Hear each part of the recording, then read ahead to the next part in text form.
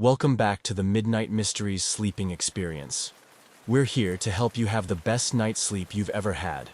But first, like the video and comment where you're watching from as well as how late you're watching. Now get comfortable and have a nice night. In commercial aviation, few places in the world are as busy and precisely controlled as the skies above Los Angeles International Airport. Known simply as LAX, this sprawling hub is home to hundreds of daily takeoffs and landings, where air traffic controllers choreograph streams of incoming and outgoing flights with near-flawless coordination. At around 3,000 feet, just a few miles from final approach, pilots are focused, systems are configured for landing, and every second is part of a rehearsed and monitored ballet. So when an American Airlines pilot, flying a routine approach into LAX on August 30th, 2020, looked out his window and reported seeing something wildly out of place, the entire system paused to take notice. Tower, American 1997. We just passed a guy in a jetpack. The transmission was calm, clipped, and strangely casual, but the words hung in the air like vapor. A guy. In a jetpack. At 3,000 feet, on the approach path to one of the busiest airports in the world. The controller, caught between routine chatter and disbelief, asked the pilot to confirm. He did. Moments later, another voice crackled over the radio. A JetBlue pilot, on a nearby approach vector, chimed in with the same observation. A humanoid figure, upright, flying alone through open sky. No wings, no visible support, just flying. At first, there was an air of disbelief. Not denial exactly, but that pause between hearing something unusual and truly processing it. Pilots are trained observers. They know the difference between a bird, a balloon, and a person. Their reports don't come from imagination or exaggeration. They come from discipline, training, and 1,000 hours behind the yoke. If they saw something, it wasn't a joke. And they weren't the only ones. LAX Tower immediately alerted law enforcement and the Federal Aviation Administration. The term jetpack lit up radios and inboxes in minutes. Within the hour, the FBI had been notified. It wasn't just a strange sighting. It was a potential breach of highly controlled Class B airspace, a safety concern that could not be ignored. Jetpacks, as far as most people understood, were the stuff of comic books and air shows. Yes, the technology existed in experimental form, but they weren't widely available, and their limitations were well known. Short flight times, low altitude, extreme fuel consumption. The idea of someone hovering at commercial altitudes for any length of time was, to experts, next to impossible. And yet, there were now multiple eyewitnesses from 2 commercial aircraft, all describing the same thing. LAPD dispatched helicopters to canvass the area. News crews began calling aviation authorities. The story was strange, yes, but this was Los Angeles, a place where helicopters fly low, stunts are commonplace, and the occasional oddity in the sky isn't entirely unheard of. But this was different. This was controlled airspace. This was close to final approach, where jets are vulnerable and margins are slim. And the figure, whoever, or whatever, it was, had vanished by the time aircraft were redirected to get a closer look. Back in the control tower, the recording of the pilot's transmission was already being reviewed. The audio was shared among aviation circles and online forums within hours. "We just saw the guy pass by us in the jetpack," the JetBlue pilot added later, as the transmission looped back through public replay. The reports were consistent. Upright figure, no wings, no obvious propulsion source, just flying alongside a jet. Within days, the sighting was national news. Headlines toggled between amused curiosity and serious safety concern. Was this a rogue inventor, a publicity stunt, a drone designed to look like a person, or something more advanced than what the public knew? The FAA launched an investigation, as did the FBI, citing potential violations of airspace regulations and serious risks to flight safety. But no individual came forward. No known jetpack test flight had been scheduled or cleared in the region, and no wreckage, equipment, or follow-up sighting was found that day. The skies above LAX returned to normal, but the radar logs now included a gap, a moment when something unexplainable shared airspace with a Boeing 737. For the pilots involved, it was a brief moment, an odd blip, in an otherwise standard descent. But for investigators, it was the beginning of a deeper mystery, one that would repeat itself in the months to come. Because this wasn't the last time Jetpack Guy would appear over Los Angeles. In fact, it was just the first. 6 weeks after the initial report, the skies over Los Angeles once again played host to something no one could quite explain. On October 14, 2020, another commercial aircraft, this time a China Airlines flight on final approach into LAX, reported an object strikingly similar to the one described by American and JetBlue pilots weeks earlier. The pilot's voice came through air traffic control frequencies with the same blend of calm professionalism and subtle disbelief. "We just saw a flying object. Looked like a person in a jetpack."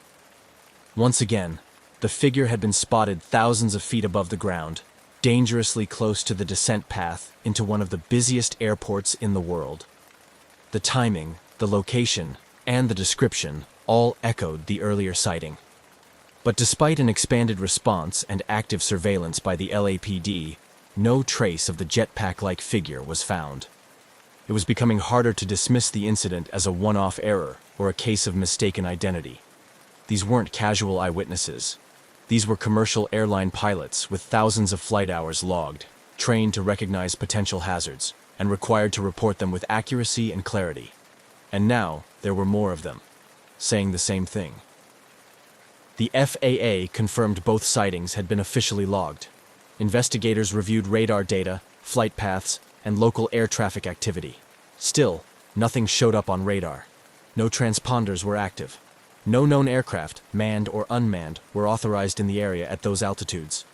If someone was truly flying a jetpack near LAX, they were doing so without coordination or clearance, a major violation of U.S. airspace regulations. Jetpack manufacturers were quick to comment, some with interest, others with frustration. The consensus among industry experts was simple: this shouldn't be possible. The technology to fly solo with a jetpack does exist, but it comes with sharp limitations. Current jetpacks can fly for only 30 seconds to a few minutes, rarely above 1,500 feet, and require highly controlled conditions to remain airborne safely, and certainly not at the altitudes and distances described by pilots in controlled airspace, above dense urban sprawl and near passenger aircraft.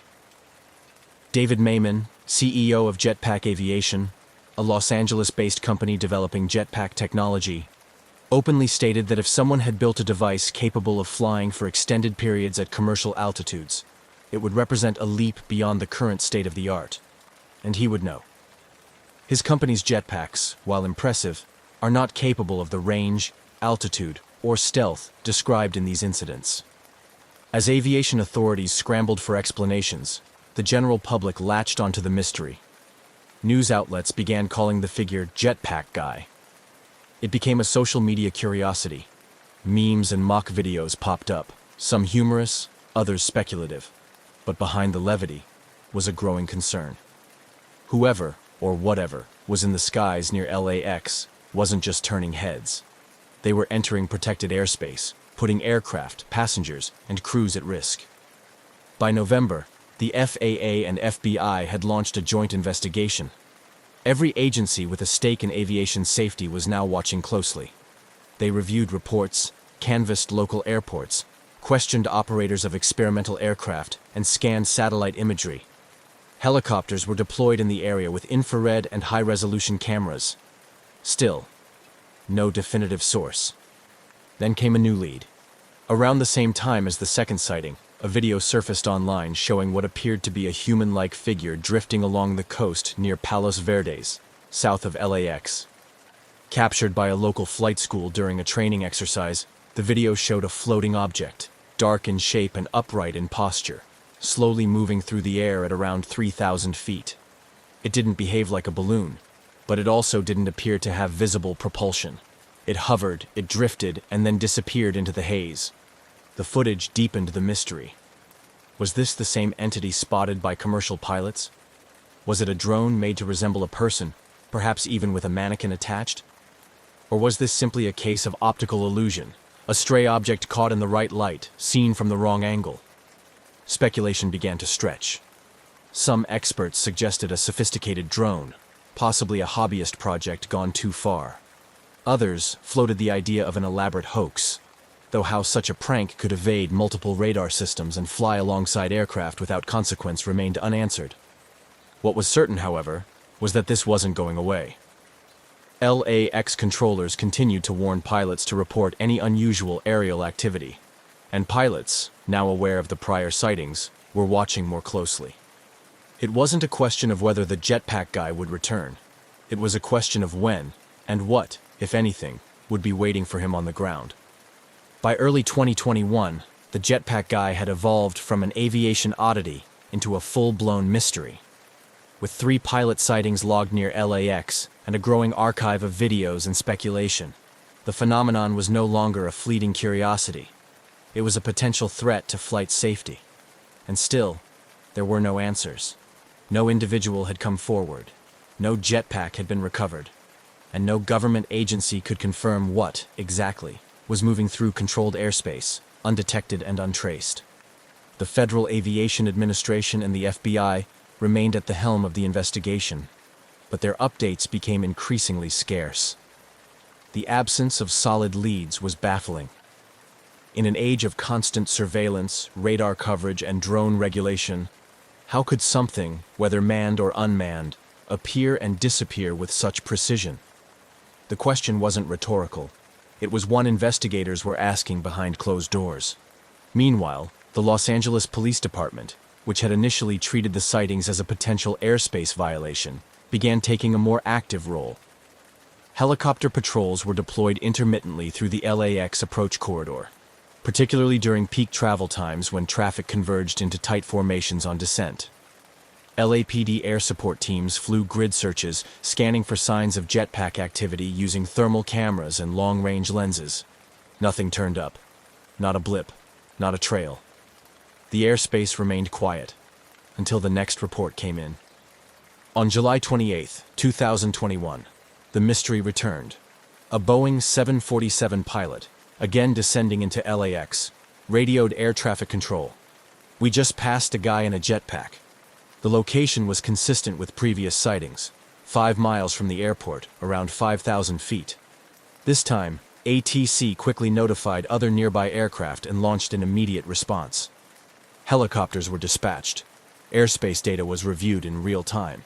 Still, nothing. What made this 4th sighting more alarming was its consistency. The reports were no longer isolated. They followed a pattern.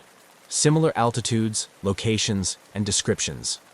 Each time, the figure was seen hovering upright, traveling at a steady speed. No wings, no rotors, and no visible means of lift other than what could only be described as a jetpack. Yet, jetpack experts continued to raise doubts. While several companies around the world were actively developing personal flight systems, some of them quite advanced, the physics didn't align with what pilots were describing. Real jetpacks, even those powered by miniature turbines, couldn't sustain flight at 3,000 or 5,000 feet for long periods. They used enormous amounts of fuel. They generated intense heat and noise. They were notoriously difficult to control at high altitudes or in congested airspace. The idea that someone could fly repeatedly near one of the world's busiest airports with that level of precision and remain unidentified, it just didn't compute. One working theory began to gain traction. Perhaps the sightings weren't of a human at all. Perhaps what the pilots were seeing was a drone, highly customized to look like a person in flight. Drone technology had advanced rapidly in recent years, and high-performance platforms could now mimic humanoid shapes. A mannequin or foam figure, paired with a sophisticated propulsion system, might appear from a distance to be a person flying upright. It was a plausible explanation, at least more plausible than a lone jetpack pilot defying altitude limits and FAA regulations undetected. But if it was a drone, it was being flown far beyond the line-of-sight rules required by law, with flight durations and range capabilities not available to the average hobbyist. That suggested either a high-budget operation, a reckless daredevil, or someone intentionally trying to provoke a response. The fact that it had happened repeatedly, and always near LAX, implied planning. Despite all this, authorities remained cagey.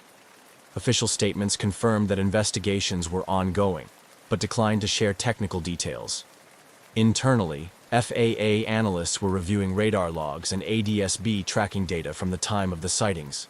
Military radar inputs were also considered, though it was unclear whether the figure had ever registered on any system. That alone raised even more questions. Was the object simply too small to reflect radar? Or was something else interfering? Journalists covering the story began to dig deeper. They contacted jetpack companies, aerospace experts, and drone hobbyists. Most agreed. This wasn't likely to be a prank. Whoever was doing this had access to advanced equipment, knowledge of aviation corridors, and a clear sense of timing. And still, nothing concrete emerged. The media narrative oscillated between playful headlines and serious concerns.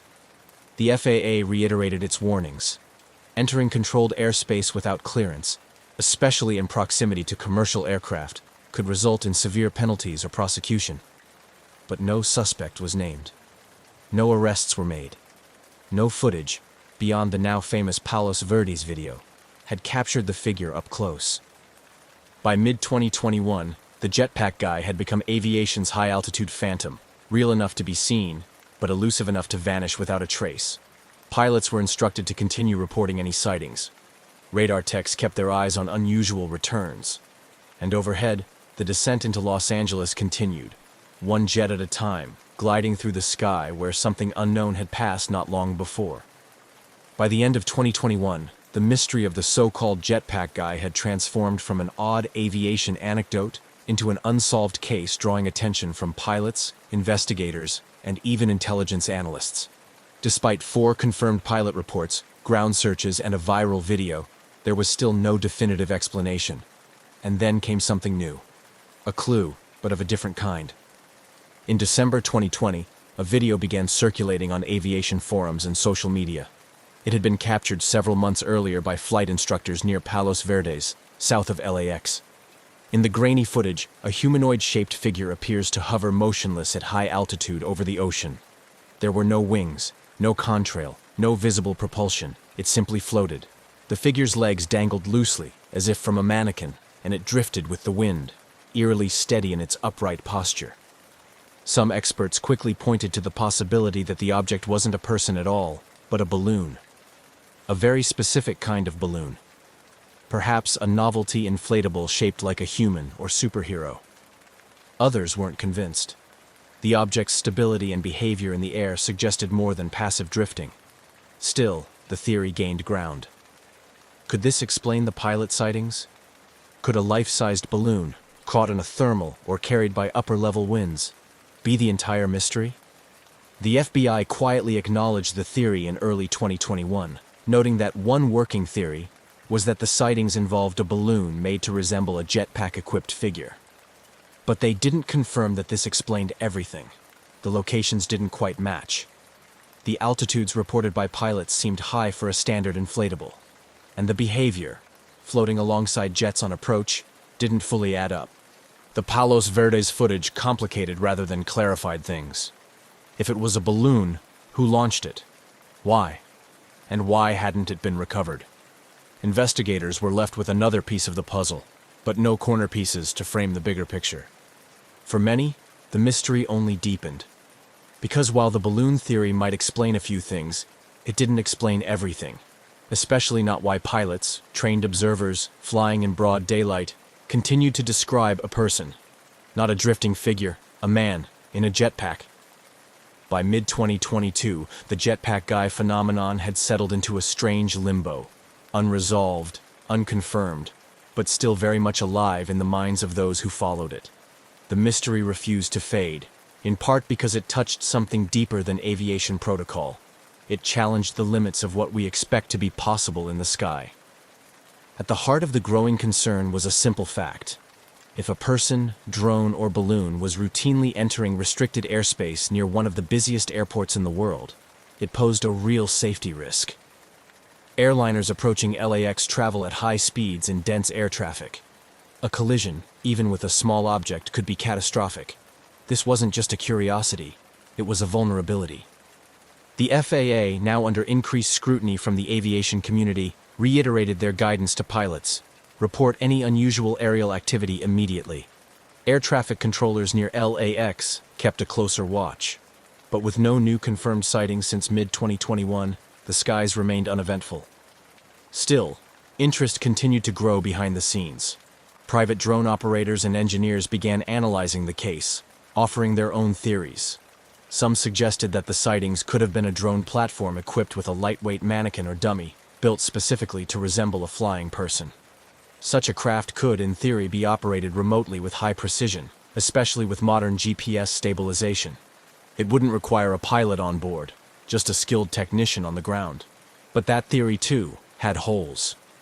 A drone large enough to appear man-sized at 3,000 to 5,000 feet would need serious thrust, not to mention a power source capable of lifting it that high and keeping it stable. Regulations on drone flight make such an operation illegal without special waivers, and even then, not in a commercial corridor. So if it wasn't a man, and it wasn't a drone, what was it? Even among the most grounded investigators, the question remained open. Every technical explanation seemed to solve one part of the puzzle, but created new questions elsewhere. And through it all, the mystery persisted. A silent figure in the sky, appearing where no one should be, then vanishing without a trace. As the investigation into the jetpack guy sightings dragged on without resolution, a quiet frustration began to set in. Aviation authorities were running out of conventional explanations. And while the media had largely moved on, pilots, engineers, and a growing community of amateur sleuths continued to pull at the thread. By now, two dominant theories had emerged, each compelling, each flawed. The first was the drone theory, that someone had built or modified a drone to look like a human in a jetpack, perhaps using foam, a mannequin, or lightweight materials. It would explain the upright posture, the lack of wings, and the controlled movement. But it didn't account for the altitude or the extended flight time. Most drones, even high-end custom builds, struggle to reach the heights reported, let alone hover stably there while being mistaken for a person. The second theory was the balloon explanation. A novelty balloon, shaped like Iron Man or a human figure, drifting into approach paths on upper air currents. A few of these had been known to cause confusion before, mistaken for UFOs or strange objects at a distance. And unlike drones or jetpacks, balloons require no power source, no pilot, no effort. But again, the details didn't fit perfectly. The reported behavior by pilots, flying parallel to aircraft, maintaining altitude, showing no signs of uncontrolled drift, wasn't typical of a balloon at all. And then, there were the radar returns, or lack thereof. Despite the sightings being in tightly monitored airspace, none of the figures were ever confirmed by ground radar or air traffic control systems. Not once. No transponder signal, no visible target. Just trained pilots calling out what they saw, then watching it vanish. This gap, between what was seen and what could be tracked, left room for speculation. Some online theorists proposed secret military testing.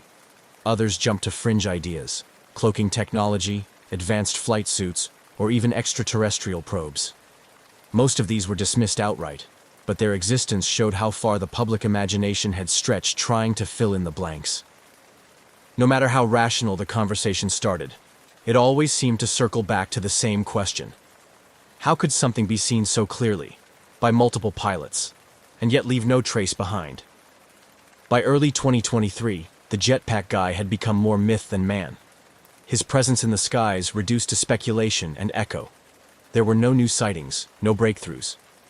The FAA stopped releasing updates, and the FBI, after a period of quiet probing, also fell silent. Whatever momentum had once propelled the investigation had faded into a holding pattern. The skies above LAX were busy as ever, but the strange visitor hadn't returned.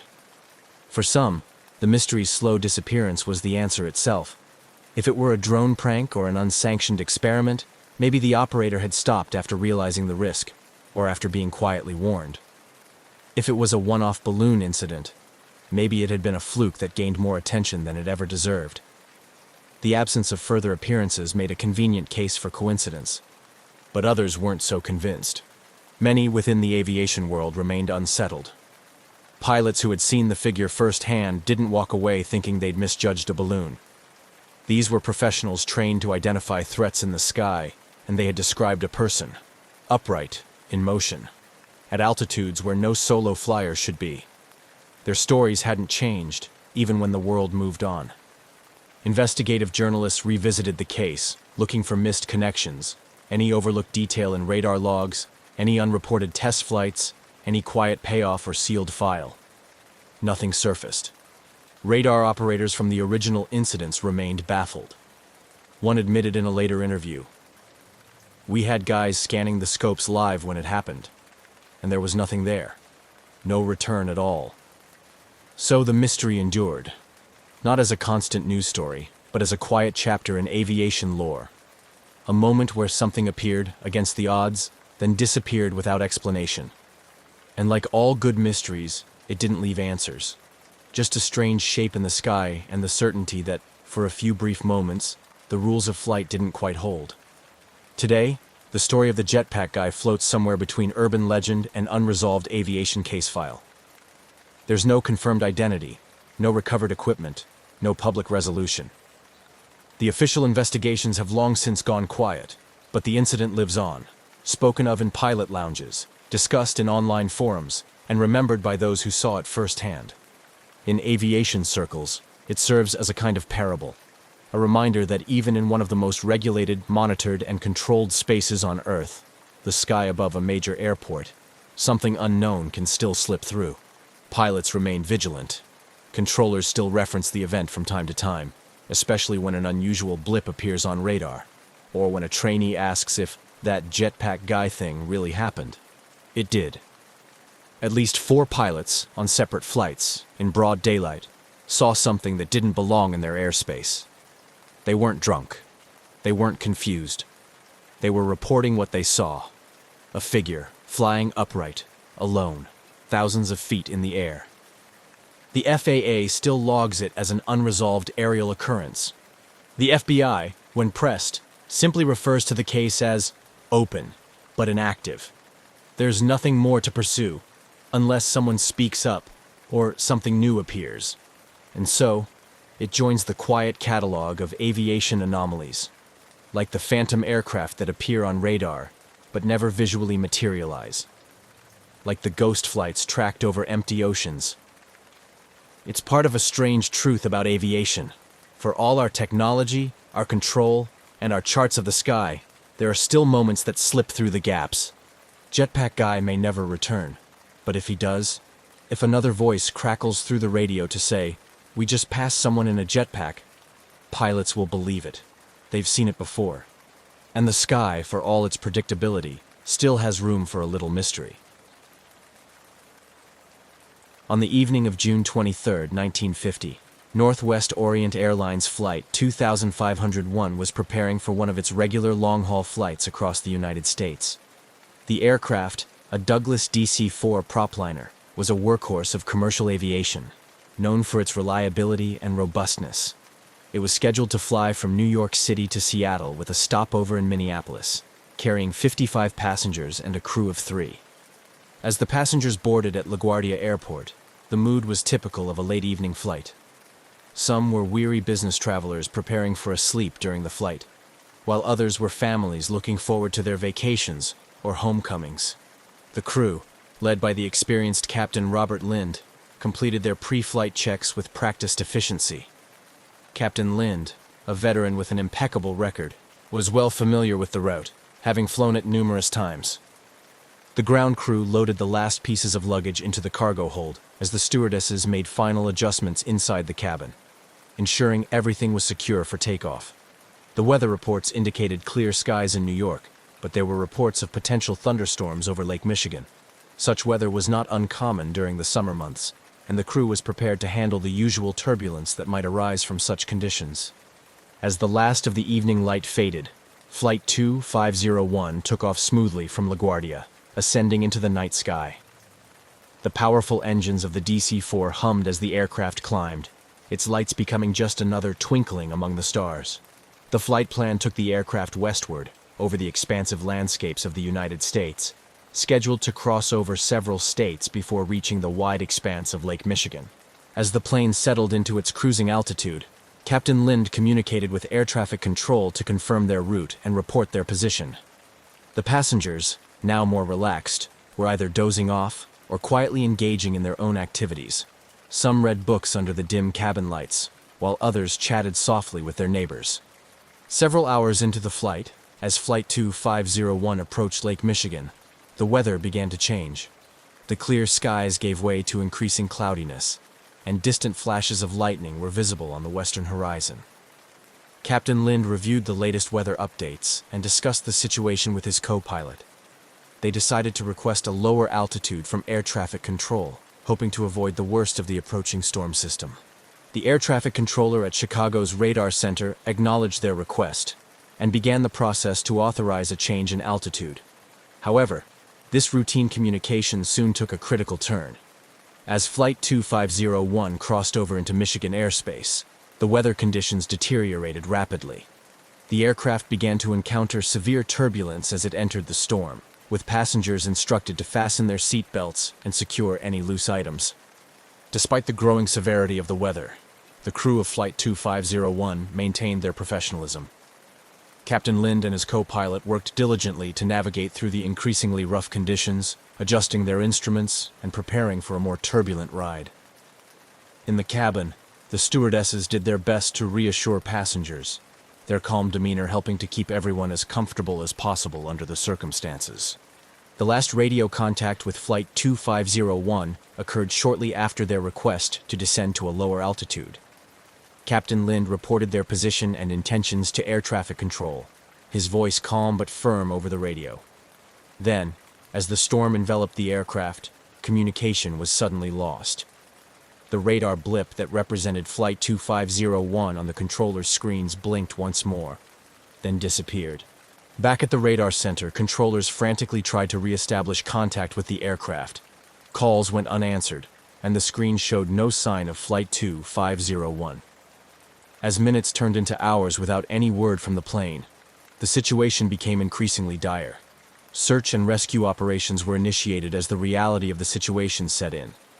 Northwest Orient Airlines Flight 2501, with all 58 souls on board, had vanished over Lake Michigan. This disappearance would trigger one of the largest search operations in the history of American aviation, and mark the beginning of a decades-long mystery that would captivate the nation and remain unresolved to this day. The story of Flight 2501 is not just a tale of a missing airplane. It is a narrative filled with human elements, technical challenges, and the profound mystery of the unknown. As Flight 2501 progressed over Lake Michigan, the storm intensified. Captain Lind's last transmission to air traffic control had been routine, requesting a descent to a lower altitude due to the worsening weather. There was no indication of panic or trouble beyond the storm itself. Yet, within minutes of this communication, the aircraft vanished from radar screens, leaving only silence where there should have been the steady crackle of radio contact. On the ground, the sudden disappearance of Flight 2501 sent shockwaves through the air traffic control community. Controllers made repeated attempts to contact the aircraft, issuing calls that went unanswered. With each passing minute, the urgency escalated. Radar operators widened their scans, searching for any sign of the plane, but found nothing. The situation quickly escalated to a full-scale emergency. The disappearance of an aircraft is a critical incident that triggers a rapid response from multiple agencies. Within hours, the U.S. Coast Guard was mobilized, along with state and local rescue units. The initial search was chaotic, hampered by the very storm that had ensnared Flight 2501. Boats and aircraft that could navigate the turbulent waters and gusty winds were dispatched. The night was dark, the rain heavy, reducing visibility and making the search efforts increasingly difficult. As dawn broke, the storm had passed, leaving behind calmer waters and clearer skies. The search area was vast, covering a significant portion of Lake Michigan where the plane was last reported. The operation involved aircraft flying low over the water, crews scanning the surface for any sign of wreckage or survivors. Boats equipped with sonar trawled back and forth, their crews hopeful, but growing more anxious as time passed without a sign. On shore, the situation was equally tense. At the Northwest Orient Airlines headquarters, officials gathered to coordinate their response with the ongoing search efforts. Families of those on board were contacted, many converging at the airline's offices seeking information and comfort.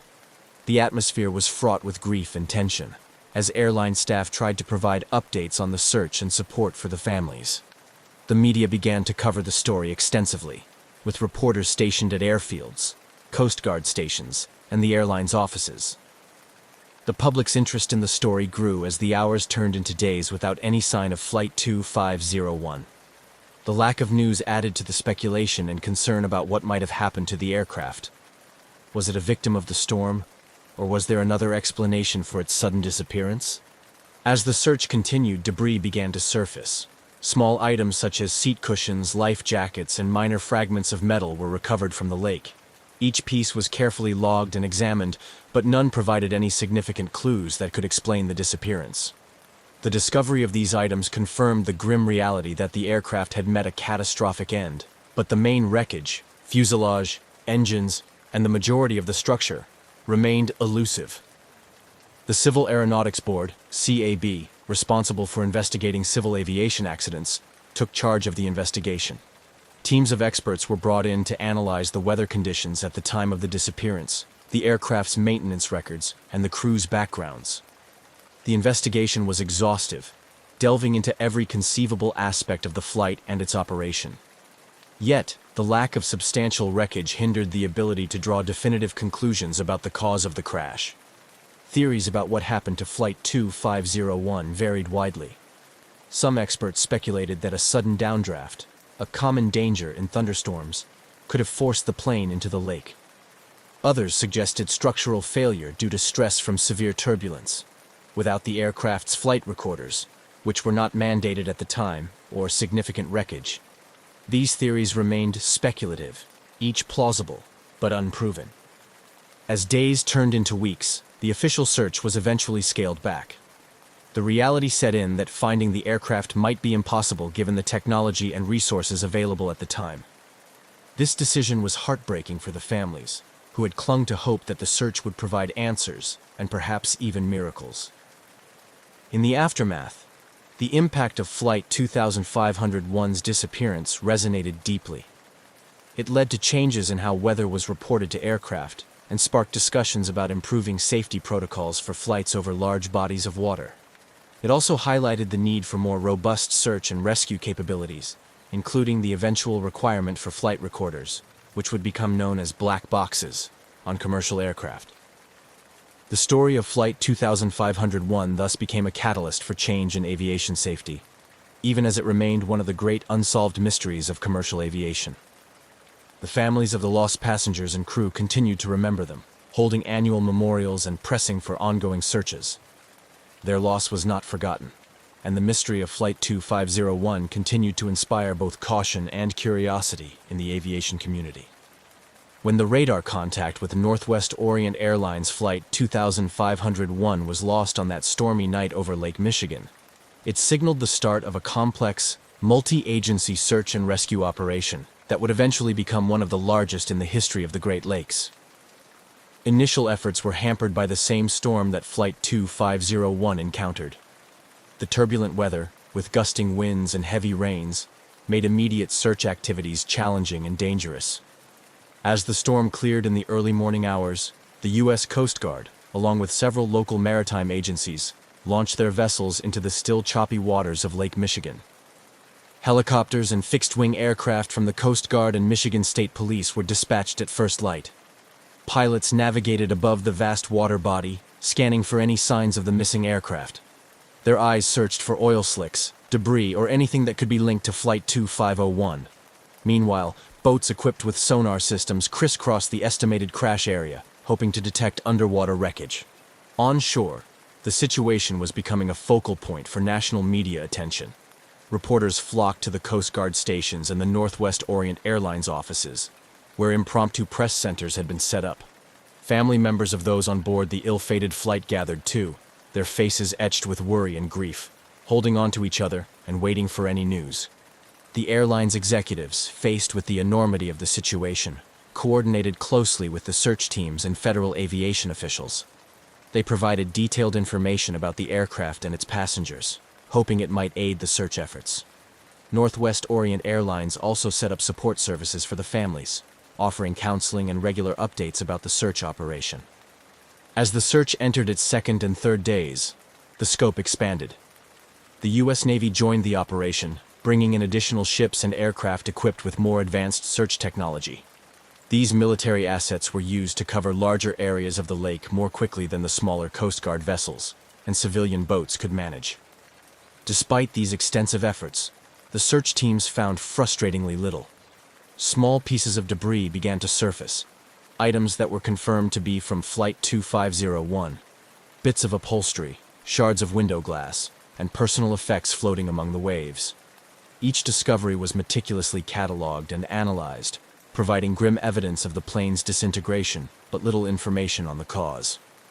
By the end of the first week, the lack of significant wreckage intensified the mystery. Divers were called in to explore areas where sonar hits suggested there could be larger pieces of debris on the lakebed. These dives were difficult and risky, given the depth and the unpredictable currents of Lake Michigan.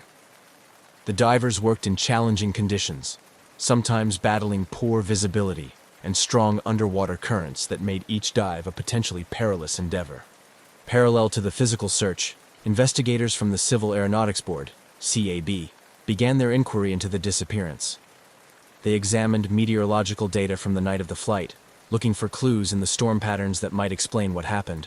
Interviews with other pilots flying similar routes that night provided additional context on the weather conditions and how they might have affected Flight 2501. The investigators also delved into maintenance records and the operational history of the DC-4 aircraft. They explored every possible angle, from mechanical failure and pilot error to structural deficiencies and potential overloading. Each hypothesis was systematically tested against the known facts of the flight's last hours, but without the main wreckage or flight recorders, conclusive answers were elusive. As weeks turned into months, the intensity of the search diminished. The daily briefings to the press and families became less frequent, and the flotilla of search vessels thinned out. Yet, for the families of those aboard Flight 2501, the need for closure never waned. They continued to push for continued efforts, holding on to hope that the lake might yet yield its secrets. The CAB eventually released a report that was inconclusive in determining the exact cause of the crash. It cited the severe weather and the possibility of structural failure induced by stress from the storm, but noted the lack of physical evidence made it impossible to pinpoint a definitive cause.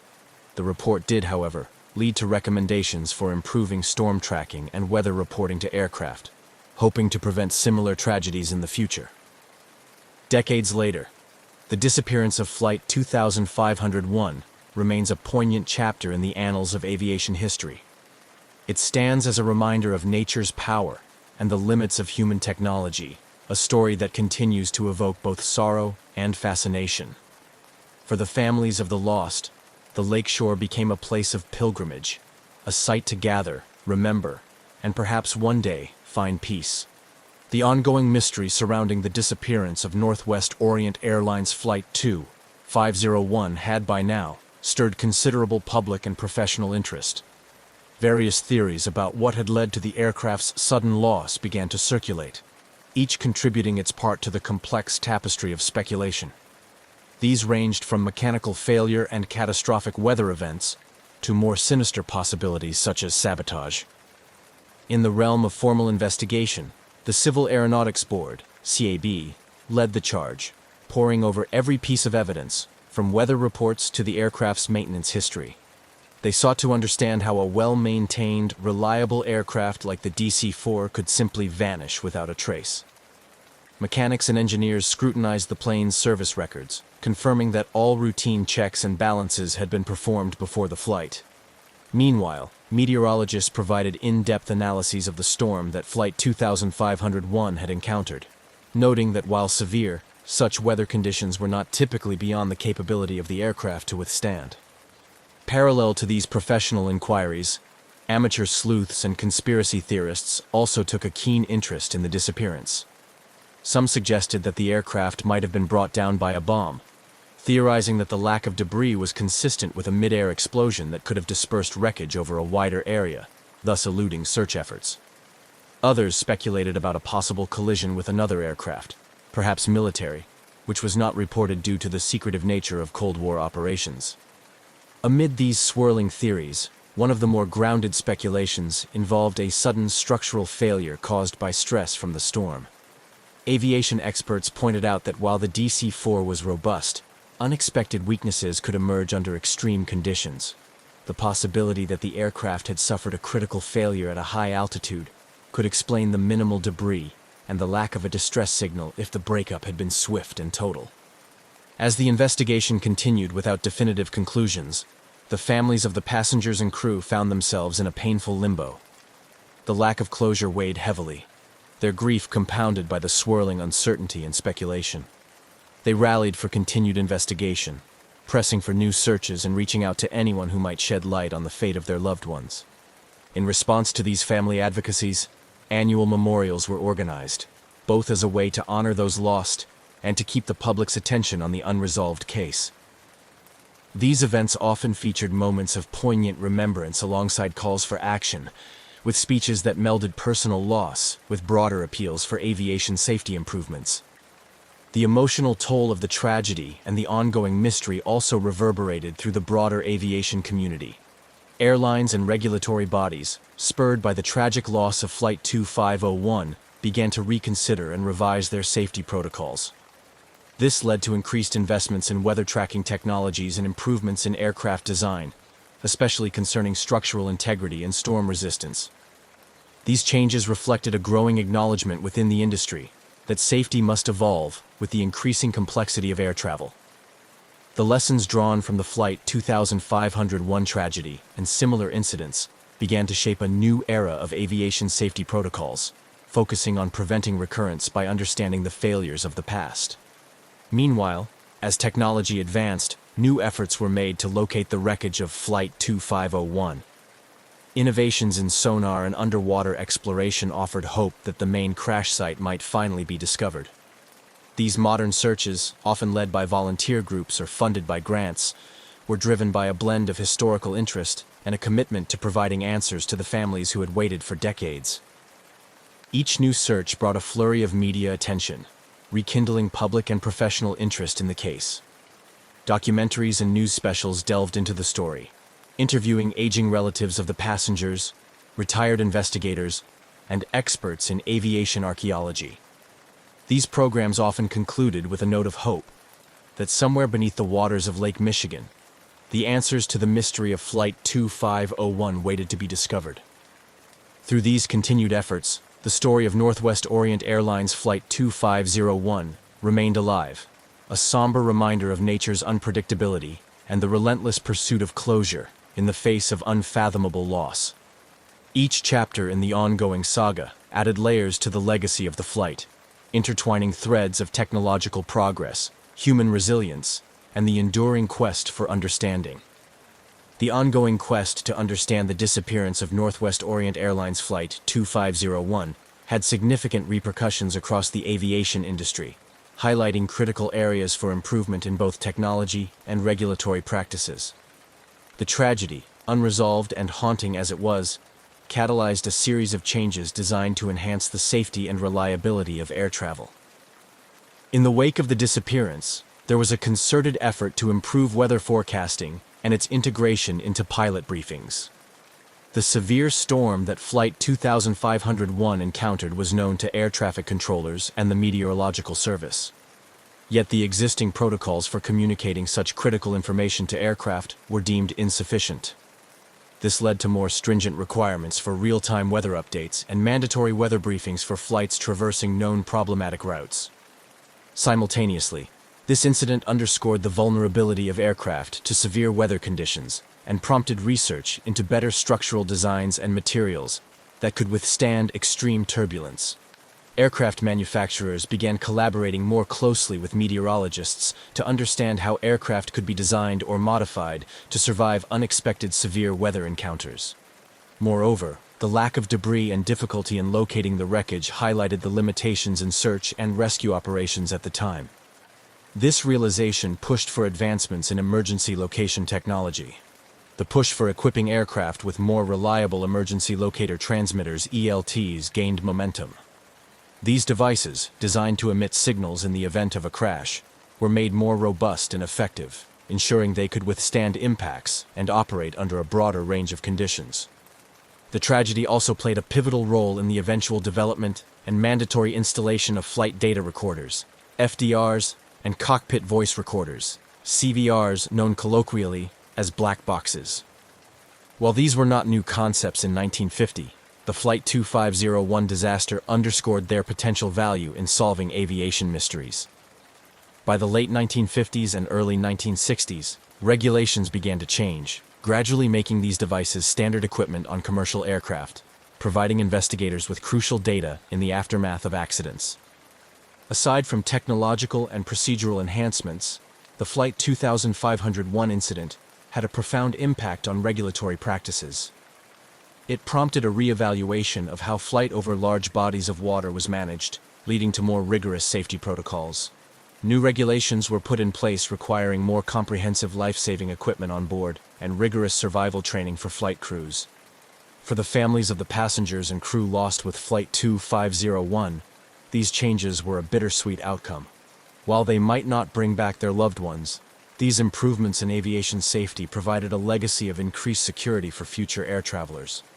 Their advocacy had not only kept the memory of the flight alive, but also ensured that the lessons gleaned from this tragedy would lead to tangible enhancements in flight safety. Memorials were erected in honor of those lost, serving as poignant reminders of the personal cost of aviation accidents.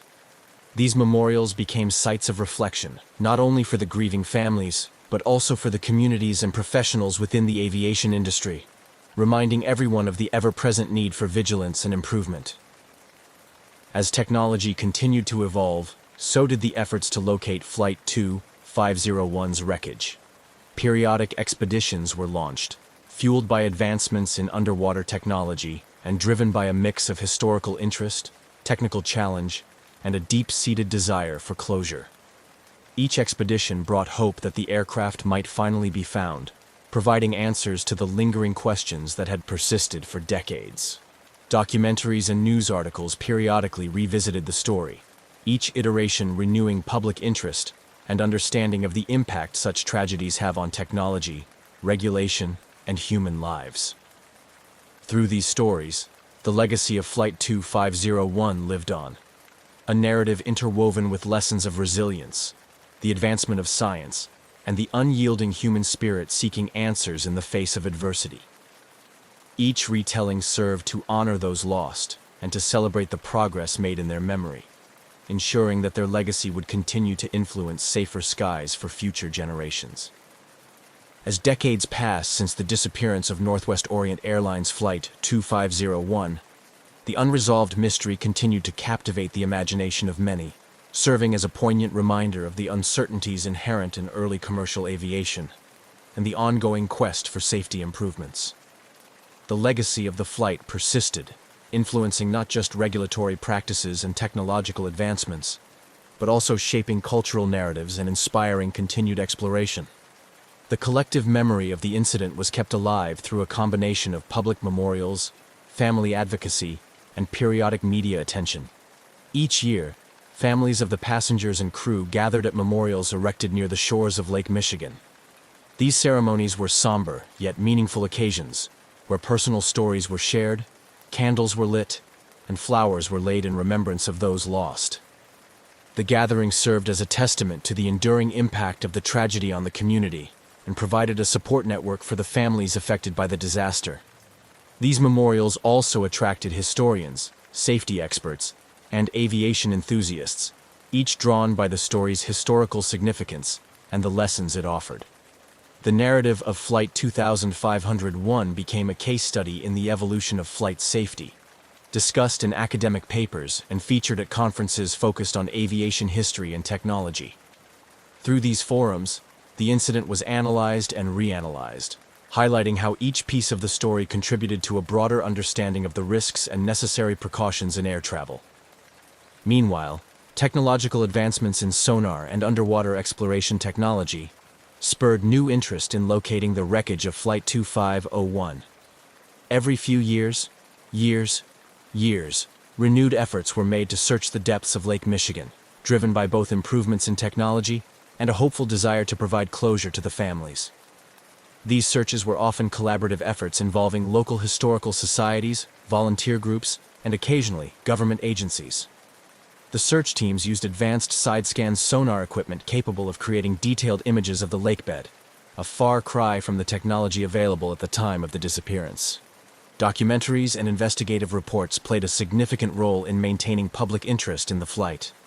Filmmakers and journalists delved into the archives, interviewing surviving family members, former investigators, and aviation experts. They pieced together the story with a mix of historical footage, dramatic reconstructions, and expert analyses, presenting the tale to new audiences and ensuring that the lessons learned from the tragedy continued to resonate.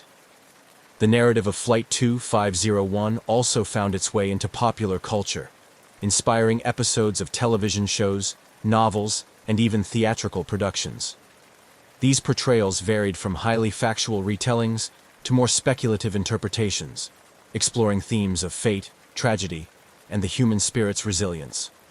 Through these stories, the broader public engaged with the mystery and the profound impact it had on the lives of those involved. In the realm of policy and regulation, the influence of Flight 2501 was significant. The incident had been a catalyst for change, pushing the aviation industry to adopt stricter safety protocols and better emergency response strategies.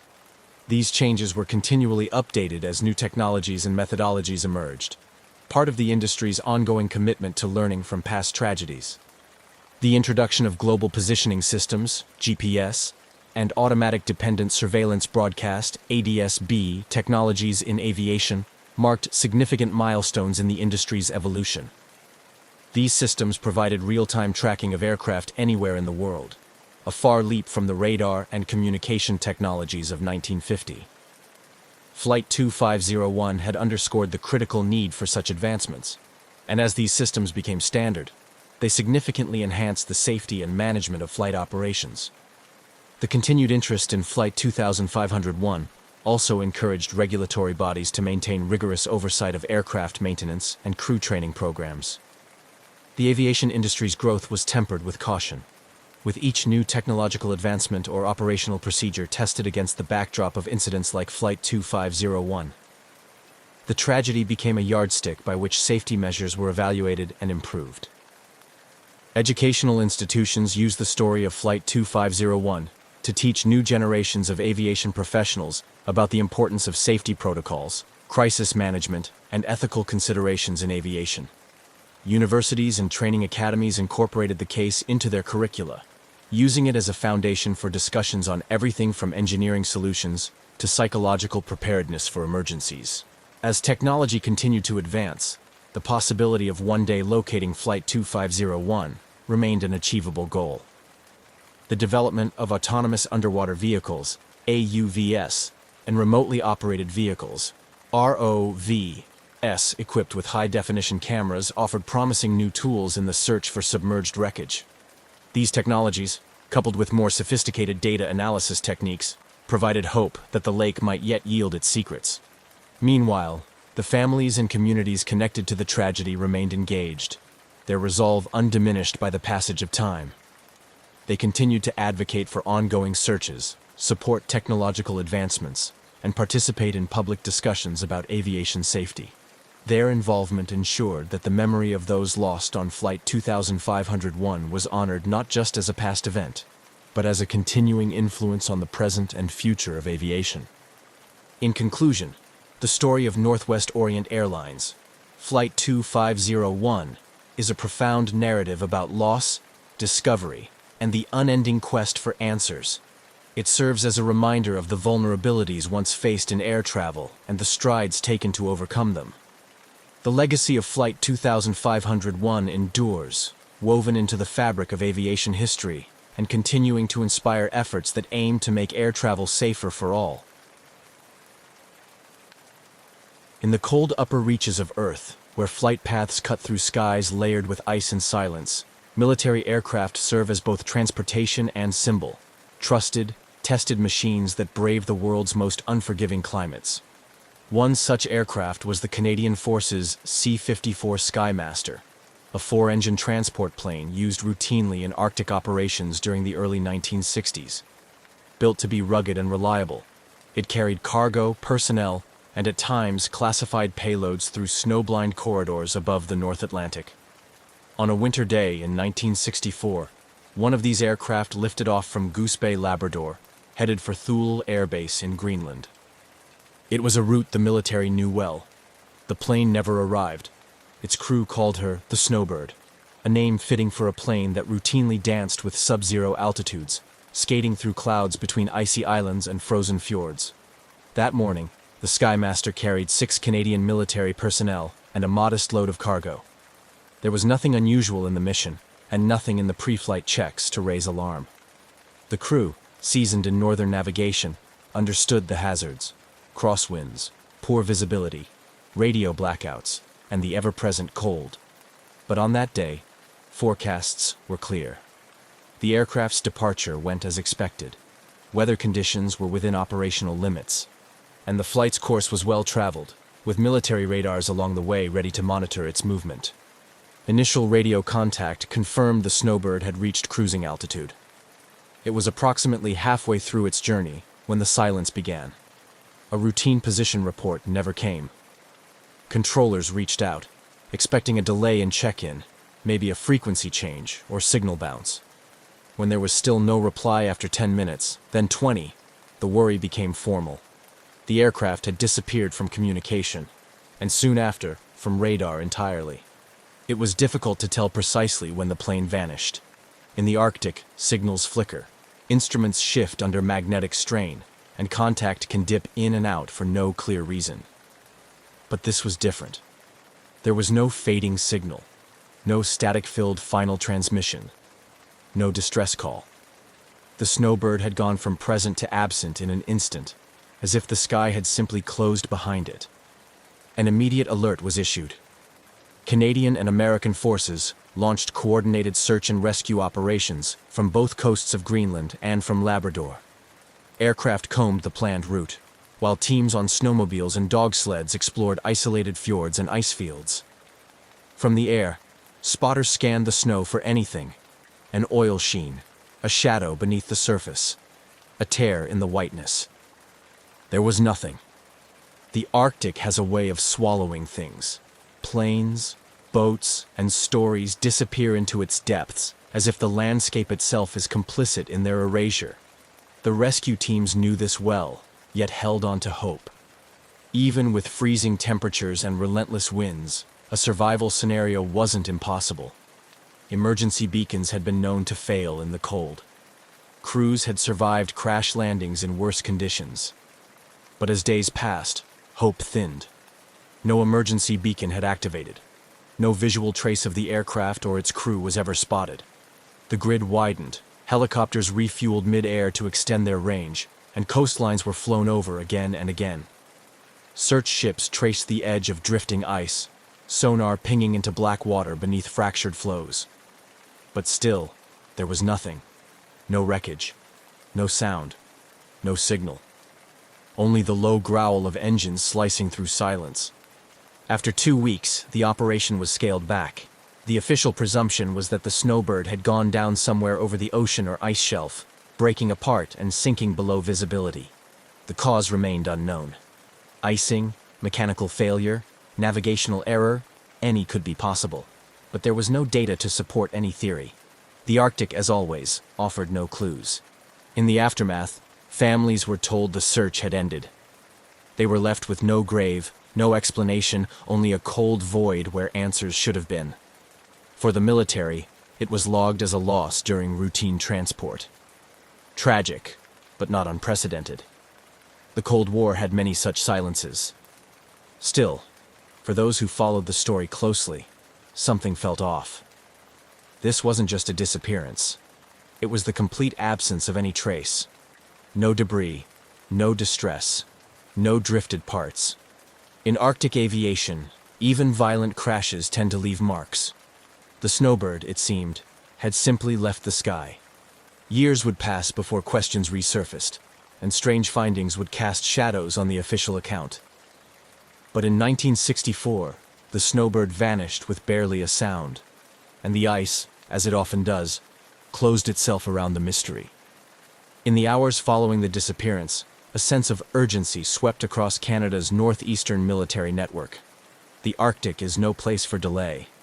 If the Snowbird had made an emergency landing, time was already working against its crew. At temperatures well below freezing, with daylight brief and wind speeds cruel, survival was a narrow window. Every hour without contact tightened that window further. The initial assumption was straightforward: mechanical failure or navigational disorientation. It had happened before, though rarely with no warning at all. The military's first step was to backtrack the flight's last confirmed location. The Snowbird had been on course, flying at altitude over the Labrador Sea, approaching Greenland's western edge. The radar contact had been faint, normal for that region, but it hadn't returned. That's when the search began. Rescue efforts launched from Goose Bay, from Thule, and from U.S. bases scattered along the North Atlantic corridor.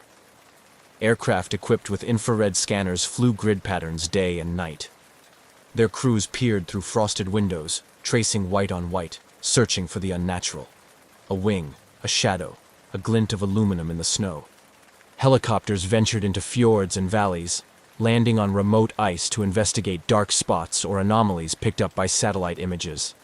Naval ships patrolled the open waters north of Baffin Island, ready for any sign of debris. Canadian Rangers, Indigenous guides trained for Arctic survival, joined foot patrols through the rough terrain, probing the snowdrifts and rock fields for answers. Despite these immense efforts, no distress signal was ever recorded. The Snowbird's emergency beacon, designed to activate automatically in a crash, had not transmitted. Not even a fragment of wing or fuselage was found. Radios crackled with possibilities. Had the beacon failed?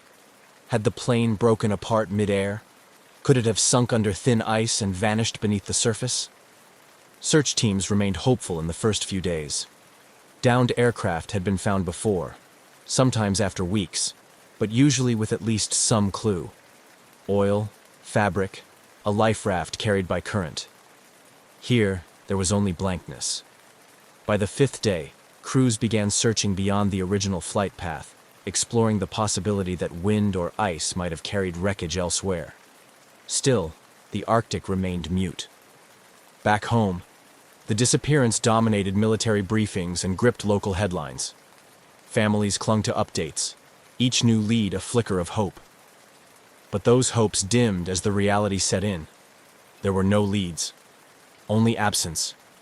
The search lasted more than 2 weeks. As the days grew shorter and weather worsened, aircraft were grounded more frequently. Fuel costs climbed.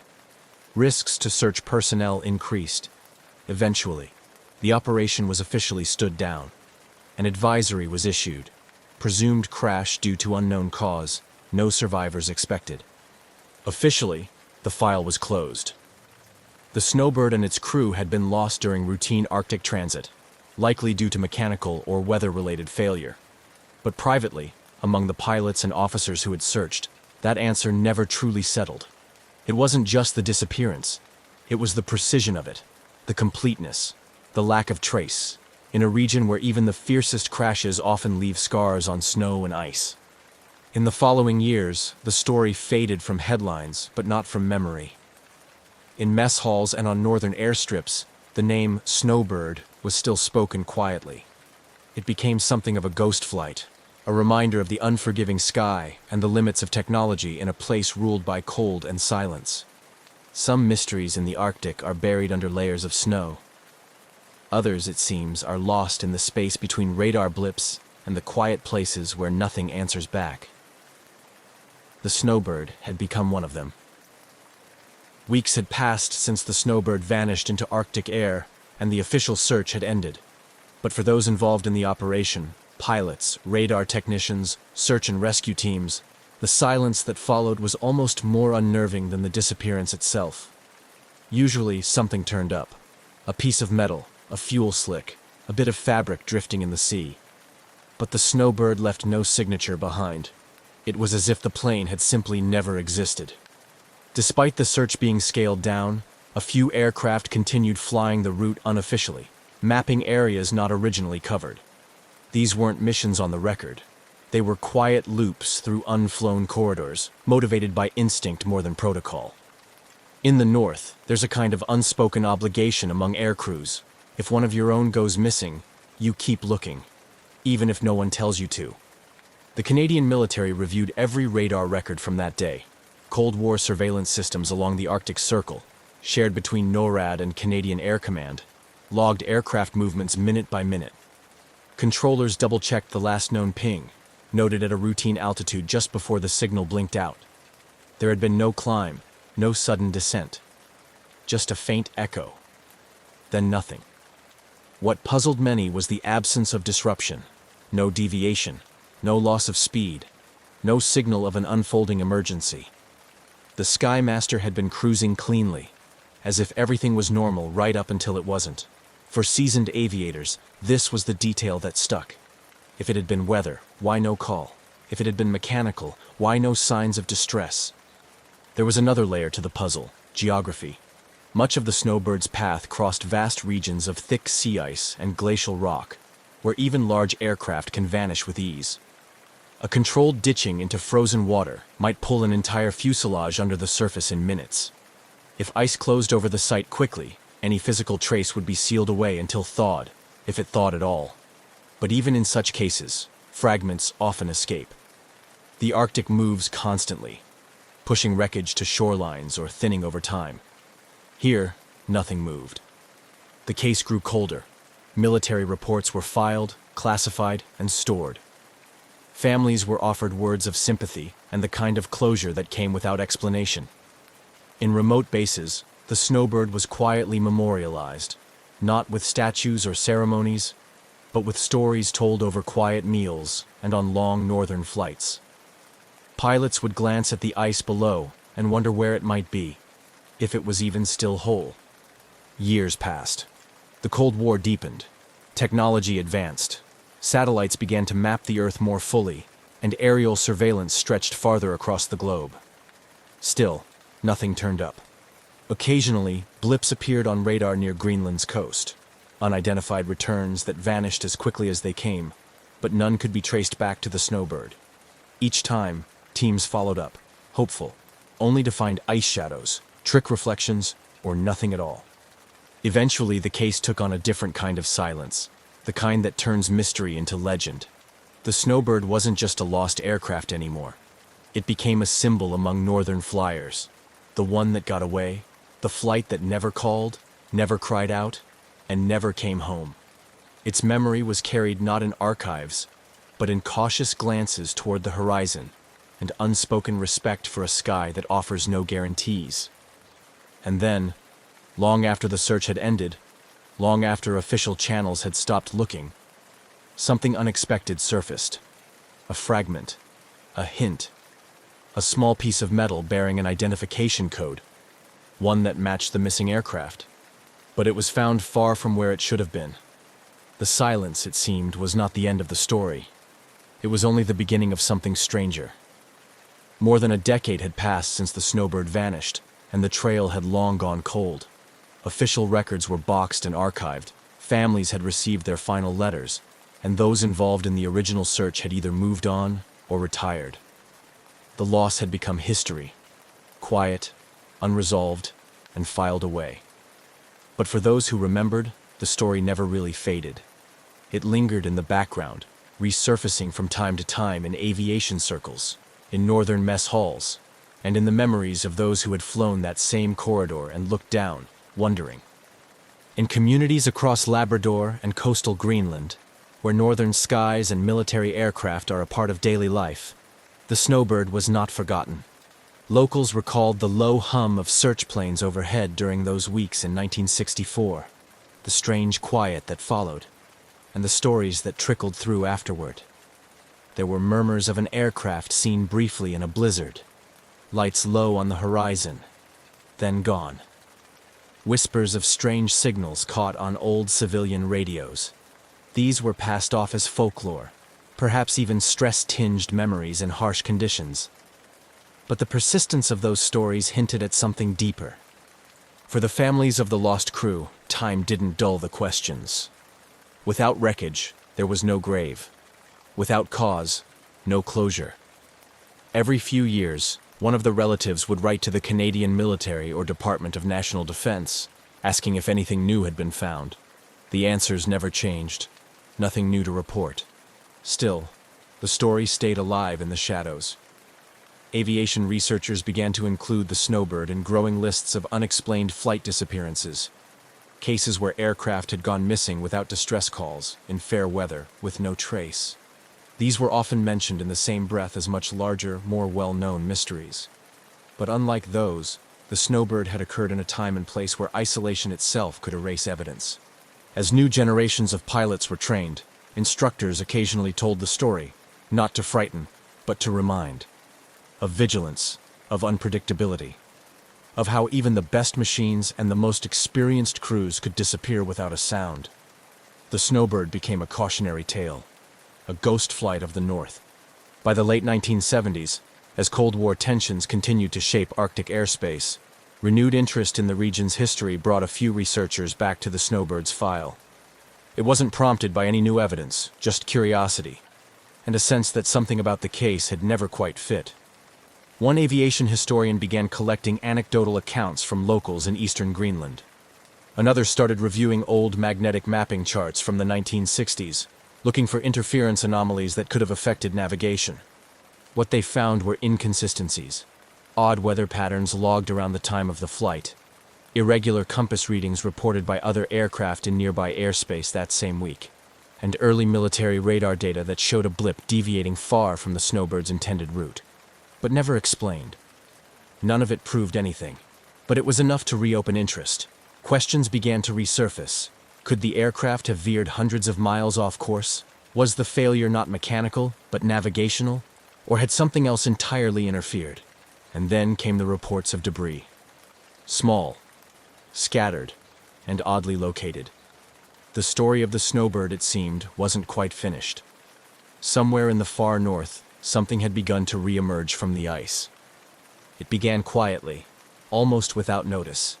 In the late 1970s, a geological survey team working along the southeastern fjords of Greenland, hundreds of miles off the snowbird's planned route, came across something unusual wedged into a narrow ravine. A section of corroded metal, half buried in scree, bearing faded stenciled markings.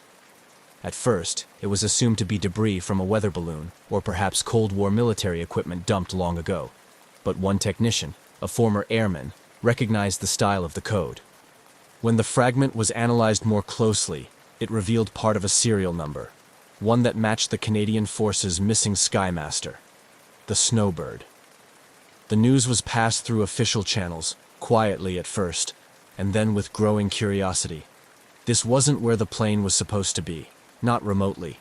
The debris had been found nearly 150 miles east of its intended flight path, tucked into terrain so remote and rugged that no aircraft would have flown there without good reason.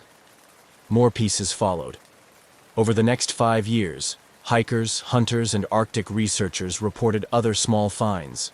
A cracked portion of an engine cowling, an aluminum panel warped by exposure, a boot sole hardened by time. These artifacts were found far apart, often in inaccessible places, scattered like breadcrumbs in a region known for its glacial shifts and bitter wind. But none of it fit. The distribution of the parts didn't suggest a violent crash or an explosive breakup. In fact, many were oddly intact, showing little of the damage expected from a high-speed impact. There were no scorch marks, no melted edges. Some theorized that the aircraft might have made a forced landing, hard but survivable, and that the Arctic's slow, grinding elements had carried the remains far from the original site. Still, there was no fuselage, no engines, no instruments or cockpit remains, just fragments, mysteriously far from where they should have been. For many, it raised more questions than it answered. How did they end up there? Had the plane been blown that far off course by wind or navigational failure? Or had it landed and then somehow disappeared? The Snowbird was no longer just a lost aircraft. It was now a riddle with pieces that didn't quite add up. The rediscovery of Snowbird's fragments reignited a quiet storm of questions within aviation circles. What was once a closed case, another Cold War-era loss to the Arctic, was now a live puzzle. Researchers, historians, and retired military pilots began combing through flight charts, magnetic field logs, and weather data from that day in 1964. Theories that had once been dismissed were now revisited with fresh interest. Among the first ideas re-examined was navigational interference. In the 1960s, flying over the high latitudes often meant flying through areas where compasses became unreliable due to magnetic variation. Some theorized that the snowbird's instruments could have been thrown off by a geomagnetic storm, an intense solar event known to disrupt radios, compasses, and even early autopilot systems. It wasn't out of the question. In fact, archived solar weather data showed mild solar activity during the week of the disappearance. Not enough to cause chaos, but perhaps enough to confuse a flight already vulnerable to Arctic variables. Another theory returned to the human element. Could the crew have made a decision to divert the flight, perhaps due to a mechanical issue they chose not to radio in? If they attempted a detour toward a more visible or familiar coastal route, it might explain the strange easterly position of the recovered debris. But again, that left another question. Why no distress signal? Investigators also reconsidered the possibility of a slow, controlled descent. The relatively undamaged nature of the fragments, no burn marks, no catastrophic signs, suggested a scenario in which the plane didn't crash at full speed. Could it have landed on ice, intact, and broken apart over time as glacial movements carried the pieces outward? If so, the main wreckage might still be locked beneath the ice, preserved, untouched. As these ideas circulated, a more unsettling possibility also emerged: interference of another kind. Some radar operators from the Cold War era came forward with declassified reports of unknown returns on Arctic radars from that same week. Blips with no transponder signals, no flight plans, and no clear identity. These anomalies had been dismissed at the time as glitches. Now, a few questioned whether they were something more. It was a theory with no proof, just timing and speculation, but it spread quickly. The idea that the snowbird might have encountered something unexplained in the sky wasn't taken seriously by everyone, but it wasn't laughed off either. In a region where compasses spin and silence can be deceiving, even the outlandish starts to feel plausible. The official stance remained unchanged. But among those who knew the skies, the rediscovery of the fragments had changed everything. The snowbird had not simply vanished. It had left behind pieces, silent, scattered evidence that something had happened. What exactly, no one could yet say. But the story was no longer a disappearance. It was an unfolding mystery, still drifting just beyond reach. The story of the snowbird had settled into quiet legend, preserved in the faded corners of military records, and the memories of those who'd once scanned white horizons for a glimpse of silver fuselage. But in the 1980s, as new attention fell on those long-forgotten fragments recovered in Greenland's fjords, the mystery took a sharper edge. Now, it wasn't just about a missing aircraft, it was about what had been missed, or perhaps ignored, in the earliest days after it disappeared. The Canadian military, in response to growing interest from civilian researchers, quietly reopened its files on the snowbird's final flight. What they found surprised even those who had been involved from the beginning. Alongside the official reports of the search and recovery efforts were logs that had never been fully reviewed. Handwritten notes from radar operators, preliminary transcripts, and internal communications between airbases and early NORAD listening posts. These documents hadn't been hidden. They'd simply been archived and forgotten in the shuffle of Cold War bureaucracy. Among the more curious rediscoveries was a sequence of radar returns logged by a U.S. outpost in northeastern Greenland. On the day of the snowbird's disappearance, the station recorded an object moving at standard altitude across the radar net, initially presumed to be the Canadian aircraft itself. But then something odd occurred. The return abruptly shifted course, veering far east and dropping in altitude before vanishing entirely. The trajectory didn't match any known flight plan and wasn't flagged at the time due to the assumption that the blip had been an unrelated flight or a technical error caused by interference. After all, radar anomalies were common near the pole. But decades later, when the data was matched with the location where the snowbird fragments had been found, the path lined up almost perfectly.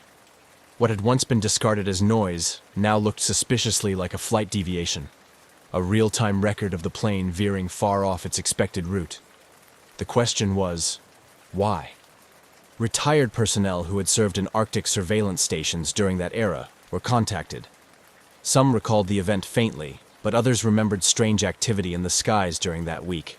Unidentified blips, temporary equipment malfunctions, or radio blackouts that weren't fully explained. One technician, then only in his 20s, recalled a faint emergency tone heard briefly over a secondary monitoring frequency, one never used for official traffic. He reported it at the time, but it had been brushed off. There was no evidence it came from the snowbird. But in hindsight, he wondered. It became increasingly clear that the Arctic in the 1960s was a chaotic and heavily watched place. Military operations, weather experiments, early satellite tests. There was a storm of classified activity, much of which was never publicly documented. Some theorized that the snowbird may have unknowingly entered restricted airspace or encountered classified operations that, in the confusion, were never properly reported. If a radar station had tracked the aircraft going off course but didn't connect it to the missing Canadian plane, it could explain why the search had started in the wrong place, and why it ended without answers. Others took the theory further. Could there have been an interception, a misidentification? During the Cold War, such possibilities were not just conceivable, but dangerously common. Stories of near misses between NATO and Soviet aircraft were frequent in military circles. If the snowbird had been mistaken for something else, something unfriendly, could it have been forced down, accidentally targeted, or deliberately hidden? None of these ideas could be confirmed, of course. There were no records of interception, no reports of conflict. And yet, the gaps in documentation only invited more speculation. If the fragments were found in a location inconsistent with any plausible crash arc, and if no distress call was made, then something about the disappearance defied conventional explanation. Still, not everyone embraced the darker theories. Experienced pilots pointed to simpler, if no less tragic, possibilities.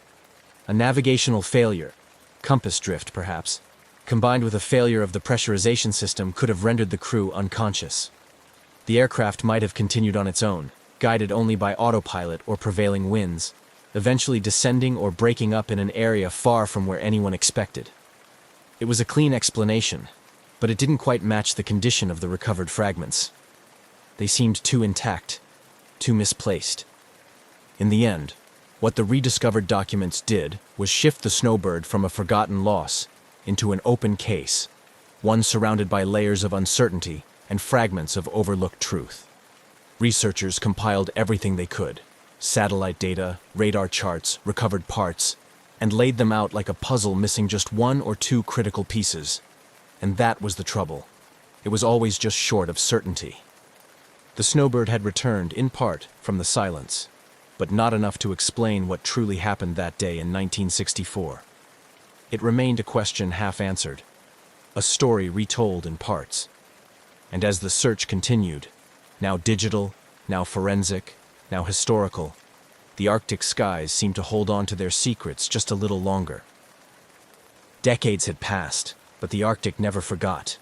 It held the snowbird's final secret beneath its endless white, untouched, unmapped, and unsolved.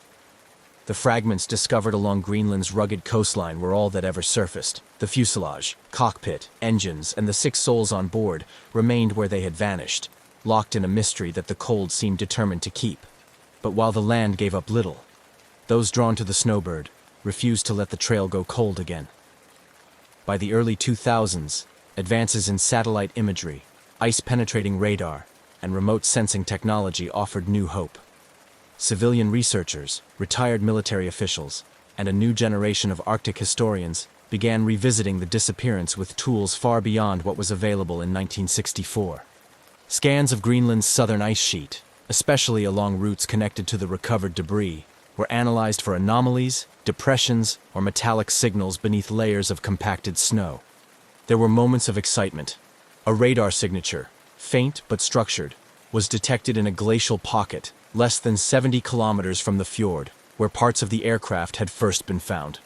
But harsh terrain, unpredictable weather, and limited funding delayed any serious ground exploration. The location, remote even by Arctic standards, remained out of reach. Some in the aviation community advocated for a renewed official investigation. They argued that the Snowbird wasn't just a lost plane. It was a case study in Cold War-era search limitations, the fragility of flight in high-latitude conditions, and the enduring gaps in early international cooperation over shared airspace. But official bodies remained hesitant. The case, long considered closed, wasn't a priority for a new generation of policymakers. Still, the Snowbird never truly left the public consciousness. Documentaries were produced. Articles resurfaced in aviation magazines. Podcasts dissected the case, drawing in new audiences captivated by the surreal image of a plane that simply vanished. With every new mention, another layer of curiosity was added to the legend. And then there were the families. Time had dulled the sharpest pain, but not the longing. For children who had grown up without answers, closure remained elusive. Some had never even seen the last resting place of their fathers or brothers. A few made pilgrimages to the region, standing in vast, empty landscapes beneath sky-stretched silence, where the only sound was the wind pushing through ice. They weren't searching for debris. They were reaching for connection, a place to grieve, a point to begin and end the story.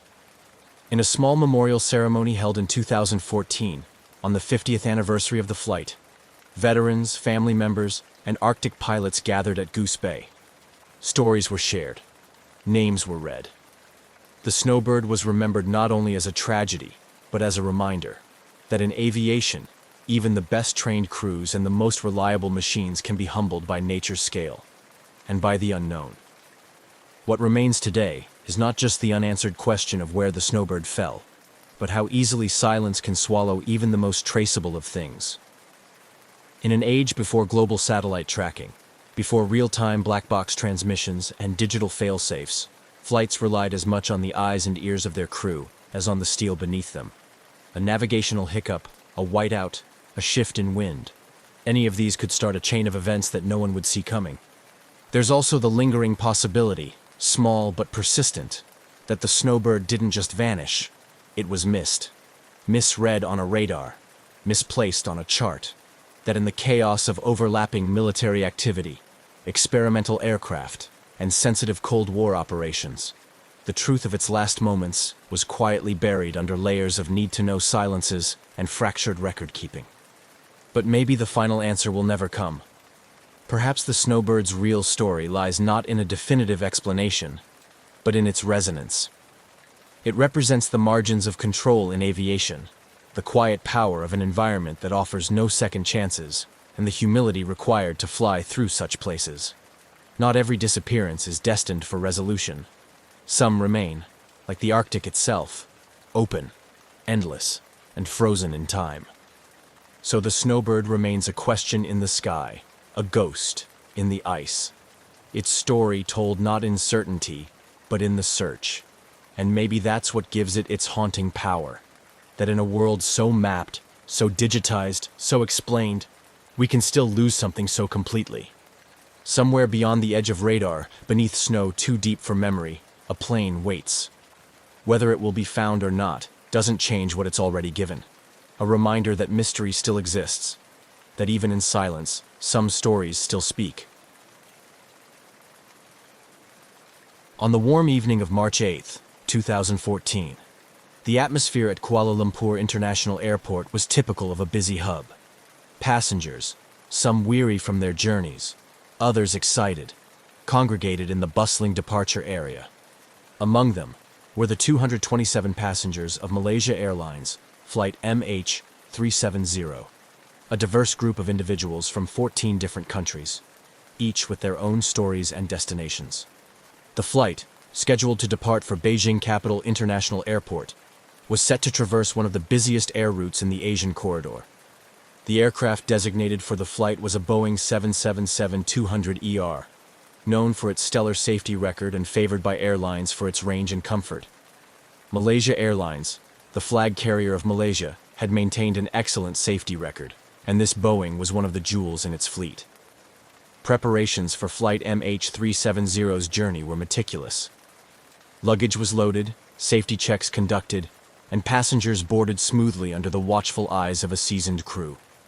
The cockpit team was led by Captain Zaharieh Ahmad Shah, an experienced aviator with more than 18,000 flight hours, including substantial experience on the 777 model. His co-pilot, First Officer Farik Abdul Hamid, though less experienced, was a competent pilot undergoing his final training flights on the Boeing 777, adding an extra layer of scrutiny to their operation. Together, they ran through the pre-flight checklist, a routine but critical procedure aimed at ensuring the aircraft's systems were fully operational. At 12:41 a.m., with all preparations complete, MH370 took off. The giant twin-engine aircraft gracefully ascended into the night sky, its path illuminated by the airport's powerful runway lights. As the plane climbed to cruising altitude, Captain Zahari communicated with Kuala Lumpur Air Traffic Control, signaling everything was proceeding as planned. The flight was supposed to be a routine overnight trip, expected to last about 6 hours. Passengers settled into their seats, some drifting to sleep, others watching movies or reading.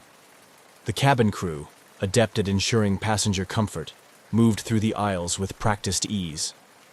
However, less than an hour into the flight, the routine nature of the journey took a mysterious turn.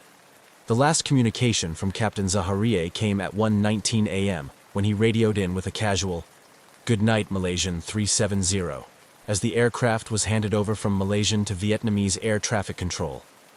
This standard sign-off indicated nothing amiss on board, but it was the last time anyone on the ground would hear from MH370. Shortly after this communication, something unprecedented occurred. The aircraft's transponder, which transmits data such as altitude and position to ground radar, was switched off. At the same time, military radar tracked MH370 as it deviated dramatically from its planned flight path, turning sharply to the west instead of continuing northward to Beijing. This sudden deviation and loss of communication triggered immediate concern among air traffic controllers. Attempts to re-establish contact failed. Calls to the aircraft went unanswered. On the radar screens, MH370's icon blipped once more and then vanished, leaving a haunting void on the displays that monitored the skies. Back at the air traffic control center, the situation quickly escalated to an emergency. Protocols for handling in-flight anomalies were initiated, and search and rescue operations were considered as controllers worked to triangulate the last known position of the aircraft. The skies over the South China Sea, where the plane was last detected, were immediately under scrutiny. As dawn broke and news of the disappearance spread, the world woke up to a baffling aviation mystery. What had happened to flight MH370? Was it an accident, a hijacking, or something else entirely? The lack of distress signals or any indication of trouble before the disappearance compounded the mystery. The initial shock gave way to a massive international search effort, focusing first on the South China Sea and later expanding to the vast and remote areas of the Indian Ocean. As ships and planes scoured the waters, the families of those aboard clung to hope against the growing odds, and the world looked on in puzzled concern, waiting for any news that might explain one of the most perplexing mysteries in the history of aviation. As the night progressed into the early hours of March 8, 2014, the flight deck of Malaysia Airlines Flight MH370 was a hub of activity, typical of any long-haul international flight. However, unbeknownst to those on the ground and even to most on board, a series of events was unfolding that would lead to one of the most baffling mysteries in aviation history. At 1:19 a.m., after Captain Zahari's routine sign-off to Kuala Lumpur Air Traffic Control with a casual, "Good night, Malaysian 370," the Boeing 777-200ER was expected to make contact next with Ho Chi Minh City Air Traffic Control in Vietnam. This transition between airspaces was a standard procedure, one that occurs countless times per day across the globe without incident. However, Flight MH370 never made that expected communication. Within minutes of signing off with Kuala Lumpur, the aircraft's transponder, which communicates crucial data such as altitude, speed, and identifying information to ground radar, was disabled or malfunctioned. This critical piece of equipment helps air traffic control track and manage the aircraft's flight in busy corridors. The disappearance of MH370 from radar screens immediately after the transponder ceased transmission was particularly alarming because it suggested a deliberate act or catastrophic failure. Simultaneously, military radar managed to track the aircraft as it turned sharply westward, deviating significantly from its planned flight path over the South China Sea heading towards Beijing. This unexpected maneuver took the plane back over the Malay Peninsula, an opposite direction to its destination. The aircraft continued this way, crossing back over Malaysia and then heading towards the Andaman Sea. This deviation raised immediate concerns among aviation experts and authorities. The sudden change in course, combined with the loss of communication, pointed to a range of possibilities, from a hijacking to a possible onboard emergency that incapacitated the crew.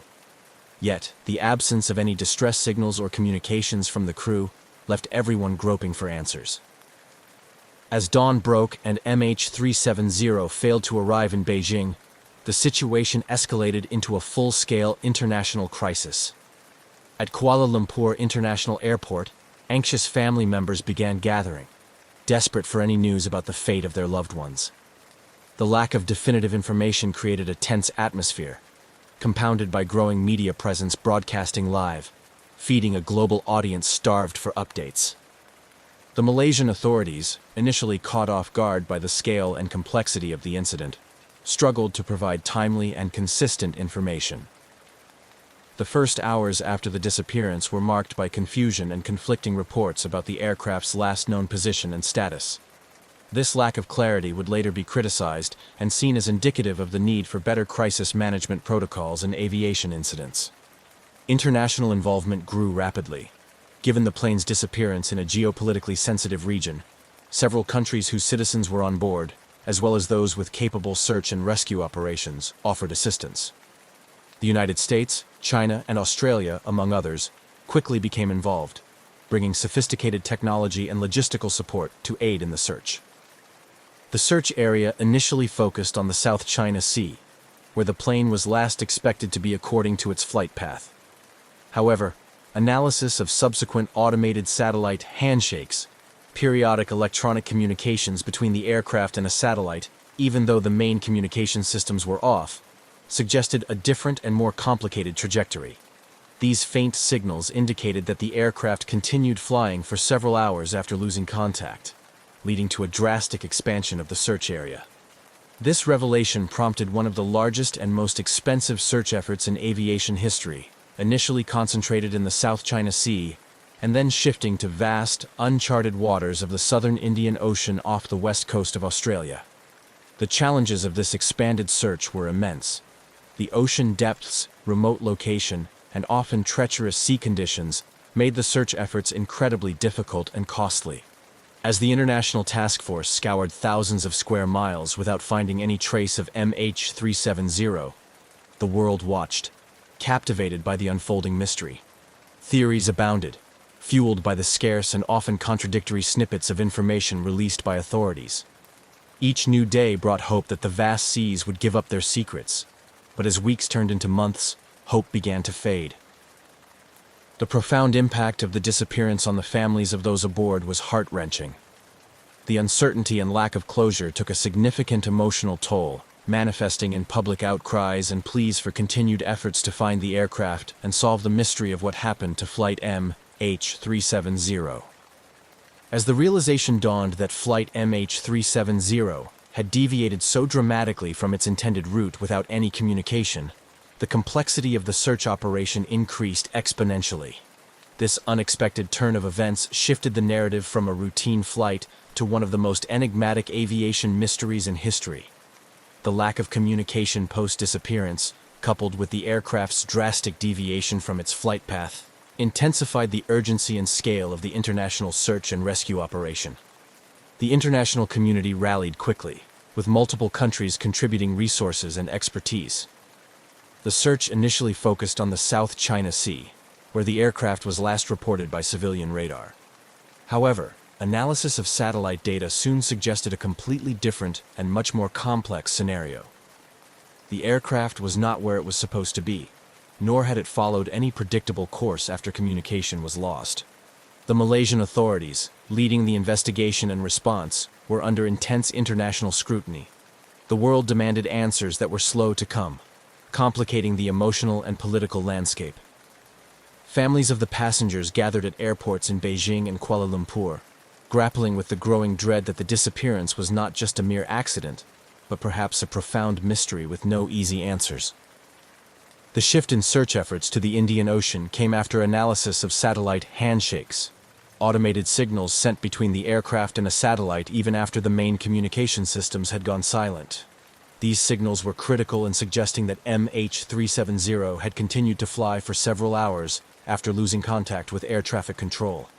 The analysis indicated a possible southern corridor stretching across vast and remote areas of the Indian Ocean. This revelation led to one of the largest peacetime search operations ever mounted. The Australian government, due to the search area's proximity to its territory, coordinated much of this effort from Perth. The search involved dozens of aircraft, ships, and submarines from countries including China, the United States, and Australia. They scoured thousands of square kilometers of ocean, facing formidable challenges such as deep underwater terrain, treacherous weather, and the sheer unpredictability of finding anything in such expansive waters. Technologically, the search was a feat of international collaboration and innovation. State-of-the-art underwater drones, known as autonomous underwater vehicles, AUVs, equipped with side-scan sonar, were deployed to search the ocean floor for wreckage. Satellite imagery analysis was refined to identify objects floating on the water's surface that could be debris from the aircraft. Despite the sophisticated technology and the concerted efforts of an international team, the search yielded frustratingly few results. Debris confirmed to be from MH370 was eventually found washed ashore on the islands of the Indian Ocean and along the African east coast. These pieces included a flaperon, a part of the wing, which was discovered on Réunion Island in 2015. This find was significant as it confirmed that the aircraft had indeed ended in the Indian Ocean, but it still did not provide clues as to why the flight met such a fate. The ongoing search and investigation were not without controversy. Theories about the plane's disappearance ranged widely, from mechanical failure and a possible hijacking to more sinister scenarios involving pilot suicide or geopolitical intrigue. The lack of definitive answers led to immense frustration and grief for the families of those on board, compounded by inconsistent communication from the authorities involved in the search. This period was also marked by intense media coverage, which often bordered on speculative and sensationalist. News outlets across the globe covered every development extensively, sometimes outpacing the official flow of information and leading to a chaotic understanding of events. This coverage not only shaped public perception of the search effort, but also added pressure on the involved governments to deliver results. As the months turned into years, the cost and scope of the search began to weigh heavily on the participating nations. With millions of dollars spent and vast resources deployed, the decision was made to suspend the underwater search in January 2017. By then, the operation had become the most expensive in aviation history. The suspension was a heart-wrenching moment for the families, many of whom were devastated by the lack of closure and the unresolved fate of their loved ones. In retrospect, the disappearance of MH370 highlighted critical gaps in global aviation tracking and security, prompting calls for improvements. The incident accelerated the push for better real-time tracking of commercial aircraft, leading to changes in international aviation standards. It also sparked a broader discussion about the protocols for crisis management and emergency response, not just for Malaysia Airlines or the involved nations, but for the global aviation community. The story of Flight MH370 remains a profound reminder of the vulnerabilities in even the most advanced transportation systems and the boundless uncertainty that the families of those aboard continue to face. It underscores the need for perseverance in the search for truth and accountability in the face of unimaginable mystery. As the sun rose on the morning following the disappearance of Flight MH370, the scope of the search had expanded dramatically, becoming a multinational effort involving over 26 countries. The bewildering disappearance had evolved from a national crisis to a global mystery, capturing the world's attention and igniting a vast and unprecedented international search operation. At the heart of these efforts were the families of the 239 passengers and crew, whose anguish and desperation for answers fueled a relentless pursuit for any trace of the missing aircraft. Airports in Kuala Lumpur and Beijing became centers of an emotional ordeal, where family members gathered, clinging to hope amid an agonizing wait for news. Initially, the search focused on the South China Sea, the area where the aircraft last communicated with air traffic control. This phase involved aircraft, ships, and personnel scouring the sea and nearby regions, looking for any sign of the plane. The urgency of these early days was palpable, with search teams working around the clock, battling not only the vastness of the area, but also dealing with difficult weather conditions that often hampered progress. However, as days turned into weeks with no sign of the aircraft in this area, the focus shifted dramatically, following new analysis of satellite data. This data suggested that MH370 had continued to fly for several hours after losing contact, heading first northeast towards Vietnam, then making a sharp turn to the southwest across the Malay Peninsula, and finally heading northwest into the Indian Ocean. This new information expanded the search area from the relatively shallow waters of the South China Sea to the deep and remote waters of the southern Indian Ocean. The complexity of the search grew exponentially as it moved into these new areas. The southern Indian Ocean is known for its deep underwater canyons and rugged seabed, making the search operation not only harder but also more expensive. The international community, however, remained committed, with assets being deployed that included advanced sonar equipment capable of deep-sea searching, satellite imagery, and highly specialized aircraft equipped with state-of-the-art detection technology. During this phase, the Australian government took a leading role, coordinating the search efforts from Perth. Australia's proximity to the new search area, along with its considerable resources and expertise in maritime operations, made it a natural leader in the effort. The Australian Maritime Safety Authority organized one of the largest peacetime maritime search operations in history, involving military ships and aircraft from several nations, including the United States, China, and Malaysia. Despite the sophisticated technology and extensive resources deployed, the search teams faced immense challenges. The Indian Ocean's vastness and hostility posed significant logistical challenges, with ships and planes required to travel long distances from the nearest land just to reach the search area. Weather conditions in the region also frequently disrupted search operations, with high seas and strong winds complicating efforts and sometimes forcing teams to suspend their work temporarily. This phase of the search also saw an outpouring of support and assistance from the international community. Beyond the direct search efforts, experts in oceanography, satellite technology, and aviation from around the world contributed their knowledge and skills.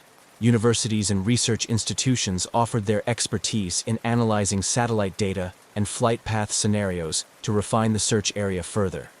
As the search continued, various pieces of debris began to wash ashore on the coasts of the western Indian Ocean, thousands of kilometers from the primary search area. The first significant piece, a flaperon, was discovered on Réunion Island in July 2015, confirming that MH370 had indeed ended in the Indian Ocean.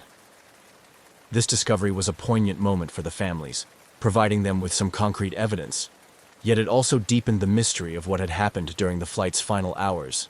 The debris spurred renewed interest and led to more intensive searches along the African coast and nearby islands, where currents from the Indian Ocean could have carried wreckage. Each piece of debris brought back to shore was carefully examined by experts, hoping it would yield clues to the aircraft's final moments. However, while these fragments confirmed the crash location in broad terms, they offered no definitive answers about the cause of the disappearance. Throughout this period, the emotional toll on the families of those aboard MH370 was immense. Each new report, each piece of debris, each false alarm, was a reminder of the unresolved fate of their loved ones. They held vigils, press conferences, and meetings, continually pressing for the search to continue and for more information to be released. Their plight was a stark reminder of the human dimension of the tragedy, grounding the technical complexities of the search in a profound sense of loss and unresolved grief.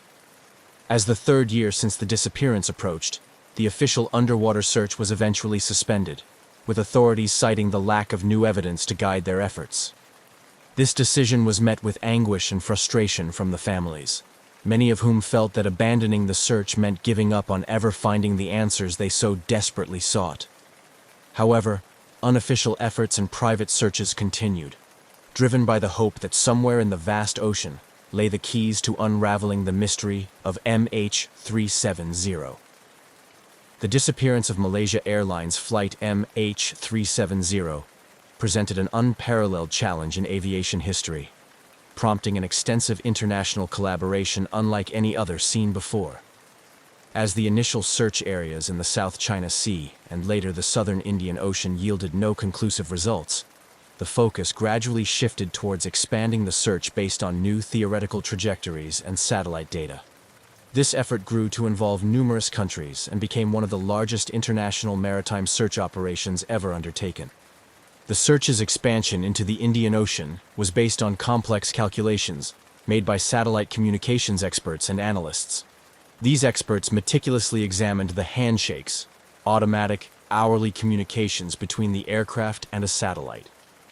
Their analysis suggested that MH370 had flown south for several hours after vanishing from radar screens. This revelation redirected efforts thousands of kilometers southwest of Australia into one of the world's most remote and deepest oceanic regions. The transition to the Indian Ocean was a formidable challenge. The area is known for its deep waters, strong currents, and harsh weather conditions, which make any search and recovery operation particularly difficult.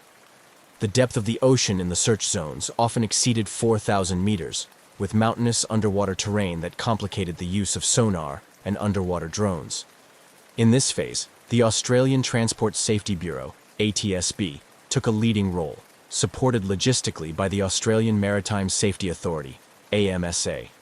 The search strategy involved deploying ships equipped with deep-sea sonar equipment, capable of scanning the ocean floor for anomalies suggestive of aircraft wreckage. These ships towed sophisticated sonar scanners across predetermined corridors of the ocean floor, mapping areas that had never been charted with such detail before. This meticulous underwater search was supplemented by aerial surveillance missions, which involved aircraft equipped with sensors and cameras capable of spotting debris on the ocean surface. These flights were grueling, with planes often covering vast areas of ocean each day. The international fleet included contributions from Malaysia, Australia, China, the United States, and several other nations, reflecting the global scope of the tragedy. As the search continued, the costs began to mount, raising questions about the sustainability of such an extensive operation. Millions of dollars were spent in the multinational effort, with funding provided by the governments of Australia, Malaysia, and China primarily. The financial, emotional, and physical toll of the search was immense, as teams worked under difficult conditions, often facing disappointment and frustration when leads turned into dead ends. Despite these challenges, the commitment to finding MH370 remained strong, driven by a sense of duty to the families of those lost, and the broader international community's need for answers. The possibility of solving this aviation mystery provided a compelling motivation, pushing the limits of available technology and international cooperation. Theories about MH370's fate continued to evolve alongside the search efforts. Some experts suggested that the aircraft's final descent into the Indian Ocean was the result of a deliberate act by someone on board, while others believed a catastrophic mechanical failure might have led to the loss of control. Each theory was examined with the evidence at hand, but without the main wreckage or the flight data recorders, conclusive answers remained elusive. Amidst ongoing operations, occasional discoveries of aircraft debris on distant shores added pieces to the puzzle. The most notable of these finds was a flaperon that washed ashore on Réunion Island in 2015, followed by additional debris found along the coastlines of Mozambique, Tanzania, and Madagascar.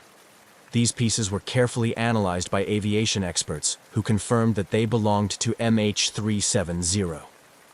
Each discovery provided critical clues to the aircraft's disintegration pattern and drift models, helping refine search areas and fueling further investigative leads.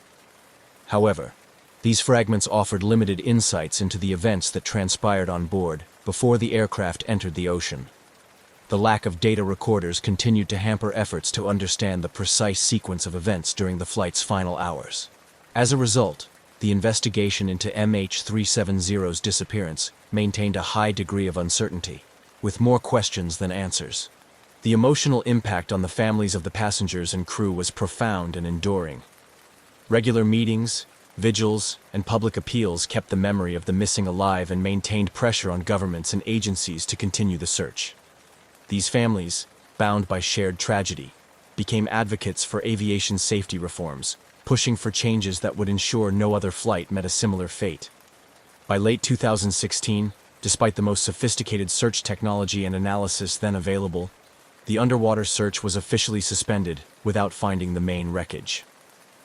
This decision marked a somber milestone in the saga of MH370, concluding a chapter of active search, but not the quest for answers. International teams stood down, leaving the mystery unresolved, but ensuring that the lessons learned from this unprecedented search would reshape future aviation safety and search and rescue operations.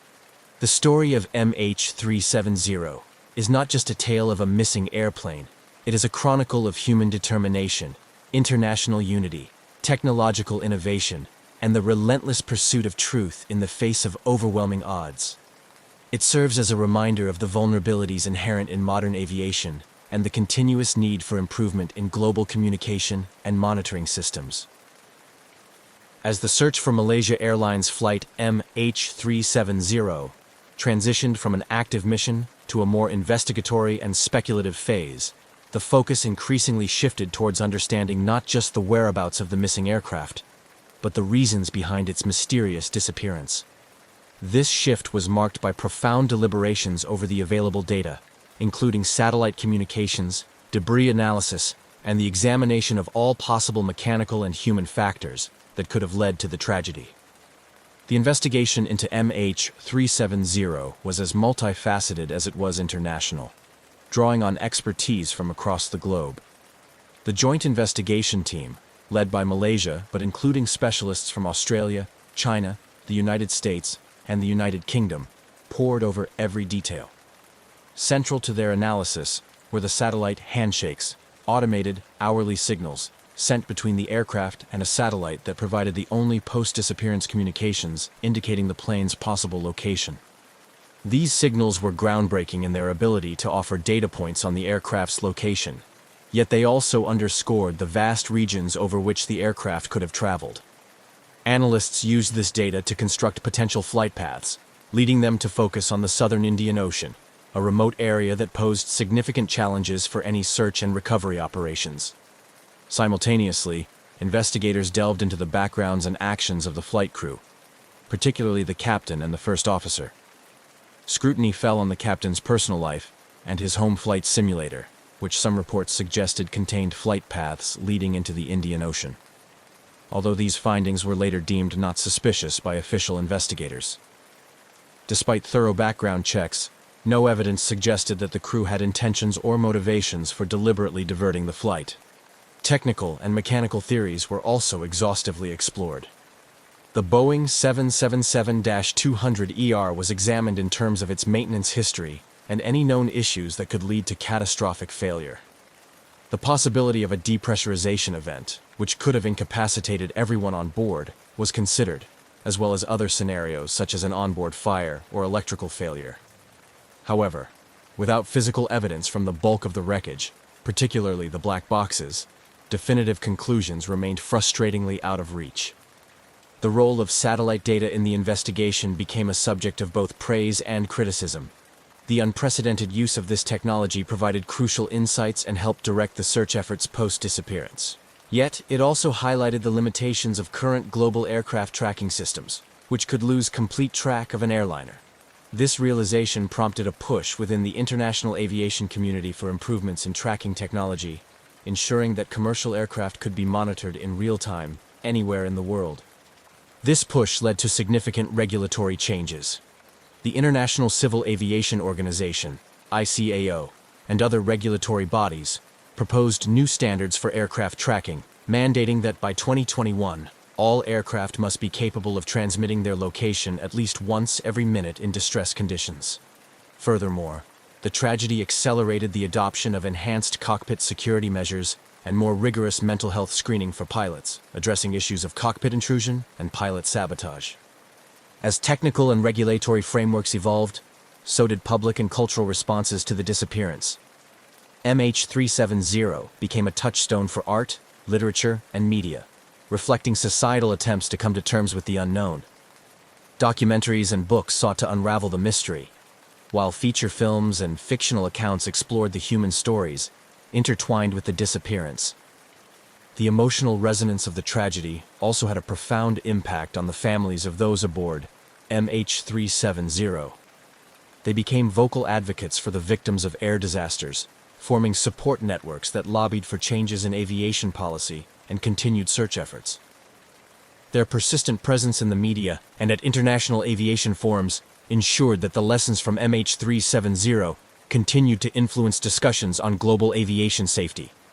The tragedy of Flight MH370 also spurred renewed interest in other unresolved aviation mysteries, drawing parallels and sometimes providing new insights into decades-old disappearances. This collective memory of unresolved loss has permeated the aviation community, serving as a somber reminder of the stakes involved in air travel and the continuous need for vigilance and improvement. As the years passed, the direct search for MH370 may have wound down, but the drive for answers and the impact of the event on aviation practices, regulatory approaches, and international cooperation continued to evolve. The story of Flight MH370, with its profound mysteries and far-reaching consequences, remains a pivotal chapter in aviation history, symbolizing both human vulnerability and resilience in the face of the unfathomable. In the vast arid expanse of the Sahara Desert, a place where the sun reigns with relentless heat and the winds sculpt sand into endless waves, the last thing one might expect to find is a modern jet aircraft, silent and still, its metallic surfaces glaring under the intense sun. Yet, in 1969, this surreal scene captured the attention of the world when a fully intact jet was discovered abandoned without a trace of its crew or passengers, sparking one of the most baffling mysteries in aviation history. The aircraft, a Boeing 707, was found by a nomadic group wandering the desert in search of grazing for their camels. The nomads were familiar with the sight of planes flying overhead, a common enough occurrence with international routes crisscrossing the sky above the desert. But the sight of a large, intact jet on the ground was unprecedented. Curiosity drew them closer, and what they found was a plane that seemed prepared for a normal flight, yet eerily void of life. The scene around the jet was undisturbed, with no signs of a crash landing. The aircraft appeared to have made a perfectly controlled landing on the sands. The boarding stairs were down, as if inviting the passengers to disembark. Inside, the cabin was orderly with safety cards tucked into seat pockets and overhead bins closed. The only thing missing was the people. No crew, no passengers were found, and no personal belongings were left behind. Local authorities were quickly notified about the discovery. The news of the abandoned jet spread rapidly, attracting local police and eventually, international aviation investigators to the site. The aircraft's identification numbers were traced back to a recently reported missing jet, which had last communicated its position while overflying a neighboring country's airspace hours before its unexpected discovery in the desert. As investigators arrived at the location, the immediate task was to secure the site and begin the process of documenting everything exactly as it was found. Photographs were taken, and every element of the jet was carefully examined, from the engines and landing gear to the flight deck and avionics. The jet's logbooks and navigation charts were still in the cockpit, showing a flight path that had been abruptly abandoned. The mystery deepened as preliminary checks showed that the jet's systems were functional, with no mechanical failures recorded in the flight data recorder. There were also no distress signals sent from the aircraft before it descended into the desert. This impeccable condition of the jet, combined with the lack of any signs of struggle or emergency, baffled the investigators. Questions swirled among the investigation team. How had the jet landed here in the middle of the Sahara without any of its passengers or crew?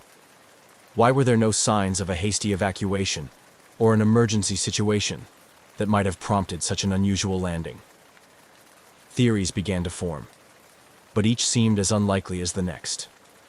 The desert, silent and watchful, offered no clues, and the jet itself, despite being equipped with the latest technology of the time, held its secrets tightly.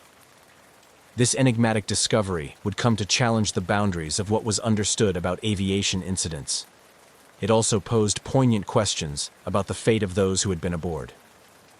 As the investigation pressed on, the task of piecing together the events leading up to the aircraft's final flight became a puzzle that captured the imagination of the world, raising this particular incident to the status of legend in the annals of unsolved aviation mysteries. The Boeing 707 that sat deserted amidst the sprawling sands of the Sahara had embarked on what was supposed to be a routine commercial flight. Its journey had begun at a bustling international airport, where it was thoroughly checked and prepared for a long haul over several countries, with a final destination in a major European city.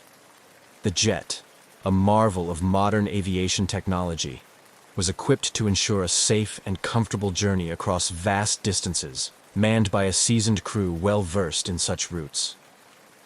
The flight crew consisted of an experienced captain, known for his meticulous attention to detail and an impeccable safety record, alongside a co-pilot and a navigator who were equally competent and respected in their professions. The passenger list included business travelers, a few families returning home or starting vacations, and solo travelers embarking on various personal adventures. Each had boarded the plane with luggage in hand, expectations for their travels ahead, and no indication that their flight would become an enduring mystery. As the jet took off that day, air traffic control monitored its progress, noting its ascent and stabilization in the cruising altitude. The crew's last communication was a routine position report over the radio, stating their current location and expected time over the next waypoint. This communication was logged by air traffic control, and everything appeared normal. However, shortly thereafter, the jet disappeared from radar screens without any distress signal or further communication, initiating a perplexing silence that would lead to its unexpected discovery in the desert. The investigation into the jet's last known hours painted a picture of normality. The flight data, up to the point of last contact, showed no deviations from the planned route or any signs of mechanical issues. The weather reports indicated clear skies with favorable flying conditions. Interviews with air traffic controllers and other personnel confirmed that there had been no signs of trouble and no emergency communications had been received from the flight. This disappearance triggered a search operation that spanned several countries. Military and civilian aircraft scanned the jet's expected flight path and adjacent areas, looking for any signs of the aircraft. Satellite imagery was analyzed to detect possible crash sites, and ships in nearby waters were alerted to watch for debris. Yet, despite these extensive efforts, there was no trace of the jet until its inexplicable appearance in the Sahara, far off its original course. The sudden vanishing of the aircraft, followed by its equally mysterious reappearance landed intact in the desert, raised numerous questions. How could a jet with a full complement of passengers and crew land in the middle of one of the most inhospitable places on Earth, without any sign of those aboard? Was the plane commandeered and diverted? If so, by whom and for what purpose? Alternatively, could a rare but conceivable set of circumstances have led to the crew and passengers incapacitating, leaving the plane to continue on a ghostly trajectory until fuel exhaustion brought it gently to the ground? These questions formed the core of the ensuing investigation, driving a deeper look into every conceivable aspect of the flight, from the mechanical integrity of the aircraft to the backgrounds and recent activities of everyone on board. As the global aviation community watched closely, the mystery of the jet in the Sahara became a puzzle that experts around the world were eager to solve, each clue adding a piece to the intricate tapestry of theories. The discovery of the abandoned Boeing 707 in the vast Sahara Desert not only baffled investigators, but also prompted an immediate and extensive investigation by local authorities. International aviation bodies, including experts from the International Civil Aviation Organization, ICAO, were quickly involved, underscoring the severity and unusual nature of the case. Once the initial shock of the discovery settled, the first step was to secure the site. A perimeter was established around the aircraft to preserve any evidence that might help in piecing together the events leading up to its mysterious landing.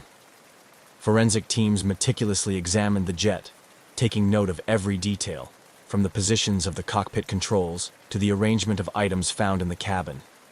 They collected fingerprints, fibers, and other residues that might yield clues about the presence and activities of the passengers and crew. Concurrently, a more comprehensive international response was organized.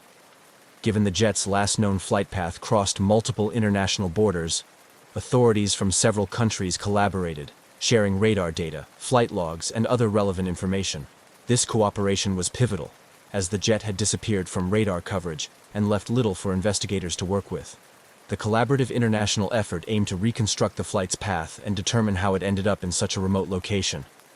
As part of the investigation, officials also scrutinized the aircraft's maintenance records and the airline's safety protocols. This scrutiny was necessary to determine if mechanical failure could have played a role in the aircraft's fate.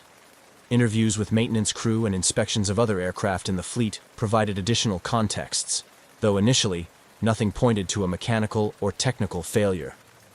Meanwhile, the identities and backgrounds of every individual on board were examined in detail. Authorities reached out to families, colleagues, and friends, gathering information that might explain if any personal factors could have influenced the events. This process was emotionally taxing for the families involved, stirring a mix of hope and dread as each new piece of information was analyzed. The search for clues was not confined to the ground. Aerial and satellite reconnaissance played a crucial role in the investigation, attempting to trace the jet's unexpected deviation from its flight path. This search examined vast stretches of the jet's possible routes to find signs of distress or unusual maneuvers. Experts in satellite imagery and aerial photography joined the effort, scrutinizing images for any trace that the jet had been elsewhere before its final landing site. The efforts to find clues about the jet's journey and the fate of its occupants were painstaking and slow. Days turned into weeks, with the investigation team combing through an immense amount of data, from satellite images to weather reports from the day of the disappearance. Theories were tested and often discarded, adding to the mounting frustrations and the pressing demand for answers. The investigation also delved into less conventional theories, exploring the possibility of hijacking or sabotage. Security footage from the airport, passenger and crew records, and communications were analyzed to identify any potential threats or anomalies that might suggest such scenarios. However, these lines of inquiry also hit dead ends, as there were no indications of criminal activities or unauthorized access to the aircraft prior to its last flight. Public interest in the case grew as the investigation continued. Media outlets around the world reported on the progress of the investigation, speculating about possible explanations and contributing to a growing lore surrounding the event. This media attention often proved a double-edged sword. While it helped keep the investigation in the public eye and sometimes prompted valuable tips or insights, it also generated pressure on the investigators and distress among the families of the missing. Throughout this extensive and detailed investigation, the commitment to uncovering the truth never wavered.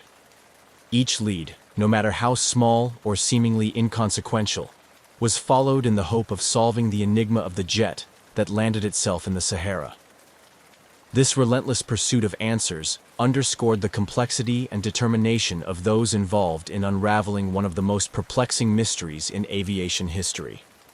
As the investigation progressed, the focus intensified on the painstaking task of searching for any physical clues that could shed light on the jet's mysterious landing in the Sahara.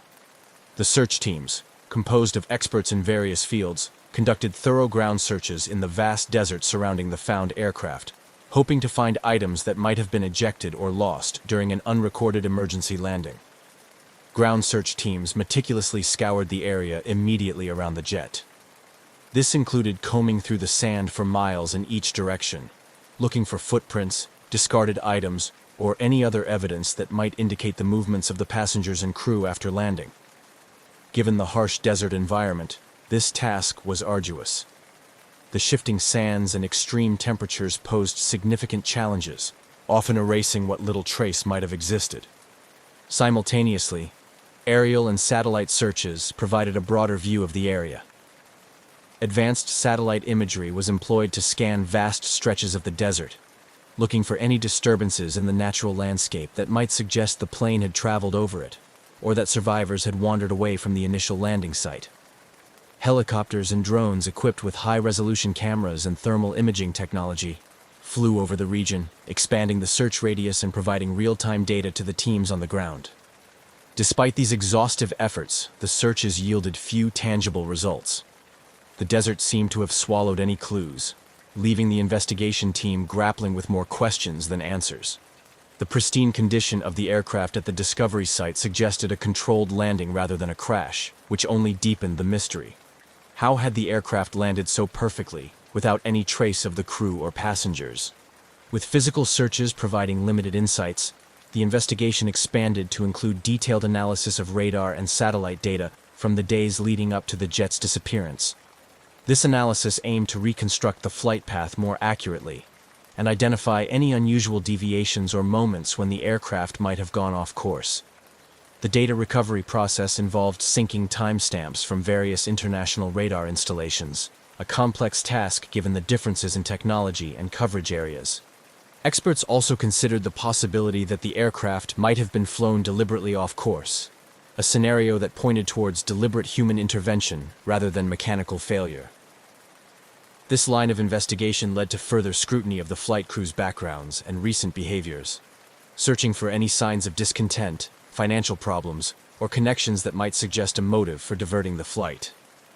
Furthermore, the technical team delved deeper into the aircraft's onboard systems, examining the jet's autopilot and navigation systems to assess whether they could have been tampered with or programmed to execute a flight plan that deviated from the original route. The aircraft's communication systems were also analyzed to determine why no distress call was made and whether the systems had been disabled or failed. As weeks turned into months, the complexity of the investigation grew. Each piece of data added a layer to the intricate puzzle, yet no conclusive evidence emerged that could explain the circumstances leading to the jet's final landing in the desert.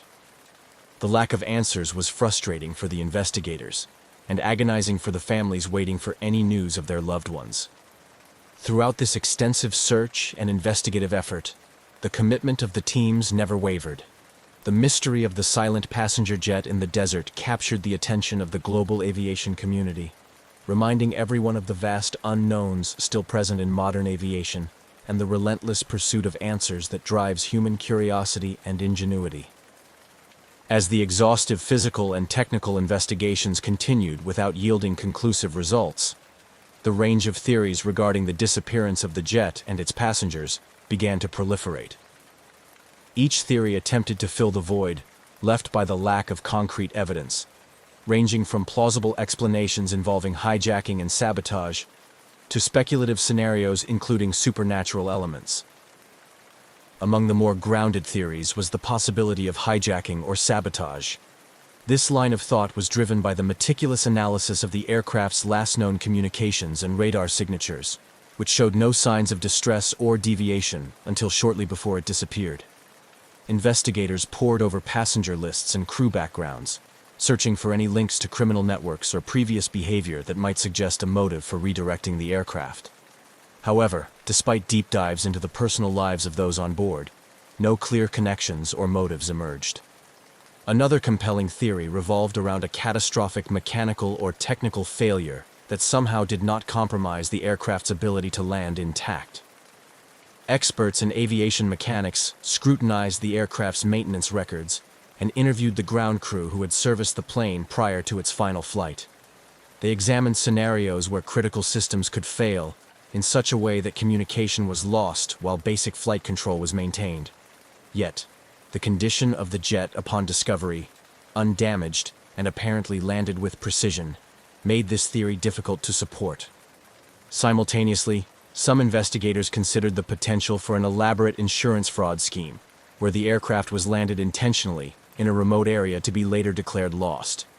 Financial records and insurance policies related to the aircraft and its cargo were thoroughly reviewed, searching for unusually high insurances taken out or last-minute changes in policy terms. However, nothing out of the ordinary surfaced in the financial audit, leaving this theory also hanging without substantive support. As these plausible explanations were explored and often hit dead ends, more speculative theories began to gain attention. Not least among them, the idea of supernatural or extraterrestrial involvement. This was fueled in part by the aircraft's mysterious and pristine condition when found, which seemed almost staged or otherworldly. Ufologists and paranormal enthusiasts joined the fray, proposing ideas that ranged from alien abductions to dimensional portals, citing the Sahara's historical and mystical associations as a potential hotspot for such phenomena. In response to these wilder theories, some sections of the scientific community advocated for a more measured approach, suggesting psychological factors like mass hysteria, or a shared delusion among the crew and passengers might explain the disappearance. Psychologists were brought in to analyze behaviors recorded on the flight's CCTV and any personal communications sent by those on board before the flight. They looked for signs of group psychological dynamics that could lead to a collective decision to disappear, though this approach, too, struggled to find factual grounding. The variety of theories, each with its proponents and detractors, created a vibrant, if chaotic, tapestry of possibilities that captured the public's imagination. Media coverage began to reflect this diversity of thought, with documentaries and news segments often presenting a new theory each week, each more sensational than the last. This media circus brought the incident into the realm of popular culture, where it was discussed and debated everywhere from internet forums to coffee shops. In the midst of all the speculation, the investigation team worked tirelessly to maintain a focus on verifiable facts and evidence-based theories. They coordinated with international aviation and safety organizations to ensure that all possible leads were thoroughly explored. The complexity of the case required them to be open-minded yet skeptical, willing to follow where the evidence led but cautious of falling into conjecture without proof. Through it all, the mystery of the silent passenger jet in the Sahara remained an open question, a puzzle that seemed to resist every attempt to solve it. As months turned into years, the incident continued to be a source of fascination and frustration, a reminder of the limits of human knowledge and the enduring allure of the unknown. The investigation into the abandoned jet in the Sahara continued, gradually shaping the aviation industry's approach to flight safety and emergency response. The unusual circumstances surrounding the jet's mysterious landing prompted a critical reassessment of existing protocols, emphasizing the need for enhanced tracking and communication technologies. In response to the incident, aviation authorities worldwide began to scrutinize and subsequently strengthen the protocols for tracking aircraft over large, uninhabited areas like deserts and oceans. This led to the accelerated adoption of more advanced real-time tracking systems that could maintain contact with aircraft regardless of their location. Technologies such as ADS-B, Automatic Dependent Surveillance Broadcast, which provides air traffic controllers with real-time updates on an aircraft's position, became standard requirements on commercial jets. The incident also highlighted the importance of improving onboard communication systems to ensure that pilots could maintain contact with ground control under any circumstances. Enhancements were made to satellite communication technologies, allowing for a continuous two-way communication channel between the aircraft and ground control, even from the most remote parts of the world. These technical improvements were accompanied by revisions to emergency response strategies.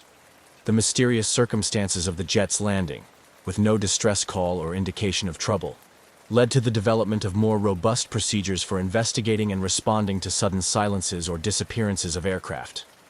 Simulation exercises and training programs were updated to include scenarios involving unexplained landings and disappearances, preparing both aircrews and ground personnel to handle similar situations more effectively. The media's role in covering the incident also had a profound impact on public perception of aviation safety. Initial sensational reporting gave way to a more measured discourse as the investigation unfolded, helping to educate the public on the complexities and challenges of maintaining safety in modern aviation. This shift in media narrative helped to rebuild trust in air travel, which had been somewhat shaken by the mysterious event. In popular culture, the incident inspired various forms of artistic expression. Filmmakers, novelists, and television producers drew upon the eerie and unresolved nature of the story, creating works that captured the public's imagination and explored themes of isolation, technology, and human courage. These cultural products contributed to a broader societal engagement with the themes of the incident, ensuring that the story remained part of the public consciousness.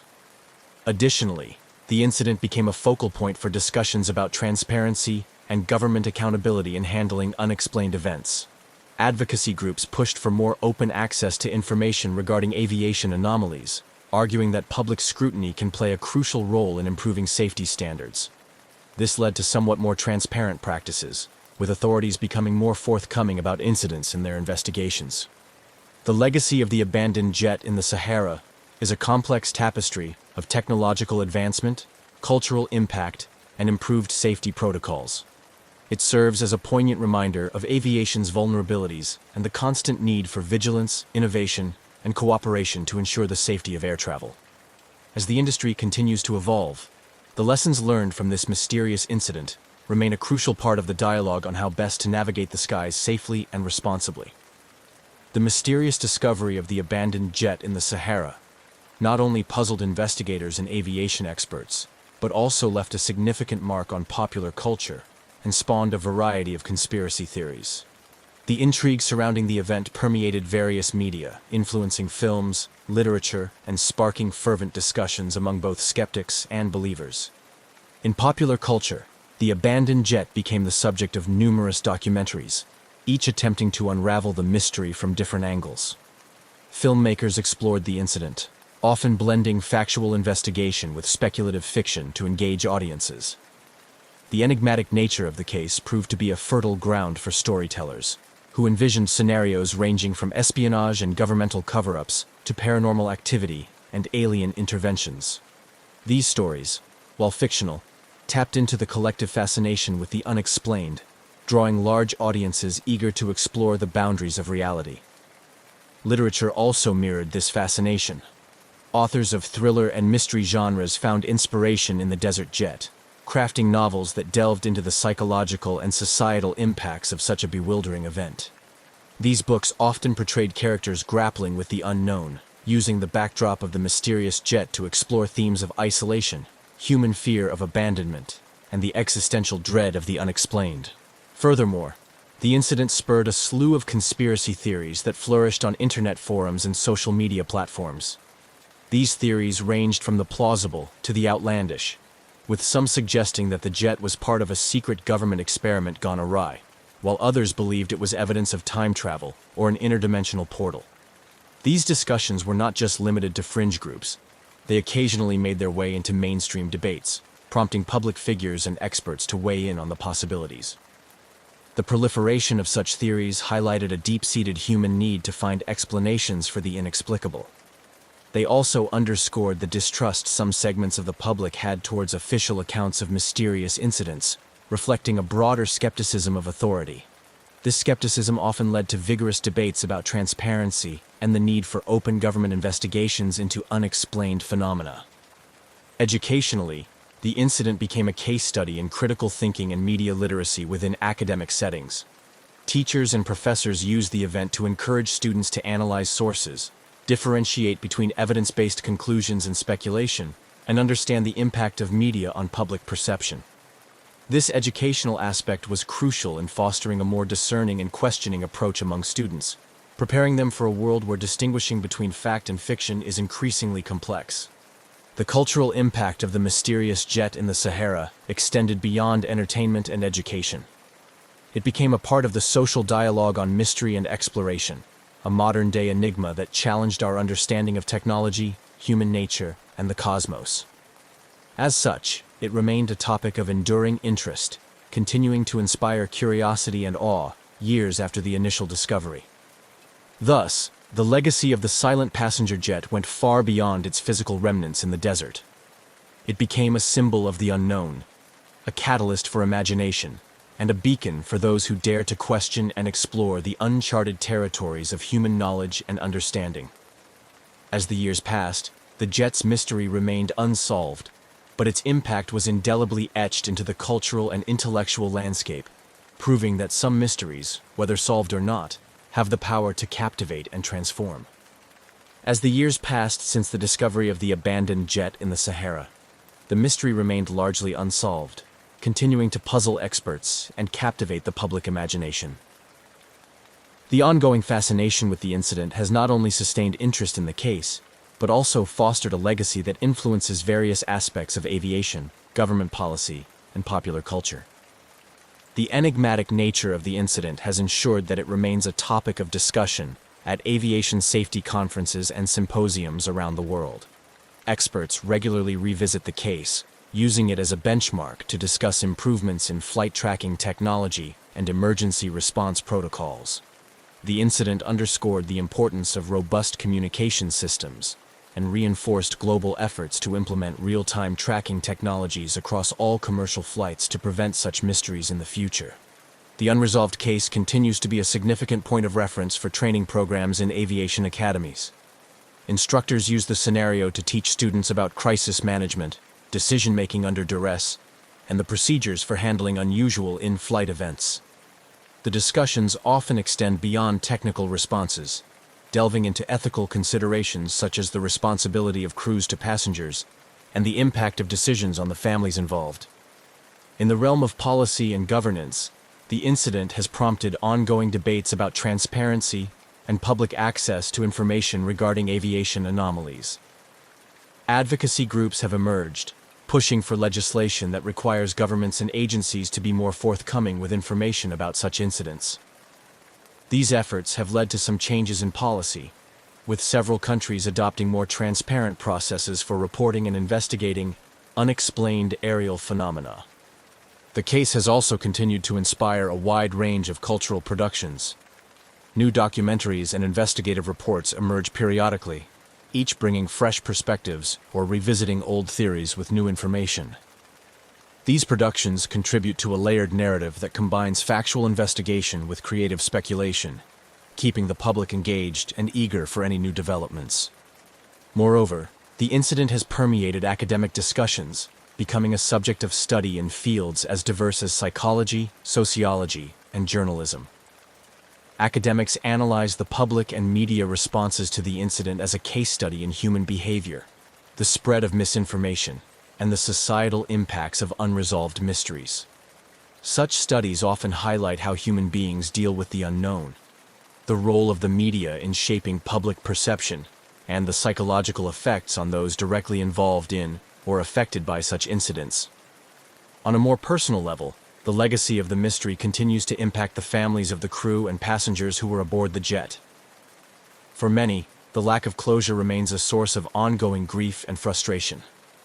However, some family members have channeled their experiences into advocacy, working with aviation safety organizations to improve passenger and crew safety.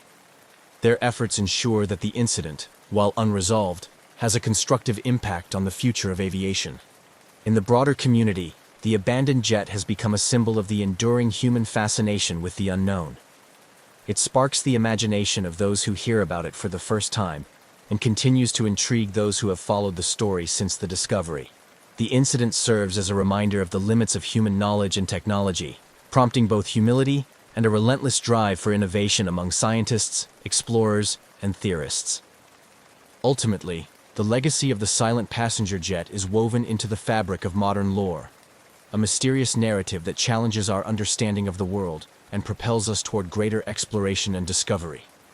Whether or not the mystery is ever solved, its impact is undeniable, influencing how we think about, respond to, and communicate our encounters with the unknown. As we move forward, the story of the jet in the Sahara serves as a profound lesson in the complexities of our technological age and the mysteries that still lie beyond our grasp.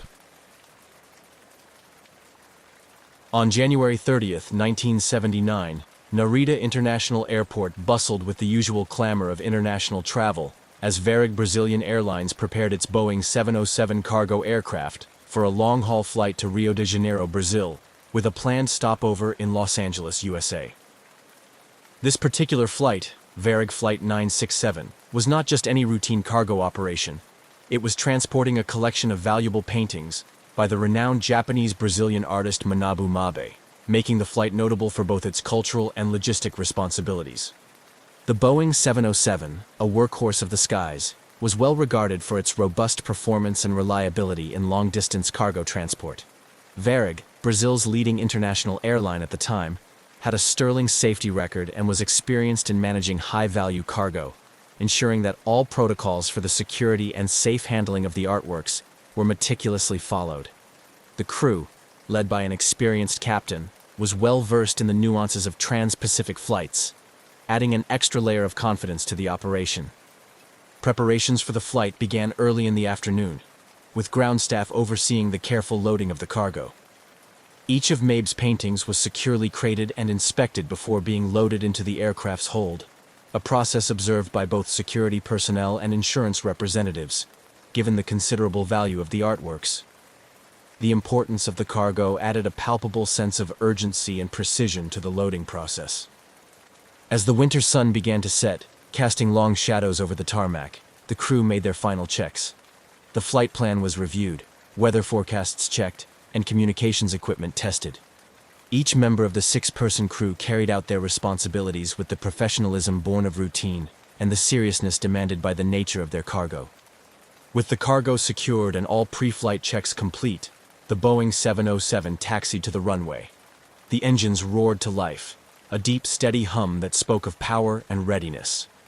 At the control tower, the final clearance was given, and with a smooth surge of acceleration, Flight 967 took off, climbing steadily into the dusky sky. The aircraft's lights blinked steadily, a reassuring sign as it headed towards the vast expanse of the Pacific Ocean. The initial phase of the flight proceeded without incident. The aircraft established contact with air traffic control, reporting its position and altitude as it made its way towards the United States. The crew settled into the rhythm of the flight, monitoring systems and navigating the plane along the well-traveled air routes across the Pacific. As Flight 967 approached the halfway point of its journey, the crew performed another routine check of the aircraft's systems. Everything appeared to be functioning as expected, with the aircraft on course and maintaining a steady altitude. The weather, which had been a concern for flights across the Pacific during the winter months, posed no issues, with clear skies reported ahead. However, just as the crew was preparing for the long mid-flight stretch, the routine nature of their journey took a dramatic and mysterious turn. After a final routine communication with Tokyo Air Traffic Control, in which the captain confirmed their position and expected route, the aircraft suddenly ceased all communications. This abrupt silence was out of character for such an experienced crew, and immediately raised concerns. At the Air Traffic Control Center, controllers attempted to re-establish contact, repeating calls to Flight 967. But there was no response, only the static hiss of an open but unresponsive channel. As minutes turned into hours without any word from the aircraft, the situation escalated rapidly from concern to emergency. The disappearance of Flight 967 initiated a flurry of activity on the ground. Varig's Operations Center, in coordination with international aviation authorities, began piecing together the aircraft's last known movements. Search and rescue operations were considered as the airline communicated with maritime and aviation assets in the region to be on the lookout for the missing aircraft. This initial response set the stage for what would become an extensive and perplexing search effort, spanning multiple countries and vast expanses of ocean.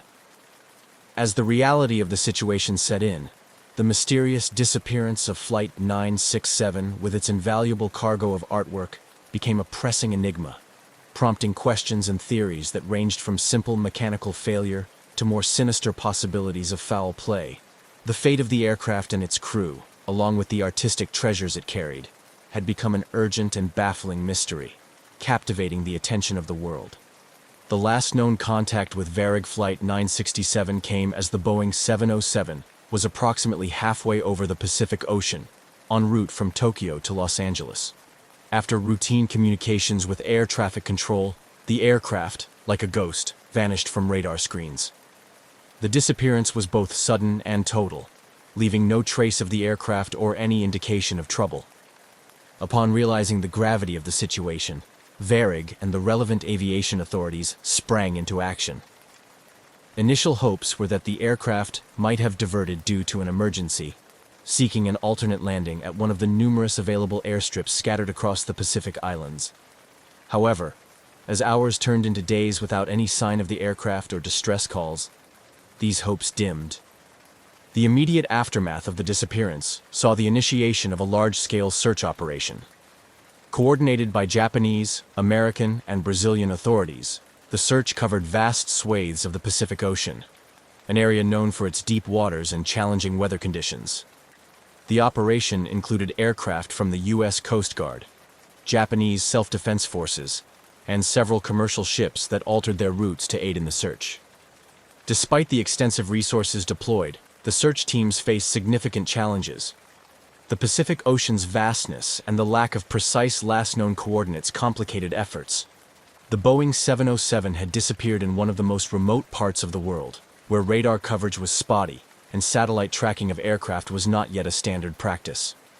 This lack of real-time tracking data severely hindered the search efforts. as rescue teams had to rely largely on estimated positions, which expanded the search area exponentially. Search planes flew over the ocean, scouring the waters for any sign of debris or oil slicks that might indicate a crash site. Ships equipped with sonar systems crisscrossed the estimated flight path, hoping to detect underwater wreckage. However, the depth and topography of the ocean floor made these efforts like searching for a needle in a haystack. As the search continued without success, the focus shifted to understanding what could have caused such an experienced crew flying a well-maintained aircraft to vanish without a trace. Theories abounded, ranging from catastrophic mechanical failure to more sinister scenarios involving sabotage or hijacking. The disappearance of Flight 967 was particularly puzzling due to the valuable cargo it carried, paintings by the famous artist Manabu Mabe, valued at several $1,000,000. This led to speculation that the disappearance might have been orchestrated to steal the artwork, although there was no concrete evidence to support such a theory. The possibility of an insurance scam was also considered, given the high value of the cargo. However, investigations into these angles did not yield any verifiable conclusions. Aviation experts also considered technical and mechanical failures as potential causes. The Boeing 707, though reliable, was susceptible to issues common to all aircraft, such as structural failure, decompression, or a catastrophic engine failure. Yet, without debris or flight data recorders, these theories remained speculative at best. Another line of inquiry focused on the pilot's actions. It was considered whether the pilot could have deliberately diverted the course, similar to other historical incidents of pilot suicide or defection. However, the background checks on the crew revealed no psychological, financial, or personal pressures that might lead to such drastic actions. As weeks turned into months, the mystery deepened. The lack of any substantial evidence, coupled with the fading trail, led to a gradual scaling down of search operations. The disappearance of Flight 967 became a cold case, leaving a void filled with unanswered questions and profound implications for aviation safety and security. The impact on the families of the crew was devastating. They had to cope with not only the loss of their loved ones, but also the torment of not knowing what had happened. The absence of closure was a heavy burden, and many family members continued to push for the continuation of the search, holding on to hope that some trace of the aircraft would be found. Meanwhile, in the broader aviation community, the disappearance led to calls for better tracking and monitoring of aircraft, especially over remote and oceanic routes. The incident highlighted the critical need for advancements in aviation technology, including the implementation of more comprehensive satellite tracking systems that could prevent another aircraft from disappearing without a trace. The mystery of Varig Flight 967 thus not only marked a tragic chapter in aviation history, but also served as a catalyst for discussions about improvements in flight safety and tracking technologies that could one day ensure that no flight ever vanishes again. As the initial shock of the disappearance of Varig Flight 967 began to settle, the aviation community and international authorities intensified their efforts in a desperate bid to locate the missing aircraft. The profound implications of a vanished Boeing 707, particularly one carrying invaluable artwork, compelled a massive, coordinated search operation involving multiple countries and sophisticated technology. The immediate aftermath of the disappearance saw an array of resources being mobilized across the Pacific. The search area, determined by the last known position of the aircraft and its projected flight path, encompassed a vast swath of ocean notorious for its depth and unpredictable weather conditions. The U.S. Coast Guard, Japanese maritime forces, and several Pacific Island nations deployed aircraft and ships in a concerted effort to comb the area. Despite these robust efforts, the initial days of the search yielded no tangible results. Compounding the difficulty was the unpredictable Pacific weather, which frequently hampered search operations. High winds and rough seas often made it dangerous for ships and problematic for aircraft. The vastness of the area, combined with these challenging conditions, meant that even the most advanced technology of the time struggled to make significant progress in locating any debris or signs of the aircraft. Simultaneously, international cooperation took on new levels of urgency and complexity. Diplomatic channels were activated to ensure that all possible resources were made available. Satellite imagery analysis was enlisted, with several countries contributing their satellite capabilities to scour the ocean for any anomalies that might suggest wreckage. This period marked one of the early instances where global satellite resources were pooled in such a manner for a search and rescue operation, setting precedents for future collaborations. As days turned into weeks, the lack of results began to fuel a range of emotions from frustration to despair, particularly among the families of the crew members. The Brazilian government, facing internal pressure and the eyes of the international community, continued to urge for an extended search. They argued that the disappearance of a Brazilian aircraft and the loss of Brazilian nationals required a sustained effort, despite the growing costs and logistical challenges. The search operation also had to contend with numerous false leads and reports. Several times, satellite images or aerial reconnaissance missions thought they had spotted potential wreckage, leading to rapid reallocation of resources to these locations, only to find them unfruitive. Each false alarm tested the resolve of the search teams and added to the emotional roller coaster experienced by the families and the general public following the saga. During this intensive search phase, experts from various fields, including oceanography and aeronautical engineering, were consulted to refine the search parameters. Drift analysis based on ocean currents was conducted to predict where debris might have moved from the assumed crash site. This scientific approach helped to narrow the search areas, focusing efforts on more promising regions and improving the efficiency of the operations. Despite these sophisticated methods and the tireless efforts of all involved, the search had to confront the inevitable limitations imposed by the nature of the search area and the available technology. Deep-sea searches were particularly hampered by the ocean's depth and the seabed's complexity in the presumed crash area, which included underwater mountains and valleys that could easily hide aircraft wreckage. As weeks turned into months with no significant findings, the initial unified resolve began to wane. The daunting reality of the task, combined with the high costs and logistical difficulties, led to discussions about scaling down the search efforts. International partners expressed concerns about the feasibility of continuing such an extensive search indefinitely, especially in the absence of any promising clues. This phase of the search operation culminated in a critical meeting involving representatives from all participating nations and agencies. The decision was made to transition from an active search to a more passive phase, where resources would be directed only towards specific leads, rather than broad sweeps of the ocean. This decision was met with a mix of understanding and resignation, acknowledging both the enormity of the task and the slim chances of success in finding Flight 967 after so much time had passed without a trace. The conclusion of this phase did not mean the end of efforts to find Varig Flight 967, but it marked a somber acknowledgement of the limitations faced by even the most determined and resourceful search operations. The mystery of Flight 967 would continue to linger, a haunting reminder of the uncertainties that still pervade even the most routine of human endeavors like commercial flight. The disappearance of Varig Flight 967 opened numerous investigative channels, as authorities worked tirelessly to unravel the mystery behind the vanished Boeing 707.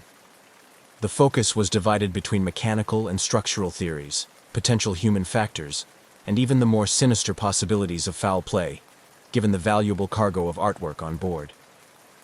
Criminal investigations were initiated alongside technical inquiries to explore all conceivable angles that could explain the aircraft's sudden and complete disappearance. The Brazilian, Japanese, and American authorities coordinated their efforts, examining if the disappearance could have been orchestrated for the theft of the valuable paintings by Manabu Mabe, estimated to be worth millions of dollars. This theory was particularly compelling given the nature of the cargo, leading to a detailed scrutiny of everyone involved with the flight, from the ground crew that handled the cargo to the personnel who had access to the flight plans. Simultaneously, mechanical failure remained a strong contender in the list of possibilities. Investigators pored over maintenance records and interviewed the airline's maintenance staff to check for any signs of oversight or malpractice that could have led to a catastrophic failure mid-flight. Given the Boeing 707's robust design and Varig's reputation for rigorous maintenance standards, this line of inquiry required thorough examination to ensure no stone was left unturned. The aircraft's last moments were also under intense scrutiny. Data from air traffic control and radar recordings were analyzed to reconstruct the flight's path and altitude changes. Experts considered whether a sudden structural failure could have caused the aircraft to break apart or dive uncontrollably into the ocean. The possibility of an onboard fire or explosion, which could incapacitate the crew and lead to rapid depressurization, was also explored. Alongside technical and criminal investigations, the psychological profiles of the crew were meticulously examined. Authorities delved into the personal lives of the pilot and co-pilot, searching for any indicators of distress, financial problems, or motivations that might lead one to alter the course of the flight deliberately. This aspect of the investigation sought to understand not just the mechanical workings of the aircraft, but also the human elements at play. The investigation's complexity was compounded by the international nature of the flight's route and the jurisdictions involved. Differences in investigative techniques and interagency cooperation sometimes slowed down the process, highlighting the challenges of managing an international aviation mystery. Throughout the investigative phase, theories continued to circulate and evolve. Some experts suggested that the disappearance might have been caused by a deliberate act, perhaps a hijacking gone wrong, or an insurance scam involving the artworks. Others speculated about less likely scenarios, including a spontaneous decision by the pilot to divert the course due to a perceived emergency. The lack of definitive answers led to an atmosphere rife with speculation. Media outlets around the world reported on every development, often sensationalizing the mystery without providing concrete information. This intense public scrutiny added pressure to the investigative teams, but also ensured that the disappearance of Flight 967 remained in the public eye, fostering a sustained interest in uncovering the truth.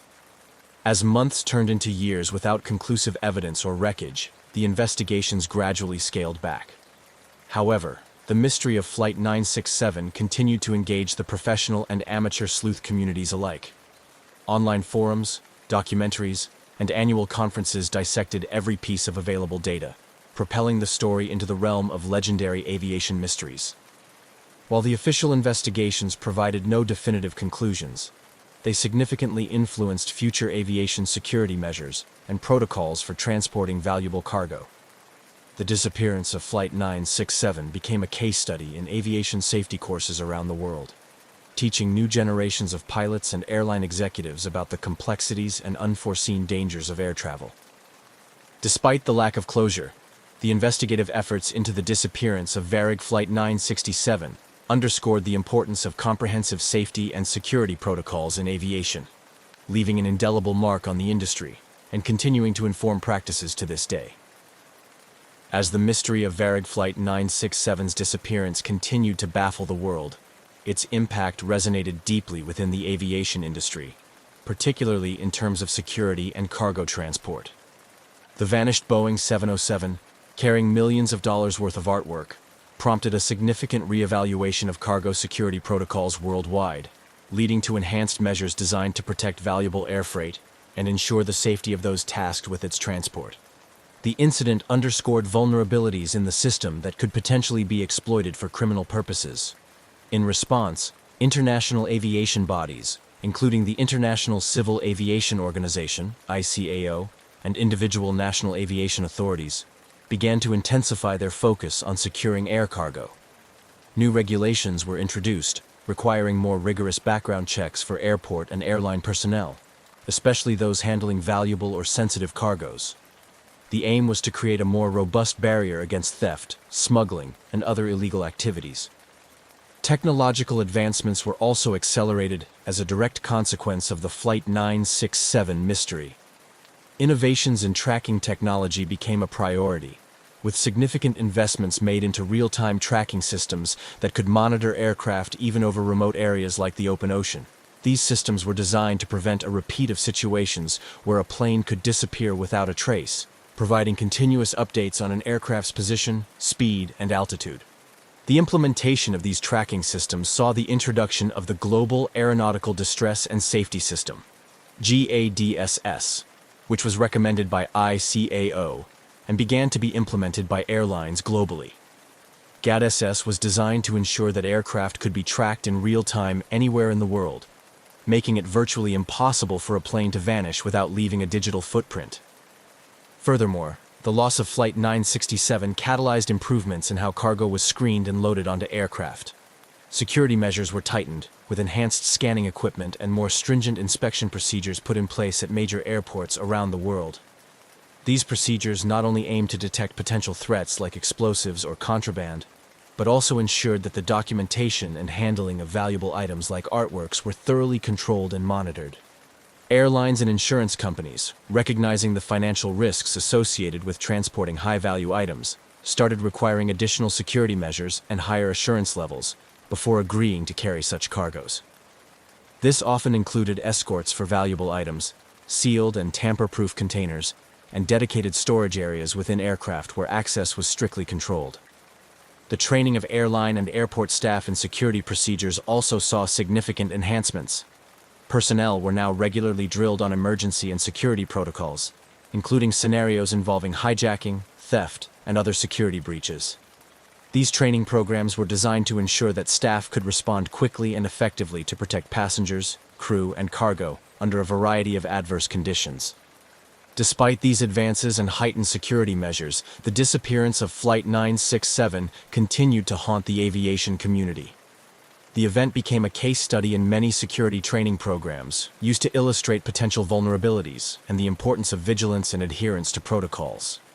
The lessons learned from the incident not only influenced cargo security, but also had broader implications for passenger safety and airline operations. The legacy of Varig Flight 967 is a complex tapestry of mystery, precautionary tales, and technological progression. It highlights the interconnectedness of safety, security, and operational integrity in the modern aviation landscape. While the aircraft itself was never found, the changes brought about in its wake have undoubtedly made air travel safer and more secure, ensuring that such a disappearance remains a rare and unlikely event in the future. This progression, however, came at the cost of an unresolved mystery, leaving an indelible mark on the annals of aviation history, reminding all of the perpetual need for improvement and innovation. As years passed since the disappearance of Varig Flight 967, the incident not only remained an unresolved mystery, but also continued to captivate the attention of the aviation community, researchers, and the public. The story of the missing aircraft and its valuable cargo of Manabu Mabe's paintings has been analyzed and reanalyzed, with various theories persisting or emerging over time. This ongoing interest has ensured that the case is not forgotten, and has also had a profound impact on the families of the missing crew and the airline's history. The legacy of Flight 967 is evident in how the incident has influenced ongoing discourse on aviation safety and operational transparency. Every year, new students of aviation safety study the case, using it to understand the complexities of international air travel regulations, the importance of stringent cargo security measures, and the challenges of deep-water search and rescue operations. Conferences and symposiums often feature sessions dedicated to discussing the case, focusing on what improvements have been made and what lessons can still be learned. The case of Flight 967 has also served as a critical reference point in the development of more comprehensive international cooperative frameworks for handling aviation incidents. It underscored the necessity for countries to work together seamlessly during air emergencies, which influence the protocols used today. These collaborations are crucial not only in crises, but also in regular operations, ensuring that the skies remain safe for international flights. Furthermore, the incident has left a lasting impact on the families of the crew members who were aboard Flight 967. For these families, the disappearance isn't just a historical or technical puzzle. It's a personal tragedy that has resulted in decades of uncertainty and grief. They have become advocates for improvements in how the aviation industry handles similar cases, particularly in terms of family liaison and support. Their efforts have helped to ensure that the relatives of those affected by such mysteries are treated with more consideration and given thorough, timely information. Efforts by these families and their supporters have sometimes led to renewed interest in the case, with calls for new searches or investigations when technological or methodological advancements become available. Although official searches have long since ended, the commitment of these families ensures that new leads and theories continue to surface, keeping the search for answers alive in public consciousness. In addition to impacting aviation safety and family advocacy, the mystery of Flight 967 has also permeated popular culture. It has inspired numerous articles, books, documentaries, and even fictional representations that speculate about the fate of the aircraft. These portrayals help to maintain public interest in the case and often bring forward new theories or insights, although they can also blur the lines between fact and fiction. Despite the tragedy and the myriad challenges it presented, the disappearance of Varig Flight 967 also contributed to a broader understanding of the value and impact of art in the world of aviation cargo. The loss of Manabu Mabe's artworks was felt deeply in the art community, highlighting the need for specialized handling and transport protocols for irreplaceable items. This aspect of the legacy has led to improved practices across the logistics and insurance sectors, ensuring that artworks traveling by air are better protected today. As time moves on, the legacy of Flight 967 continues to evolve. While the mystery may never be fully solved, the lessons drawn from this tragic event remain integral to the continual improvement of international aviation safety. Through continued discussion, study, and advocacy, the aviation community ensures that the story of Flight 967, its crew, and its cargo will not be forgotten, serving as a perpetual reminder of the need for vigilance, preparedness, and cooperation in the ever-expanding realm of global air travel. The cultural and artistic impact of the disappearance of Varig Flight 967 is a poignant chapter in the story, centered around the loss of 153 paintings by the acclaimed Japanese-Brazilian artist Manabu Mabe. These artworks, valued at several $million, were not merely cargo. They represented significant cultural heritage and a profound personal loss to the art community and Mabe's legacy. The vanishing of such invaluable pieces under mysterious circumstances has left a lasting mark on the art world, highlighting the vulnerabilities associated with transporting art globally. Manabu Mabe's work was known for its vibrant expressionism, a fusion of Brazilian and Japanese artistic influences that made his paintings highly sought after on the international stage. The lost artworks were being transported back to Brazil after an exhibition in Tokyo, symbolizing a cultural bridge between Asia and South America and an important career milestone for Mabe. The disappearance of these works effectively erased a significant portfolio of his career's output, impacting not just the monetary value but also the cultural and historical record of global art heritage. This loss has prompted a broader discourse within the art and logistics industries about the risks associated with transporting art. In response, there have been tightened security protocols and better risk management strategies when moving valuable artworks. Insurance companies, artists, museums, and galleries now often insist on more stringent security measures, including enhanced tracking, vetted handling, and specialized transport services that minimize the risk of loss or damage. Moreover, the mysterious circumstances surrounding the disappearance of Flight 967 have fueled creative narratives in various media. Filmmakers, novelists, and journalists have drawn upon the story, weaving narratives that blend fact with fiction, exploring themes of loss, mystery, and the immeasurable value of art. These stories question what art means to our societies and how its value extends beyond monetary worth to embody cultural and historical significance. Documentaries focusing on the disappearance have also shed light on Manabu Mabe's influence in the art world, bringing his work to audiences who might not have been aware of his contributions before the incident. These documentaries often delve into the emotional impact of the loss on the art community and Mabe's family, highlighting the personal stories intertwined with the lost artworks. They serve as a reminder of the human aspects behind the headlines, grounding the technical and investigative details of the disappearance in a narrative of personal and cultural loss. In popular culture, the story of Flight 967 and its lost cargo of artworks has taken on a mythic quality, much like the mysteries surrounding the Titanic or the Amber Room. It captivates the imagination, offering a rich tapestry for exploration in novels, films, and art exhibitions. These cultural products allow people to engage with the story on multiple levels, from thrillers that use the disappearance as a backdrop to more introspective explorations of what such a loss means to the global community. Additionally, the story of Flight 967 has had educational impacts, being used as a case study in university courses related to art history, museum studies, and logistics. It provides a real-world context to discuss the challenges and considerations of transporting art across international borders, including legal, ethical, and logistical aspects. This educational use helps prepare the next generation of curators, artists, and logistics professionals to better manage and protect cultural assets. As the years pass, the disappearance of Varig Flight 967 remains a narrative rich with unanswered questions, but also full of lessons learned and stories told. It continues to influence not only the fields of aviation and logistics, but also the arts, serving as a stark reminder of the fragility and value of cultural artifacts. This legacy ensures that despite the mystery, the significance of the event and the art lost with it will not be forgotten.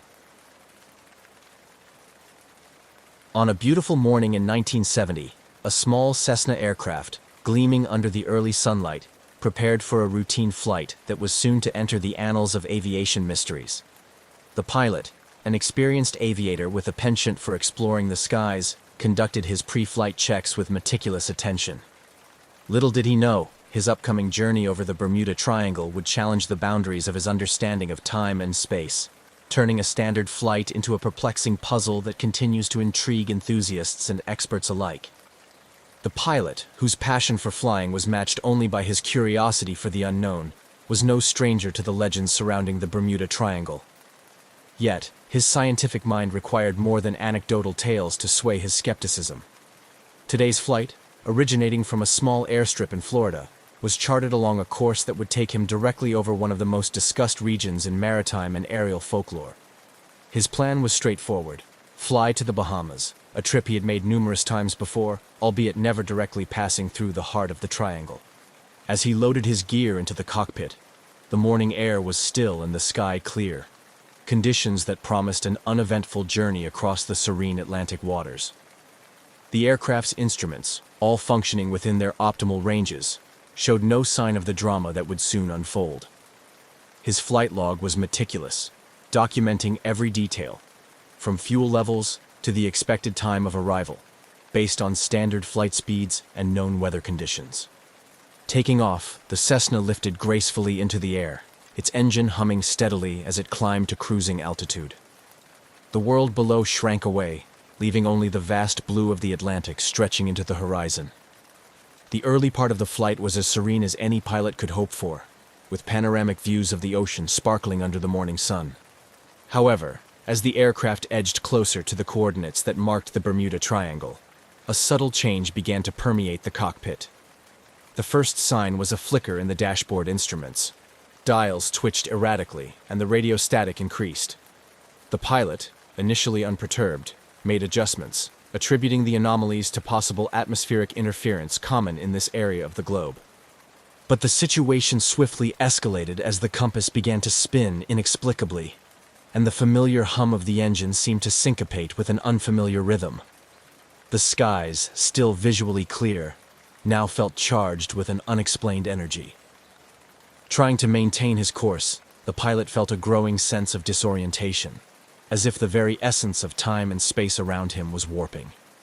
In his headset, the crackle of static grew louder, punctuated by what seemed like distant voices cutting in and out, an auditory illusion in an otherwise empty expanse. His trained instincts told him to trust his instruments, but they were becoming increasingly unreliable.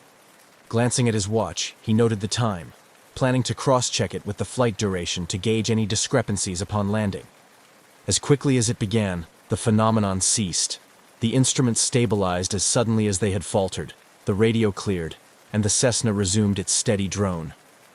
Shaken but focused, the pilot continued toward his destination, now vigilant for any further abnormalities. Upon landing, the reality of what had transpired hit with full force. His flight, by all logical accounts supposed to last over 3 hours, had recorded barely an hour and a half. The confusion was palpable as he tried to reconcile the discrepancy. His initial disbelief was echoed by the ground crew at the Bahamas airstrip, who were equally baffled by the early arrival. This bewildering experience marked the beginning of a series of investigations and theories. Had the pilot traversed a shortcut through time and space? Was this merely an anomaly in instrumentation? Or had he experienced a rare but natural meteorological phenomenon? As the story of his flight spread, it sparked debates and drew attention from around the world, adding another layer of mystery to the already infamous Bermuda Triangle. The pilot, once a staunch skeptic, found himself pondering the limits of human understanding and the vast, unexplained mysteries that still lie beyond our reach in the skies. As the Cessna gracefully crossed into the airspace above the Bermuda Triangle, the pilot felt a mix of anticipation and skepticism. Known for its history of mysterious disappearances and unexplained phenomena, the Triangle has long captured the imagination of pilots and sailors alike. However, for this pilot, a man of science and logic, the myths and legends associated with this region were just that, stories without empirical evidence. Nonetheless, as he entered this notorious zone, the clear skies and calm seas seemed to belie the Triangle's ominous reputation. The route planned for that day was one he had flown on the edges of, but never directly through the heart of the Triangle. Today's flight path took him directly over its center, a decision made partly out of necessity and partly from a curiosity that he hadn't admitted to himself until now. The early part of his journey had been uneventful, with the aircraft performing flawlessly and the weather conditions ideal for a smooth flight. However, as he progressed deeper into the Triangle, subtle anomalies began to manifest. Initially, these were minor, slight malfunctions in the aircraft's electronic instruments. The GPS system flickered erratically, and the radio emitted intermittent bursts of static, despite the clear weather and absence of storm clouds. These technical issues were disconcerting but not alarming, at least not at first. The pilot double-checked his backups and continued, relying on his experience and manual navigation skills to maintain his course. The true moment of disorientation came without warning. It was as if the atmosphere itself had changed, with a slight but noticeable drop in temperature and a sudden, eerie stillness that enveloped the aircraft. The sky, so clear moments before, seemed to take on a muted, almost surreal quality. The ocean below mirrored this stillness, its surface unnaturally calm. The pilot's initial reaction was to check his instruments, but what he saw only deepened his confusion. His compass was spinning inexplicably, and the altimeter fluctuated between readings in a way that was impossible under normal flying conditions. Trying to maintain his composure, he reached for the radio to contact air traffic control, only to be met with a hiss of static that made communication impossible. This experience, unsettling as it was, paled in comparison to what happened next. Time seemed to dilate around him, with seconds stretching into minutes, and minutes feeling like hours. This sensation of time warping was difficult to rationalize, leaving the pilot grappling with his perception of reality. He felt a vague sense of vertigo, a disorienting feeling that he was moving both very slowly and exceedingly fast at the same time. Navigating through this bewildering scenario, the pilot focused on maintaining a steady altitude and heading, using his training to compensate for the unreliable instrument readings. He remembered reading about similar experiences from other pilots, though he had always regarded such stories with a healthy dose of skepticism. Now, faced with his own inexplicable circumstances, he wondered if there was more to the Bermuda Triangle than mere folklore. As suddenly as they had begun, the anomalies ceased. The instruments stabilized, the temperature returned to normal, and the radio cleared. The ocean's surface once again showed the gentle undulations of normal sea conditions, and the sky brightened to its previous vibrant blue. Shaken but relieved, the pilot continued his journey, now eager to reach his destination and land safely, his mind racing with questions about what had just occurred. The remainder of the flight was uneventful, allowing the pilot some time to reflect on his experience.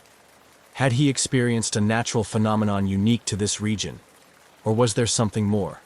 Something unexplained, that could account for the bizarre conditions he encountered.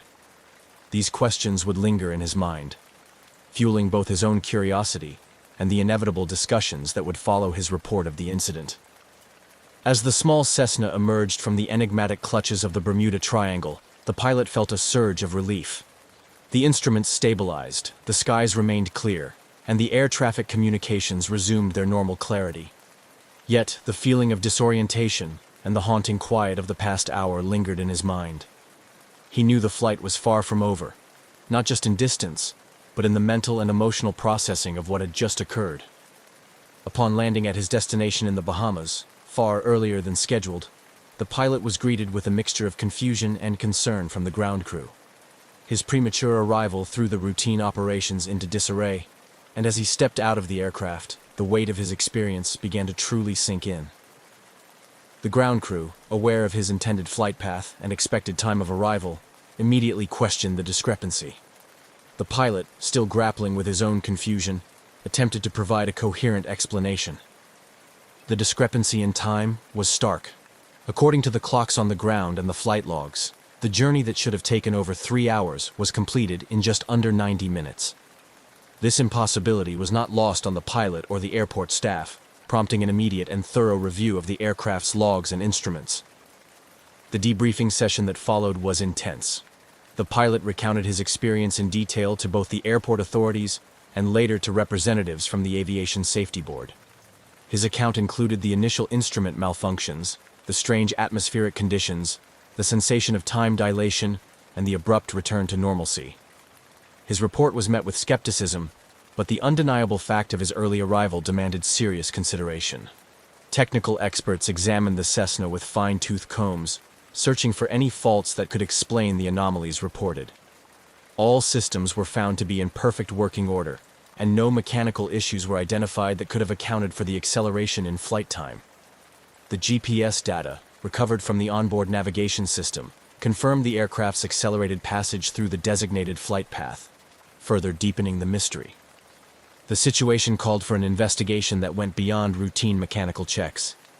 Meteorologists and physicists were consulted to understand if unusual atmospheric conditions could have created a kind of jet stream, or if known phenomena like gravity waves could explain the time discrepancy.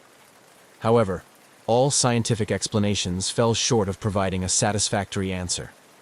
The conditions reported by the pilot, particularly the spinning compass and fluctuating altimeter, suggested influences beyond standard meteorological or geographic anomalies. As the aviation community began to buzz with discussions over the incident, the story of the pilot's mysterious flight attracted attention beyond the immediate stakeholders. The media caught wind of the story, and soon it was being reported across various platforms, inciting a flurry of speculation and intrigue. The Bermuda Triangle's notorious reputation for mysterious disappearances and unexplained phenomena provided fertile ground for theories, ranging from rational skeptical inquiries to wild speculations about supernatural occurrences. Amid the growing public fascination, the pilot found himself at the center of a whirlwind of attention. His experience was dissected and debated in online forums, television specials, and by experts in aeronautics and meteorology. Some embraced his account as possible evidence of an unexplained anomaly associated with the Bermuda Triangle, while others dismissed it as an error in perception or an exaggeration. However, within the scientific community, a few were intrigued enough to propose more radical theories. These included the possibility of a temporary rift in the space-time continuum, or an encounter with a rare natural anomaly that had yet to be understood or documented. These theories, while speculative, opened the door to further research and discussion about the limits of current understanding of physics and atmospheric science. Throughout this period, the pilot cooperated fully with all inquiries, maintaining his stance that his experience was accurately reported despite the absence of a clear explanation. His credibility as a seasoned pilot lent weight to his account, forcing even the most skeptical to consider the possibilities of what might have occurred during that anomalous flight. As the investigation continued without definitive conclusions, the incident remained a fascinating topic of discussion, a case study that challenged existing knowledge and expanded the dialogue about the mysterious forces that might operate within the infamous Bermuda Triangle. The pilot's story, marked by both his personal integrity and the unexplained phenomena, continued to resonate, offering a compelling narrative of mystery and exploration at the edges of human understanding and scientific explanation. After landing well ahead of schedule under mysterious circumstances, the pilot found himself not just physically disoriented, but at the center of a rapidly unfolding drama that questioned the very laws of physics. As he disembarked from his Cessna, the sense of reality slowly seeping back in, his mind raced with possibilities, each more confounding than the last. The ground staff at the Bahamas airport met him with a mix of skepticism and awe as the word of his inexplicable journey began to spread. The airport's operations room turned into an impromptu briefing area where aviation authorities began a more formal debriefing. They reviewed the aircraft's logs and interviewed the pilot extensively, noting every detail of his account. The aviation experts on hand were initially dubious, suspecting an error in the flight's timing or a malfunction of the aircraft's tracking systems. However, as they delved deeper, the data corroborated the pilot's story. The timings, the flight path, everything he recounted was consistent with the logs. As news of the incident spread, it attracted a barrage of media attention. Journalists, intrigued by the story, descended on the airport, eager for interviews with the pilot and any officials willing to comment. The pilot, still grappling with his own understanding of the event, faced cameras and repeated his story. Each retelling added more layers to the already thick fog of mystery surrounding his flight. The coverage soon ballooned into a sensational news story, with headlines touting the pilot as the man who outran time. Speculation ran rampant, with theories about wormholes, alternate dimensions, and even extraterrestrial intervention being bandied about in the press and on television. The Bermuda Triangle's notorious reputation for unexplained disappearances and bizarre occurrences provided fertile ground for such theories, and the public lapped up every conceivable explanation, no matter how far-fetched. Amidst the media frenzy, serious investigative work continued. The pilot's aircraft was subjected to rigorous mechanical checks, with experts from the Cessna manufacturer brought in to ensure no stone was left unturned. They examined the aircraft's engine, avionics, and structural integrity, but found no abnormalities that could explain the acceleration in travel time.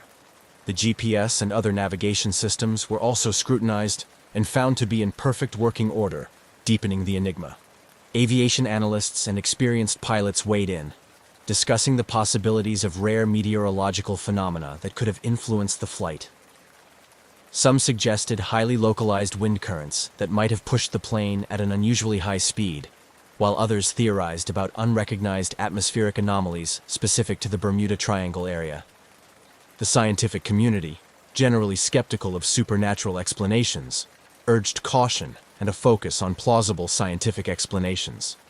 Discussions ensued about the limits of current understanding of atmospheric sciences, and some researchers proposed studying the Bermuda Triangle area more extensively, hypothesizing that unknown natural phenomena could be at play. As weeks turned into months, the incident continued to be a hot topic of discussion at conferences and seminars, in academic circles, and among the general public. The pilot was invited to speak at various events, where he shared his experience and engaged with experts trying to unravel the mystery. These interactions were insightful, but they often raised more questions than answers. Ethicists and philosophers also entered the discussion, pondering the implications of such unexplained phenomena on our understanding of reality and the universe. They debated questions about the nature of time and space, and how humanity's grasp of these concepts shapes our understanding of the world. The pilot's story became a case study in the broader debate about the known and the unknown. Throughout this period, the pilot maintained a level-headed demeanor, his credibility bolstered by his detailed and consistent recounting of the event, and by the empirical data that supported his story. Despite the wild theories and media sensationalism, he remained focused on a rational explanation, hoping that ongoing research and dialogue in the scientific community would eventually uncover a logical reason for his bizarre and unprecedented flight experience. As the story aged, it remained a compelling mystery, emblematic of the human quest for knowledge and understanding in the face of the inexplicable. The time-warped flight not only challenged scientific assumptions, but also captured the imagination of people around the world, reminding everyone that the universe still holds many secrets, waiting to be discovered. The baffling case of the time-warped Cessna sparked an investigation that reached far beyond routine aviation inquiries, drawing in experts from various fields including aviation technology, meteorology, physics, and even paranormal research. As the investigations deepened, the pilot's unexpected early arrival continued to perplex investigators and the public alike. The official inquiry was spearheaded by aviation authorities, who first ensured that all data from the aircraft's instruments and flight logs were meticulously analyzed. They verified times, altitudes, and airspeeds recorded by the onboard equipment against the pilot's account and external sources, such as radar tracks and communications logs. All the evidence consistently supported the pilot's narrative. His flight had indeed covered the expected distance in roughly half the expected time, with no detectable increase in airspeed or any unusual maneuvers recorded.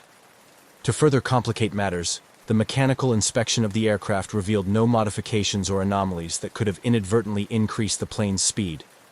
The engines, airframe, and electronic systems were all found to be standard and fully functional, showing no signs of tampering or malfunction that could explain the phenomenon.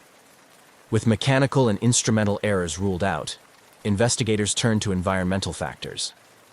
Meteorologists were consulted to analyze weather conditions on the day of the flight, specifically looking for unusual atmospheric phenomena that could have contributed to the anomaly.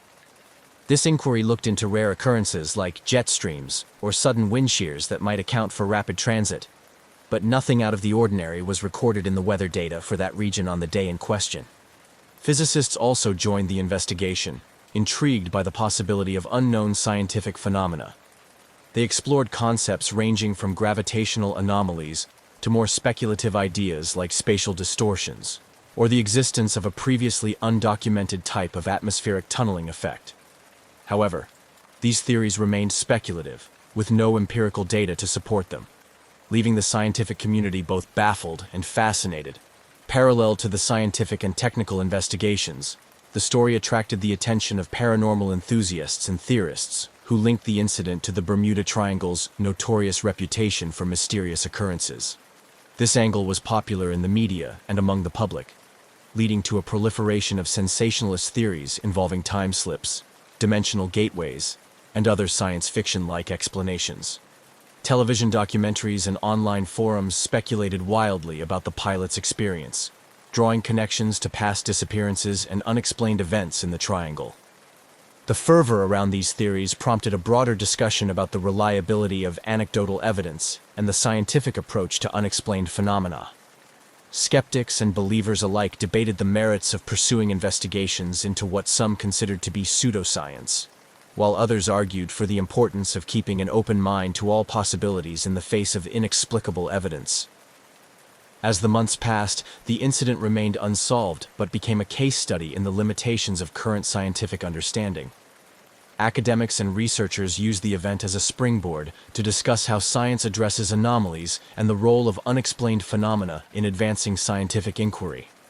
Conferences and scholarly articles pondered the implications of the event for the philosophy of science, especially concerning the demarcation between accepted science and fringe theories.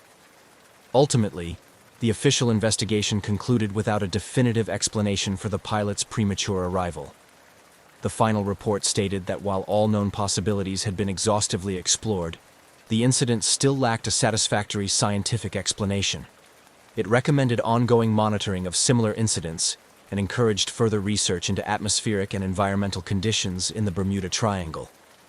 This unresolved conclusion left the door open for continued speculation and interest. The pilot's story remained a captivating mystery, emblematic of the enduring human fascination with the unknown and the limits of our understanding. As a result, the incident continued to inspire both caution and curiosity among pilots and scientists, serving as a reminder of the vast mysteries that still lie beyond the reach of current scientific explanations. As the enigmatic story of the time-warped Cessna circulated, it inevitably sparked a broader conversation about the implications of such unexplained phenomena on both political and military strategies, especially considering its occurrence in the Bermuda Triangle, a region shrouded in mystery and often associated with navigational anomalies. The intense public and media interest in the pilot's story brought the Bermuda Triangle back into the spotlight, prompting authorities to reconsider the navigational warnings and monitoring systems in place for the region. Historically viewed by some as merely a collection of myths, the Triangle's reputation was bolstered by this incident, leading to calls for more rigorous scientific investigations into the area. In response, several governmental and independent agencies initiated studies to explore electromagnetic disturbances and other environmental factors unique to the Triangle. These studies aim to demystify the area and provide a clearer understanding of whether the Triangle posed a real threat to modern aviation and maritime activities, or if its reputation was built on coincidental mishaps amplified by folklore. This initiative brought together experts in oceanography, atmospheric science, and geomagnetic fields, pooling a wide range of scientific expertise to tackle the mysteries associated with the triangle comprehensively. In the realm of aviation safety, the incident had a tangible impact. Aviation authorities, particularly those in countries bordering the Bermuda Triangle, scrutinized their flight safety protocols, considering additional measures to ensure that aircraft could handle unexpected environmental conditions. This included enhancing pilot training programs to better prepare them for high anomaly zones where natural electromagnetic interference could ostensibly affect navigational instruments. The incident also influenced the military's approach to operations in areas known for high electromagnetic disturbances. The Bermuda Triangle, and by extension similar regions around the world, were marked for detailed geomagnetic surveys. Military exercises in such areas were accompanied by increased monitoring of communication and navigation systems to prevent mishaps similar to what was reported by the pilot. These measures were designed to mitigate risks not only to military personnel, but also to the civilians who traverse these mysterious waters and airspaces. Internationally, the incident spurred discussions at various global forums about the need for a coordinated approach to dealing with unexplained phenomena affecting international airspaces and waters. Proposals were made for the establishment of an international registry to track and analyze incidents similar to that of the time-warped Cessna. The idea was to compile data from around the world in hopes of identifying patterns or correlations that might elude smaller localized studies. The dialogue extended into the academic sphere, where the incident was frequently cited in discussions about the scientific method and the treatment of anomalous data. It served as a case study in numerous scholarly articles and conferences on the philosophy of science, particularly concerning how anomalies are integrated into existing scientific paradigms. This discourse highlighted the dynamic nature of scientific inquiry, its capacity for self-correction and adaptation in the face of new, challenging evidence. The ongoing fascination with the Bermuda Triangle and the pilot's unusual experience underscored a universal truth about human curiosity and the pursuit of knowledge. It reminded the scientific community and the public alike of the vast mysteries that remain unsolved and the continual need for humility and rigor in scientific exploration. While no definitive answers were forthcoming from the studies initiated as a result of the pilot's experience, the increased attention and resources dedicated to understanding the Bermuda Triangle contributed to a greater body of knowledge about this and other similarly mysterious regions of the world. The pilot's account, though unresolved, thus served as a catalyst for renewed scientific and exploratory efforts, ensuring that the pursuit of answers continued with renewed vigor and broader participation. As the strange incident of the time-warped Cessna continued to perplex experts and the public alike, the pilot's experience remained at the forefront of discussions surrounding unexplained phenomena. With no conclusive explanations emerging from the extensive investigations, the incident transitioned from an acute mystery to a lasting enigma, becoming a subject of ongoing academic and cultural interest. The pilot's encounter sparked a significant increase in research activities focused on the Bermuda Triangle and similar regions known for mysterious occurrences. Universities and independent research institutions embarked on multidisciplinary studies that blended atmospheric science, physics, and folklore studies, aiming to provide a more comprehensive understanding of these enigmatic zones. These scholarly efforts were complemented by increased funding for projects exploring electromagnetic anomalies, atmospheric disturbances, and other potential natural explanations for the phenomena reported by the pilot and others before him. In the realm of popular culture, the incident inspired numerous documentaries, books, and articles.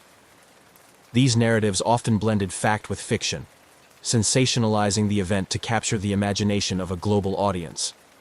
However, they also played a crucial role in keeping the discussion alive, encouraging amateur sleuths and professional scientists alike to continue exploring the possibilities. The legacy of the pilot's flight also extended into the educational sector. Curriculums in universities that offered programs in aviation, meteorology, and oceanography began to include case studies of the Bermuda Triangle and the time-warped Cessna, as a means of illustrating the complexities of their respective fields. This educational focus helped to demystify some aspects of the triangle, while promoting a scientific approach to understanding unexplained phenomena. Furthermore, the incident had a profound impact on the pilot's personal life. He found himself a reluctant celebrity within both the scientific community and the general public. Invitations to speak at conferences and participate in televised interviews became commonplace. While he appreciated the attention to some extent, it also allowed him to advocate for a balanced, scientific approach to investigating unexplained events, warning against the allure of sensational explanations devoid of empirical support. This advocacy was particularly poignant in forums dedicated to aviation safety, where the pilot used his platform to discuss the importance of rigorous training and preparation for dealing with unexpected situations in flight. His experience served as a cautionary tale, underscoring the need for pilots to maintain composure and rely on their training, regardless of the circumstances. Annually, the incident was commemorated in various ways, both to honor the scientific pursuit of answers and to acknowledge the enduring mystery. Conferences and symposia were organized around the anniversary of the flight, bringing together experts from around the world to discuss not only this incident, but also other mysterious aviation events. These gatherings fostered a sense of community among those fascinated by the unexplained, encouraging ongoing dialogue and collaboration. As years passed, the story of the time-warped Cessna remained a popular topic, its details periodically revisited in light of new theories or similar incidents. The mystery continued to inspire both skepticism and wonder, serving as a reminder of the vast unknowns that still exist in the world and the enduring human quest to understand them. Ultimately, the incident became a part of the larger tapestry of human experience with the unknown, a testament to the limits of current scientific understanding and the perpetual drive towards greater knowledge. Whether viewed through the lens of cautionary aviation tale or intriguing scientific mystery, the legacy of the pilot's extraordinary flight continues to influence and inspire, a narrative forever woven into the fabric of modern mythology surrounding the Bermuda Triangle. In the dark expanse of the wartime sky, the ghostly echo of a World War II bomber's distress signal cut through the silence, challenging the boundaries of time and the understanding of those who heard it. This particular aircraft, a B-17 Flying Fortress, had been reported missing years earlier, its fate a lingering mystery among the air crews and radio operators who scanned the skies and airwaves for any sign of life. Yet, here was its call sign, unmistakably clear through the static, resonating across the airwaves long after the war had claimed it. The night was typical for a remote military radio station, with operators methodically scanning frequencies for any signs of enemy or Allied transmissions. The radio operator on duty, a seasoned technician named James, was well versed in the usual array of signals and static that populated the airwaves. But nothing in his years of service could have prepared him for the chilling sequence of Morse code that tapped through his headphones, spelling out a distress call that should have been impossible to receive. James was stationed at a secluded airbase in the Pacific, a pivotal point for communications between aircraft patrolling the vast ocean and their home bases. The base was quiet that night, with only the hum of distant engines and the occasional murmur of other operators breaking the monotony. As James adjusted the dials, fine-tuning the frequency in response to what he assumed was just another routine check, the signal came through. A series of sharp, deliberate dots and dashes that froze him in his seat. The signal was strong and clear, not the faded or fragmented echoes one might expect from a plane going down, or a transmission muffled by distance or interference. What made the transmission utterly astonishing was the call sign, a series of letters and numbers that James recognized immediately from old logs and whispered stories among the older staff. It was the call sign of the lost bomber, a plane that had vanished on a reconnaissance mission over the enemy territory, its crew never heard from again until now. Reacting swiftly, James noted the time and frequency of the transmission, then reached out to his commanding officer. Within minutes, the sleepy base was astir with activity. Senior officers poured into the communications room, listening intently as James replayed the recording of the transmission. The implications were staggering, and skepticism ran high among the gathered officials.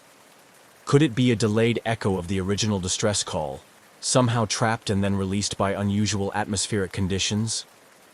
Or was it something more sinister, perhaps a trick by the enemy to sow confusion and fear? The initial shock of the transmission gave way to a flurry of activity. Technical specialists were called in to analyze the signal's origin, verifying its authenticity and attempting to triangulate its source. Historians and veteran pilots were consulted about the missing bomber's last known coordinates and mission details, piecing together the flight's intended route and its significance during the war. Meanwhile, James continued to monitor the frequency, half expecting further communications, or perhaps an explanation to unfold through the static. But no additional signals came through. The airwaves fell silent again, as enigmatic as they had been before the ghostly distress call pierced the night. This mysterious incident quickly transcended the confines of the military base, capturing the attention of military historians, aviation enthusiasts, and paranormal researchers alike. The story of the lost bomber and its sudden, unexplained reemergence through a lone radio transmission became a compelling narrative, weaving together elements of historical fact, unresolved mystery, and speculative folklore. As investigations into the phenomenon continued, the base remained abuzz with theories and inquiries, each person clinging to their own explanation of the events. The echo of the past, heard through the crackle of a modern radio system, challenged the very perception of time and technology, leaving more questions than answers in its wake. How could a distress call from a long-lost bomber so clearly and suddenly manifest after years of silence? The search for answers would delve deep into the archives of wartime aviation, the science of radio transmission, and the boundless realm of the unexplained. The B-17 Flying Fortress, known for its durability and formidable presence in the skies during World War II, had been part of a squadron assigned to a high-risk reconnaissance mission over enemy territory. The bomber in question, christened with a name that evoked a sense of invincibility, had left its base on a foggy morning in 1942, fully crewed and loaded with the latest navigation technology of the time. Its mission was straightforward but perilous: gather crucial intelligence about enemy positions and return safely. However, the aircraft and its crew mysteriously vanished without a trace, their fate becoming one of the war's enduring mysteries. This chapter delves into the historical backdrop against which the bomber operated, a world engulfed by the global conflict of World War II. The period was marked by rapid advancements in technology and warfare tactics, alongside the ever-present shadow of danger that loomed over military personnel. The missing bomber's story was not uncommon during these turbulent times. Many aircraft were lost due to enemy fire, mechanical failures, or navigational errors in the vast uncharted territories they patrolled. Yet, the disappearance of this particular B-17 had captured the imagination of many, partly due to its crew's reputed expertise and the critical nature of their missions. Interviews with surviving relatives and squadron members pieced together a picture of a highly skilled crew who had successfully completed numerous missions prior to their final, fateful flight. The aircraft was last seen veering off course, clouded by bad weather, with radio communications abruptly ceasing shortly after takeoff. The incident left a significant impact on the squadron and the home base, prompting an extensive search operation. Rescue planes and ships scoured the suspected crash area for weeks, hoping for signs of the aircraft or survivors. Despite these efforts, no physical evidence of the wreckage or crew was ever found, and the mission was eventually deemed lost at sea, its details classified and buried in military archives. Decades later, the unexpected transmission received by the radio operator James reopened old wounds and sparked a renewed interest in the lost bomber's fate. Military historians and archivists began to re-examine old flight logs, mission briefings, and survivor testimonies to gather insights that might explain the mysterious radio message. This re-examination was not just an academic exercise, but also a poignant reminder of the unresolved losses that many families still felt, holding on to hope for some form of closure. The renewed investigation into the bomber also brought to light the broader context of its disappearance. During World War II, the region where the aircraft vanished was notorious for its challenging weather conditions and heavy enemy activity. Theories about what might have led to its loss ranged from a catastrophic weather event that overwhelmed the aircraft's capabilities to an encounter with enemy fighters or anti-aircraft fire. Amid these historical explorations, the legacy of the crew and their mission was commemorated in various ways. Museums and war memorials included the bomber's story in their exhibits, honoring the bravery and sacrifice of those who flew such dangerous missions. Annual remembrance events also featured tributes to the lost aircraft and its crew, often attended by family members and former military comrades who shared personal anecdotes and honored their memory. As the past was painstakingly pieced together from snippets of history, the narrative of the missing B-17 and its crew evolved from a footnote in military history into a symbol of the unresolved mysteries of war. Each piece of evidence brought more questions, painting a complex picture of courage, loss, and the indelible mark left on those who wait for answers.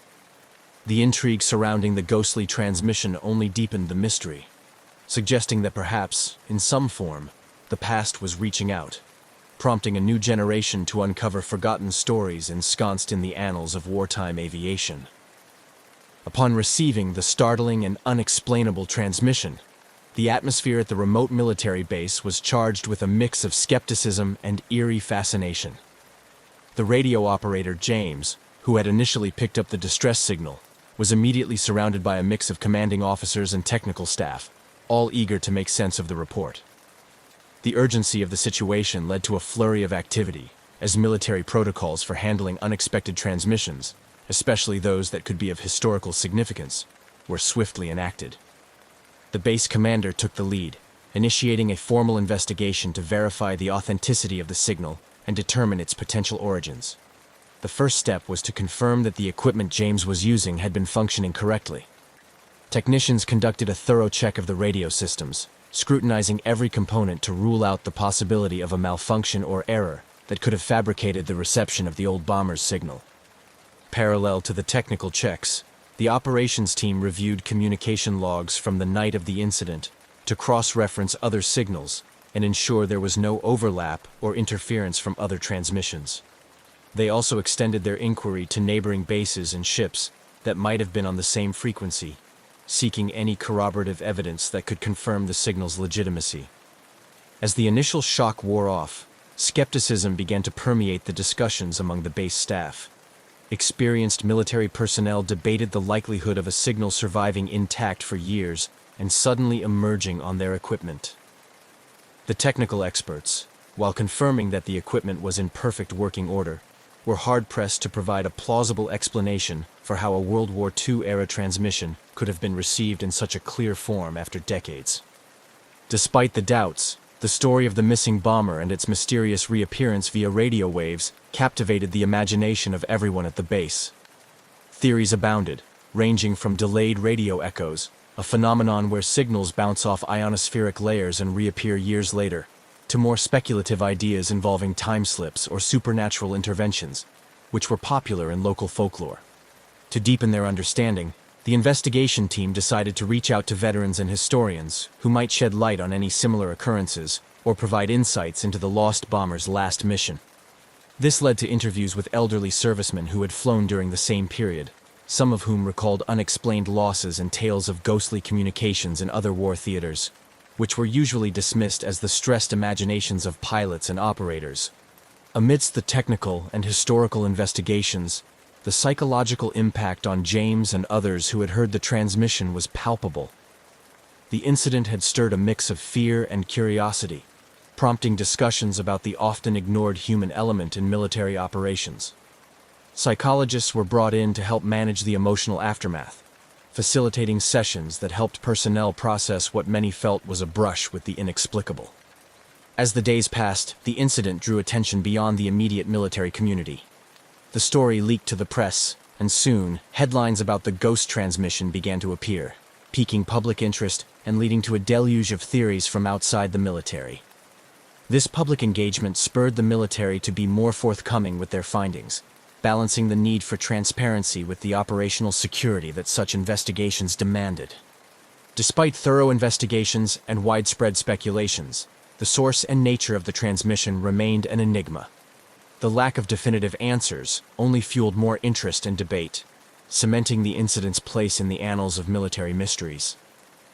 This unexpected brush with the past had not only reopened a chapter thought long closed, but also reminded those involved of the enduring echoes of history that still resonate in the present, challenging our understanding of time, technology, and the tales left behind by those who came before.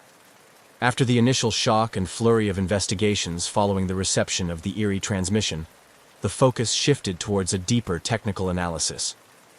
This phase involved a thorough examination of the radio equipment used by James, the radio operator, and a scientific exploration of the atmospheric conditions that might have enabled such an anachronistic communication.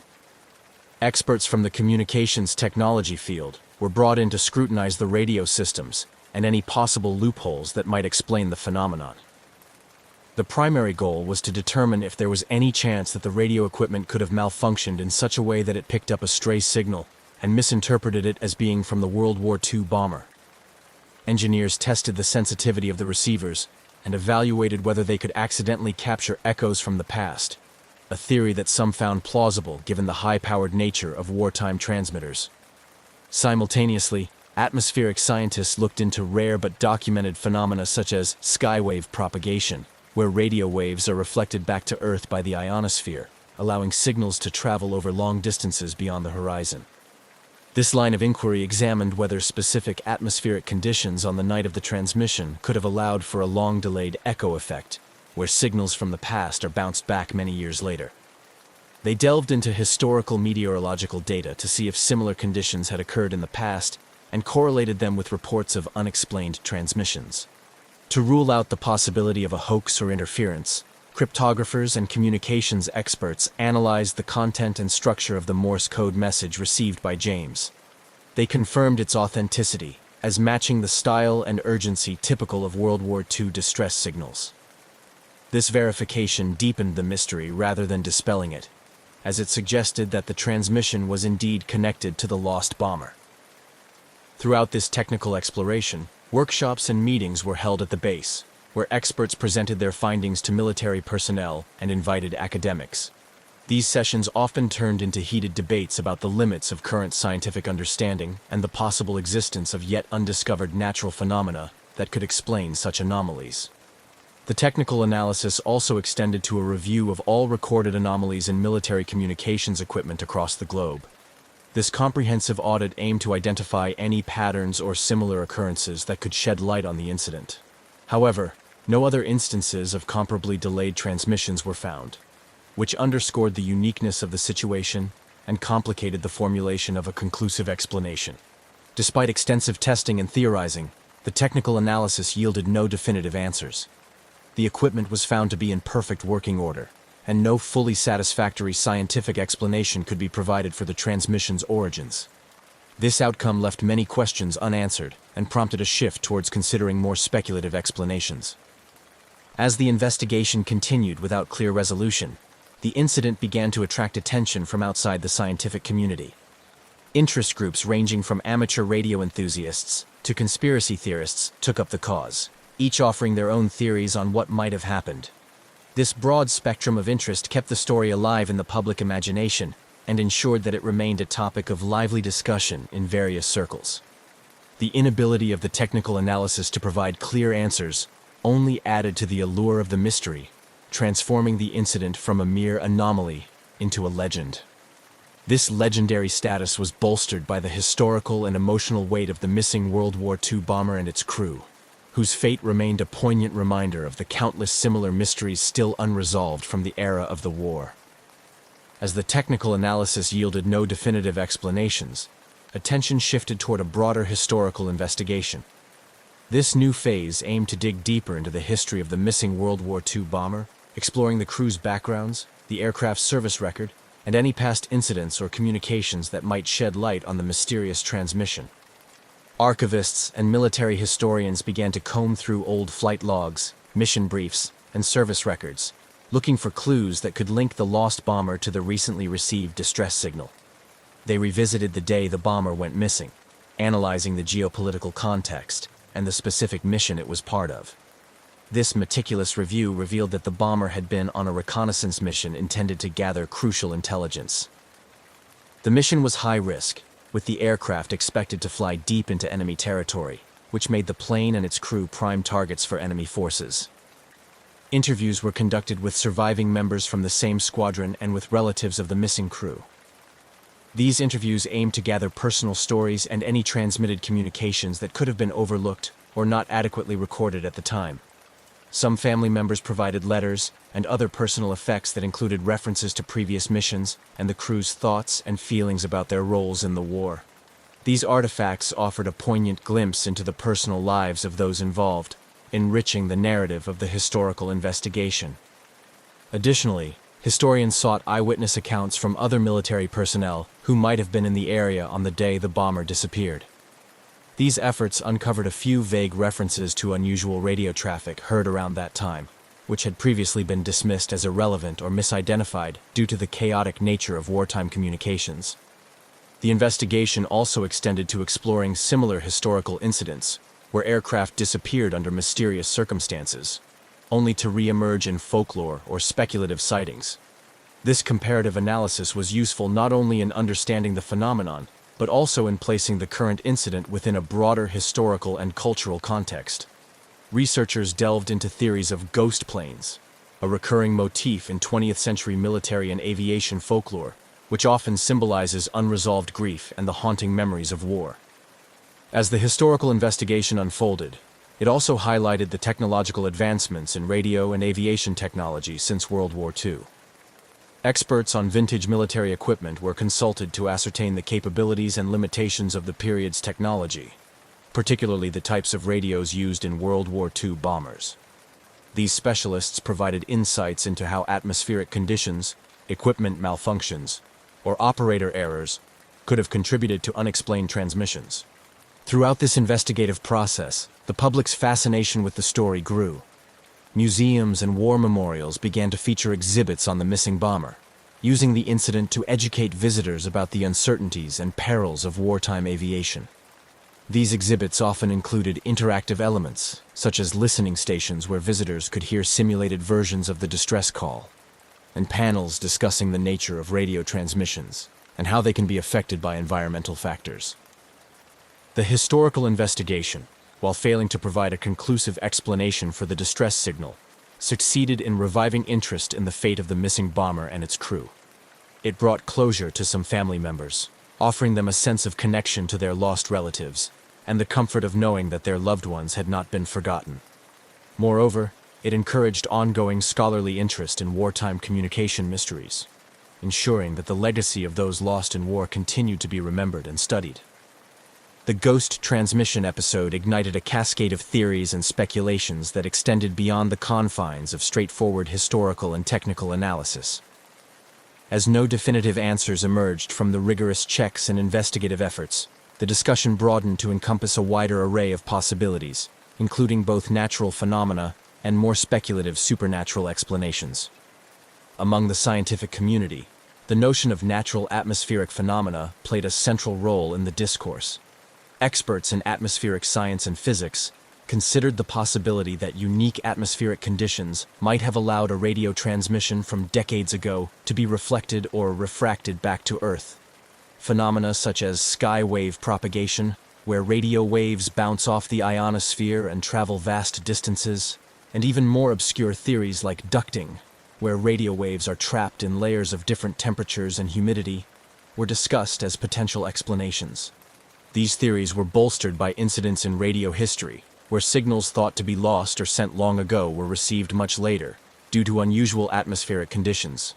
However, the exact conditions required to recreate such a specific and seemingly directed transmission as that of the missing W-2 bomber remained a point of contention and deep intrigue within the scientific panels discussing the case. On the other side of the spectrum, the paranormal enthusiasts and conspiracy theorists had a field day with the incident. The Bermuda Triangle, notorious for its mysterious disappearances and strange occurrences, was frequently cited in these discussions. Theories ranged from wormholes and time slips to interdimensional portals, suggesting that the bomber had momentarily bridged through time to send its distress call into the future. These ideas, while lacking scientific backing, captured the imagination of the public and fueled numerous articles, books, and documentary segments. Historians and cultural anthropologists also weighed in, viewing the persistent interest in the ghost transmission through the lens of cultural studies.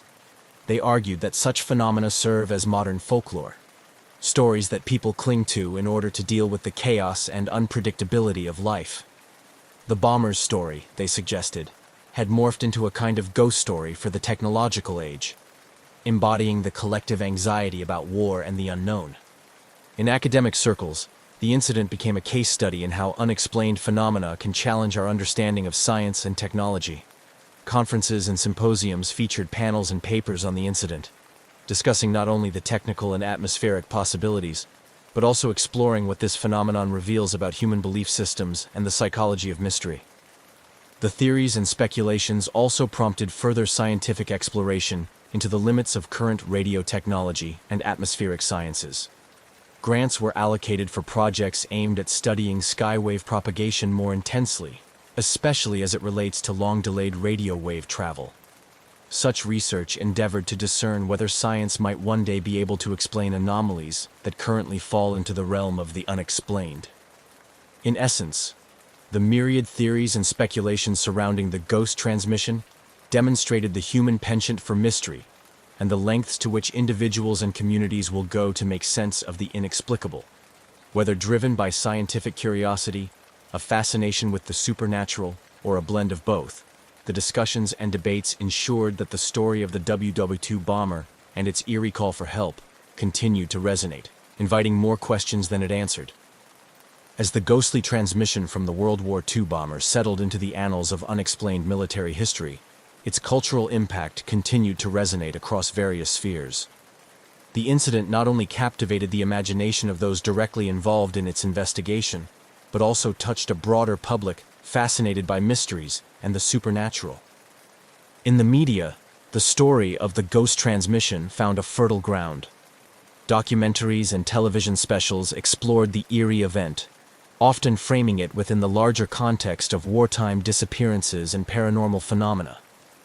These programs delved into the historical background of the missing bomber, the personal stories of its crew, and the technical aspects of the radio transmission, all the while weaving in interviews with experts, historians, and family members.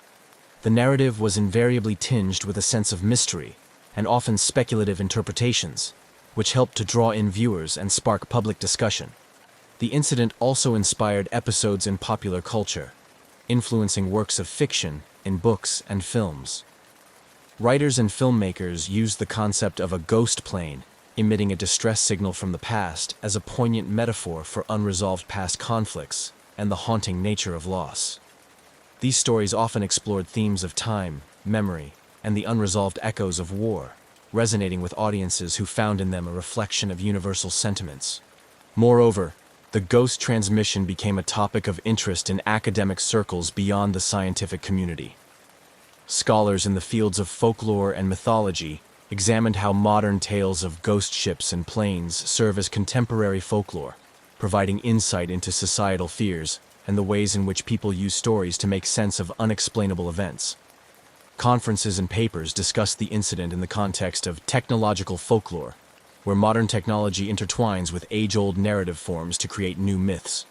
Educationally, the incident was incorporated into curriculums, particularly in courses dealing with the history of technology, communication studies, and the psychological impact of war.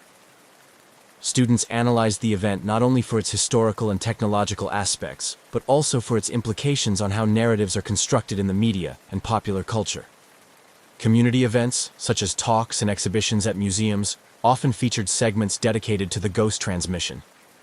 These events aimed to educate the public about the science of radio communications, the history of World War II aviation, and the phenomenon of skywave propagation. They also provided spaces for veterans and historians to share their insights, and for visitors to reflect on the broader implications of wartime technologies. Through these various channels, the legacy of the ghost transmission endured, continually sparking new discussions and insights. It served as a reminder of the mysteries that still permeate our understanding of the past, and the ways in which these mysteries captivate and intrigue us. As new technologies and methodologies emerge, the possibility remains that future investigations could one day provide answers to this enduring World War II mystery, turning legend back into history. Yet, until such time, the ghost transmission remains a symbol of the enigmatic intersection between history, technology, and the supernatural. The enduring intrigue surrounding the ghost transmission from the World War II bomber encapsulates a fascinating blend of unresolved history, technological mystery, and human curiosity. As years have passed since the eerie incident was first reported, It continues to foster a sustained interest among amateur sleuths, historians, and paranormal enthusiasts, who each bring their own perspectives and theories to the table. The mystery of the transmission has not only become a staple in discussions about unexplained military phenomena, but has also encouraged a broader dialogue about the limits of our understanding of past events. The fact that no conclusive explanation has been found keeps the story alive in the collective imagination, serving as a potent reminder of the wartime sacrifices and the mysteries that may never be fully unraveled. Amateur historians and radio enthusiasts, in particular, have taken up the challenge, dedicating themselves to parsing through old military records, building replicas of WW2-era radio equipment, and even organizing listening events in hopes of catching similar anomalies. These community-led initiatives often result in gatherings where individuals share findings, swap theories, and keep the history of the incident relevant for new generations. Furthermore, the story of the ghostly World War II transmission has spurred ongoing research and technological exploration. Advances in radio technology and atmospheric science may one day provide the tools needed to uncover what really happened, or at least to offer more plausible explanations for such phenomena. This possibility excites both the scientific community and the general public, who are eager to see how new technologies might finally solve old mysteries. In addition to scientific and amateur investigations, the incident remains a poignant subject in remembrance and memorial activities. Annual events commemorating the crew of the missing bomber often include mentions of the ghost transmission, reminding attendees of the enduring mysteries of war and the unbreakable connection to the past those mysteries represent. These ceremonies provide a space for reflection on the impact of war and the personal stories of those who serve, linking the past directly with the present through shared narratives and communal memory. The ghost transmission also continues to inspire cultural works, including novels, films, and art installations that explore themes of time, memory, and the unknown. These works often pose deeper existential questions about reality, perception, and the nature of communication across time, engaging audiences in a multifaceted exploration of the incident's implications. This cultural resonance underscores the broad impact of the ghost transmission, demonstrating its capacity to inspire and challenge across various mediums and audiences. Conferences and academic symposiums regularly feature the ghost transmission as a subject of interest, attracting experts in communications, wartime history, and psychology. These forums often explore the psychological impact of such phenomena on soldiers and civilians alike, discussing how unexplained events can affect morale and foster a sense of the supernatural amidst the horrors of war. The discussions also delve into the role of technology in shaping our understanding of historical events, questioning how advances in equipment might alter our perception of what is possible or real. Online communities play a significant role in perpetuating the legacy of the ghost transmission. Forums and social media groups dedicated to military history, paranormal phenomena, and World War II technology provide platforms for ongoing discussion and discovery. Here, enthusiasts from around the world share theories, discuss new research, and even collaborate on projects aimed at uncovering more about the incident. This global engagement ensures that the mystery remains a lively topic of discussion, continually refreshed by new insights and perspectives. Ultimately, the legacy of the ghost transmission underscores a collective fascination with the unknown and a relentless pursuit of truth, however elusive it may be. Whether or not the mystery is ever solved, the story serves as a testament to the complexity of historical events and the human desire to make sense of the inexplicable. As it stands, the ghost transmission from the World War II bomber remains a captivating chapter in the annals of wartime history, a puzzle that continues to challenge, intrigue, and inspire those who encounter it. On a balmy evening in May 2003, a Boeing 727-223, registered as N844AA, sat quietly on the tarmac at 4 de Fevereiro Airport in Luanda, Angola. This particular aircraft had a rich operational history, having once ferried passengers across vast distances for major airlines. However, its glory days were seemingly behind it, as it awaited a new lease on life or its final resting place, parked among other forgotten relics of aviation. The Boeing 727-223 was a marvel of its time, renowned for its robust tri-jet configuration that made it a favorite among airlines for short to medium haul routes. By the time it arrived in Luanda, this particular aircraft had transitioned from a commercial airliner to a potential cargo plane, reflecting the common fate of many aging aircraft. Its journey to Angola was a far cry from the bustling routes it once dominated. Here, it was meant to find new purpose in the cargo transport sector, a plan that never fully materialized. The aircraft's presence in Angola was emblematic of the broader context in which this mystery unfolded. Angola, at the time, was a nation grappling with the aftermath of a prolonged and devastating civil war that had only recently concluded. The war had left its airports, like many other infrastructures, in a state of disrepair and underregulated. Security protocols were lax, and oversight was minimal, conditions ripe for the unusual and the illicit. In this setting, the Boeing 727 had been grounded for over a year, accruing substantial parking fees and becoming a fixture on the airport's periphery. Maintenance on the plane was sporadic at best, performed just enough to keep it from complete dilapidation, with hopes still lingering for its eventual return to service. The aircraft was under the oversight of a company that had hoped to convert it for cargo use, though these plans had stalled indefinitely. On May 25, 2003, the airport buzzed with the usual activity, oblivious to the history about to be made. The Boeing 727, which had been a static feature for so long, was about to take center stage in one of aviation's most baffling mysteries. As the sun began to set, reports emerged of unusual activity near the aircraft. Witnesses later recounted seeing a small group of men boarding the plane, though details were murky and no official record of a scheduled flight existed. What followed next was as audacious as it was perilous. Without any clearance or communication with tower controllers, the Boeing 727-223 powered up its engines. Those on duty watched in disbelief as the aircraft taxied along the runway, its navigation lights off, maintaining a ghostly discretion. With a sudden burst of acceleration, the plane took off, disappearing into the darkening skies, leaving a trail of confusion and alarm in its wake. The immediate aftermath of the unauthorized takeoff was chaotic. Airport personnel scrambled to alert local authorities and aviation agencies, while the control tower made frantic attempts to establish radio contact with the now rogue aircraft. As minutes turned into hours without any sign of the plane or its illicit crew, the severity of the situation began to sink in. The aircraft had vanished, and with it, any straightforward explanation. The Angolan military, along with international aviation authorities, began piecing together the aircraft's last known movements. The search area was vast, spanning a significant expanse of the Atlantic Ocean where the plane was presumed to have headed. Meanwhile, international attention quickly escalated as news of the daring escape spread across the globe.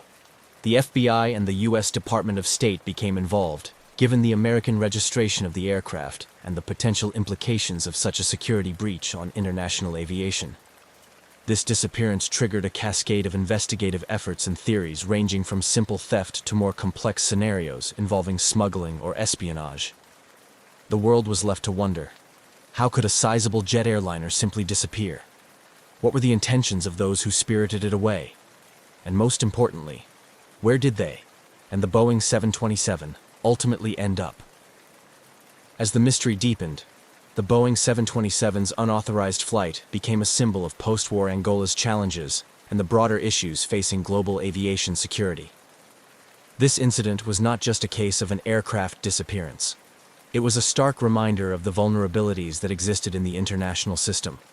Vulnerabilities that could allow a fully loaded jet airliner to vanish into the night. As the initial shock of the Boeing 727's unauthorized takeoff began to wane, focus shifted to piecing together the puzzle of how such an event could occur. Investigations kicked into high gear, with international cooperation threading through efforts to trace the aircraft's potential routes and ultimate fate.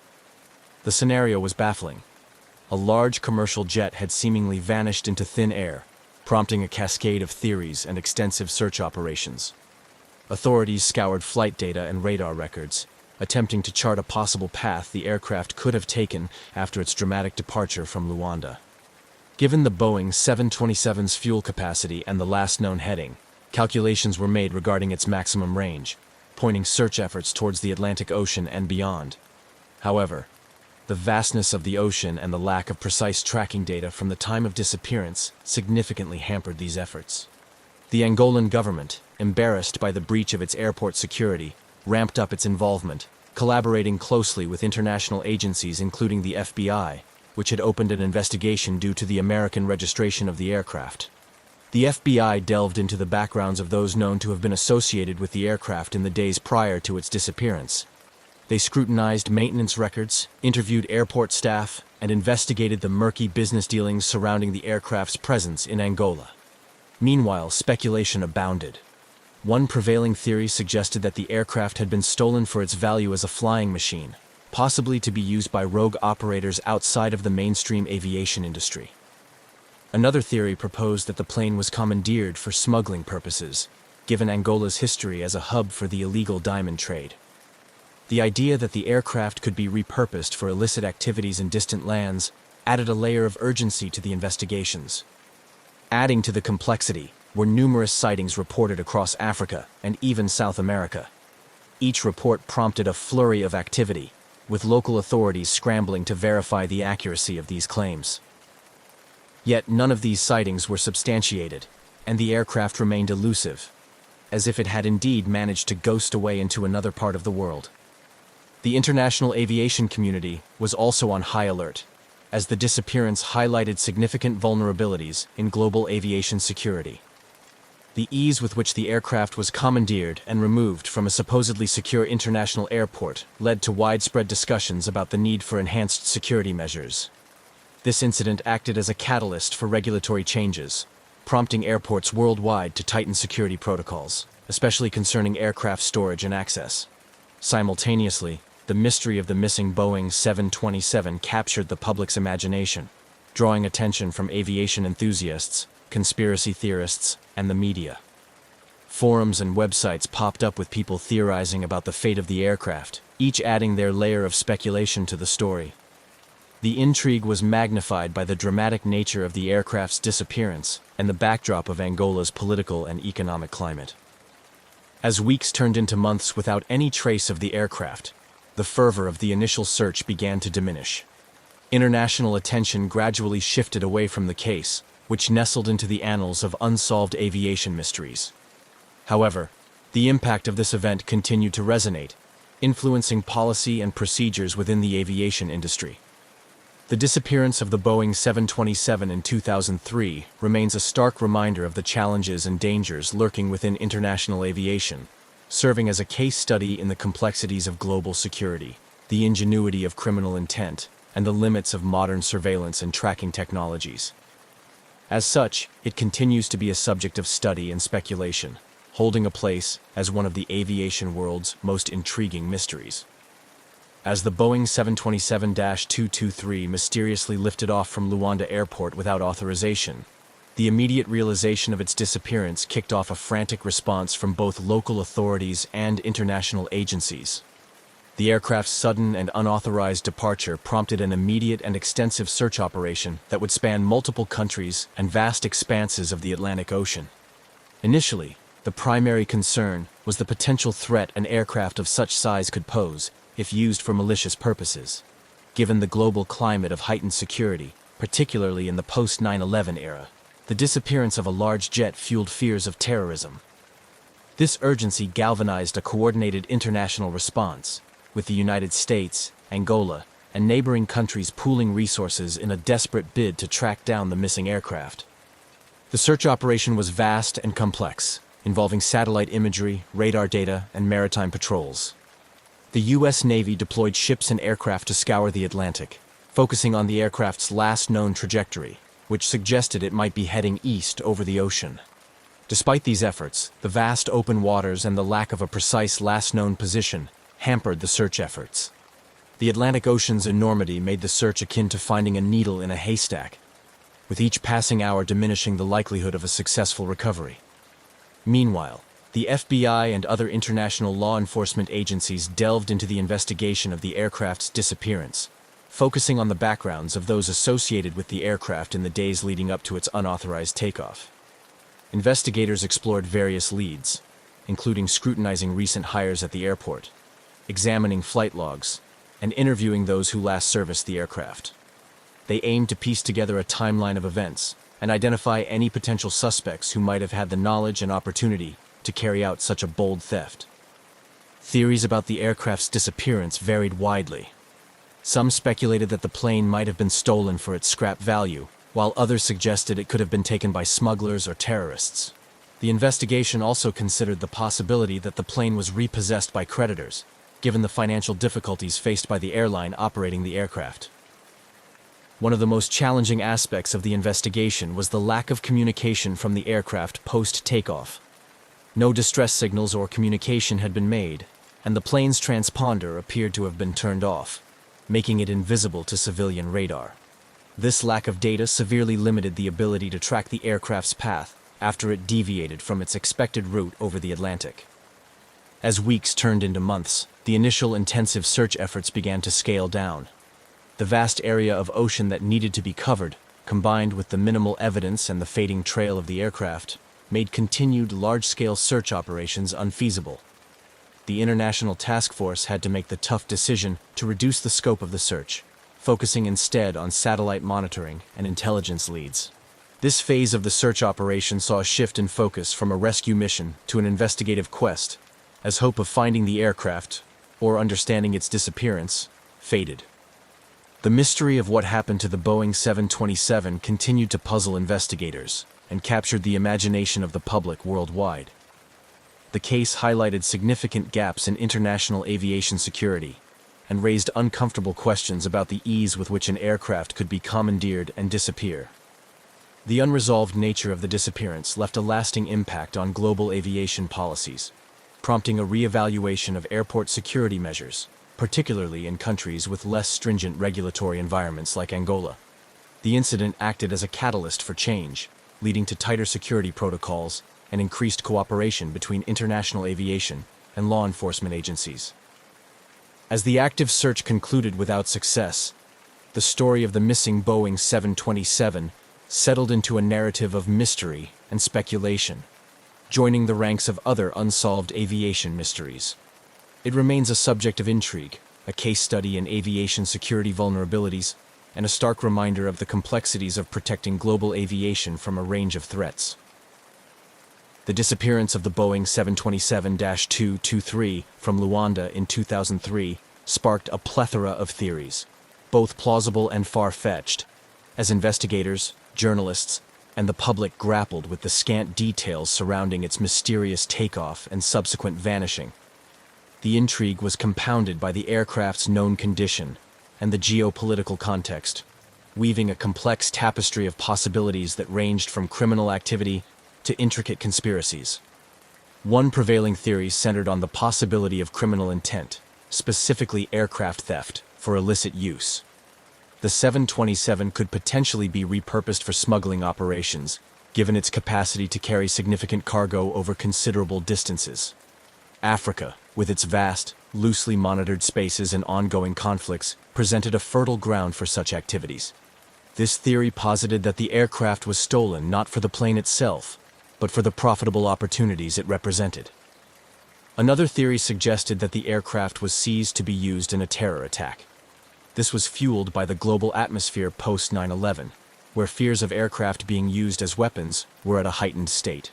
However, this theory gradually waned due to the lack of any corroborative terrorist claims or subsequent attacks, which would typically follow such high-profile thefts if they were terrorism-related. There was also speculation that the aircraft had been taken for insurance fraud. The idea was that the owner, perhaps facing financial difficulties, might have arranged for the aircraft to disappear in order to claim insurance money. This theory was supported by the aircraft's extended period of inactivity and accumulating fees at Luanda Airport, suggesting financial distress. However, detailed investigations into the insurance policies and financial state of the owning company yielded no substantial evidence supporting this theory. Adding to the web of speculation were numerous reported sightings of the aircraft after its disappearance. Reports came from various parts of Africa and even more remote regions, claiming sightings of an aircraft matching the description of the missing 727. Each report prompted bursts of activity from investigators and sometimes local authorities, but none led to any concrete findings. The elusive nature of these sightings only deepened the mystery, fueling more speculative theories among those following the case. Some conspiracy theorists even suggested that the aircraft was part of a covert operation, either by a private entity or a government agency, which explained the seeming lack of traceability and the muted official responses in some quarters. These theories often drew on the historical context of covert operations in Africa during the Cold War, suggesting a continuation of such practices in a new geopolitical guise. Amidst these swirling theories, the investigation faced significant challenges. The primary issue was the lack of physical evidence.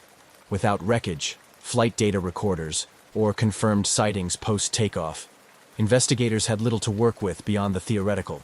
The vast potential area where the aircraft could have gone down or landed, given its fuel capacity and range, made any search and recovery operation daunting and likely impractical. The international aspect of the case also posed legal and logistical hurdles. The aircraft's disappearance in Angola involved navigating the complexities of international law, cooperation between multiple countries' law enforcement agencies, and dealing with varying levels of resources and political will. The multinational nature of the investigation required careful coordination, and was often hindered by bureaucratic delays and jurisdictional disputes. As the years passed, the lack of new evidence and the dimming prospects of solving the case led to a gradual reduction in active investigation efforts. However, the interest in the case did not entirely fade. It remained a popular topic among aviation enthusiasts, mystery aficionados, and conspiracy theorists, who continued to dissect every piece of available data and proposed new angles and insights. The story of the missing Boeing 727 became a part of the larger narrative of modern aviation mysteries, often compared to other incidents like the disappearance of Malaysia Airlines Flight MH370. It served as a stark reminder of the vulnerabilities in global aviation security and the challenges faced in securing older aircraft and preventing unauthorized use. In sum, the disappearance of the Boeing 727-223 is a multifaceted mystery that encapsulates the complexities of international aviation, the challenges of cross-border criminal investigations, and the enduring human fascination with unsolved mysteries. As such, it continues to intrigue and baffle, a modern legend that provokes both professional curiosity and imaginative speculation. The mysterious disappearance of the Boeing 727-223 in 2003 had a significant impact on global aviation security, particularly highlighting the vulnerabilities in aircraft management and airport security in less regulated regions. This incident spurred an overhaul of security measures and policies to prevent similar occurrences in the future, reflecting on the lessons learned from such a startling event. The disappearance underscored the critical need for stringent security protocols at airports around the world, especially in countries where oversight might not be as rigorous due to economic or political challenges. Following the incident, there was a concerted push to implement more comprehensive tracking systems for all aircraft. The idea was to ensure that airplanes could be monitored in real time, not just from takeoff to landing, but also while parked on the tarmac to prevent unauthorized access and use. One of the direct outcomes was the enhancement of the International Civil Aviation Organization's ICAO standards and recommended practices. These updates included improvements in aircraft tracking technologies, mandating more robust communication systems that could help track an aircraft's movements more accurately and reliably. Efforts were made to extend these regulations to include not only passenger aircraft, but also cargo planes and other non-commercial aviation vehicles. The incident also prompted a review of airport security measures globally. There was a renewed emphasis on controlling access to aircraft, requiring more stringent checks for ground staff and maintenance crews who had direct access to planes.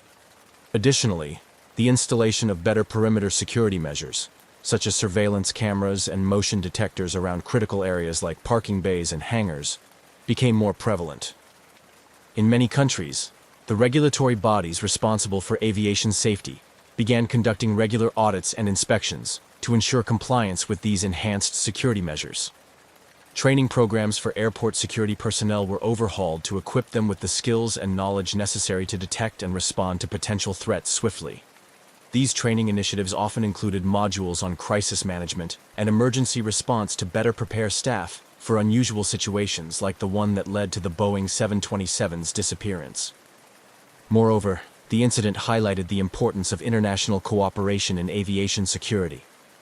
The ease with which the aircraft was taken from an international airport in Angola and disappeared without trace pointed to gaps not just in physical security measures, but also in the coordination between different countries' aviation authorities. In response, there was a stronger push for shared databases and communication networks that could help track aircraft across borders and jurisdictions more effectively.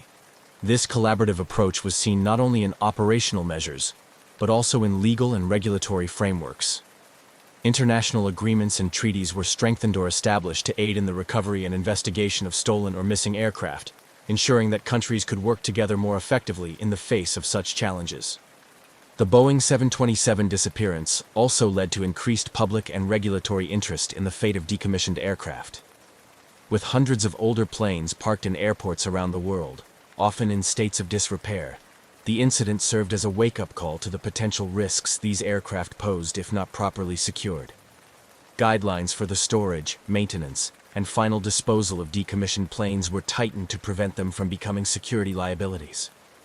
As these new measures and policies took effect, the aviation community reflected on the profound implications of the Luanda Boeing 727 incident. It became a case study in the vulnerabilities and potential risks facing global aviation, driving home the need for vigilance, preparedness, and continuous improvement in security practices. The legacy of this bizarre and unsettling event thus continues to influence the standards and strategies employed today to safeguard against similar threats to aviation security. The mysterious disappearance of the Boeing 727-223 from Luanda in 2003 has not only captivated the attention of aviation experts and mystery enthusiasts, but has also significantly impacted the families of those presumed to be on board and other stakeholders. Over the years, this unresolved case has woven a complex tapestry of emotional, legal, and financial ramifications that continue to resonate. For the families and friends of the crew members involved, the disappearance has been a source of enduring pain and uncertainty. The lack of closure and definitive answers has left many in a state of prolonged grief and unresolved loss. Anniversaries of the disappearance often bring renewed media attention, forcing families to relive the uncertainties and stirring up the emotional turmoil that comes with not knowing the fate of their loved ones. This ongoing mystery has also spurred advocacy efforts by these families, who have sought to keep the case in the public eye and pressure international authorities to continue the investigation. They have called for more rigorous international regulations regarding aircraft security and more effective measures to prevent similar incidents in the future. Their efforts have highlighted the need for comprehensive support systems for families affected by aviation disasters, advocating for better communication and assistance from both governmental and corporate entities.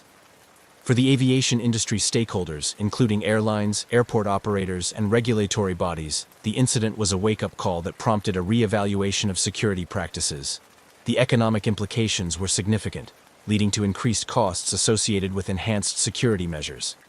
However, these investments were recognized as essential to restoring public confidence in air travel, particularly in regions where security concerns had been previously highlighted. The financial impact extended beyond the immediate stakeholders. Insurance companies, facing the reality of covering a complete aircraft loss without recovery, had to adjust their policies and premiums for similar risks. This incident led to more stringent risk assessments and higher insurance costs for older aircraft and those operated in higher-risk regions. Legally, the disappearance of the Boeing 727 sparked numerous questions about jurisdiction and international law. The aircraft's sudden vanishing acted as a catalyst for discussions on legal responsibility and the complexities involved in dealing with incidents that occur in international, or in this case, poorly monitored spaces. Legal experts and policymakers were prompted to explore new frameworks to better address these challenges, ensuring more robust international cooperation and legal preparedness. Moreover, the incident has had a lasting effect on the broader community of Luanda and the aviation industry in Angola. It brought to light the vulnerabilities in the country's aviation sector, prompting improvements in airport security and regulatory oversight. These changes were necessary to align the country with international aviation standards and to restore trust among international partners and travelers. The story of the missing Boeing 727 also continues to fuel academic and professional discourse within the fields of aviation safety, security, and crisis management. Universities, safety organizations, and industry conferences often refer to the case as a study point for discussions on risk management, emergency response, and the socio-economic impacts of aviation security failures. As we reflect on the broader implications of this unresolved mystery, it becomes clear that the disappearance of the Boeing 727-223 is more than just an aviation anomaly. It is a multifaceted issue that touches on human, legal, and socioeconomic fields. The ongoing discussions and policies that have emerged in the wake of this incident underscore the complex interplay between global aviation practices and the need for a cohesive approach to addressing such unprecedented events.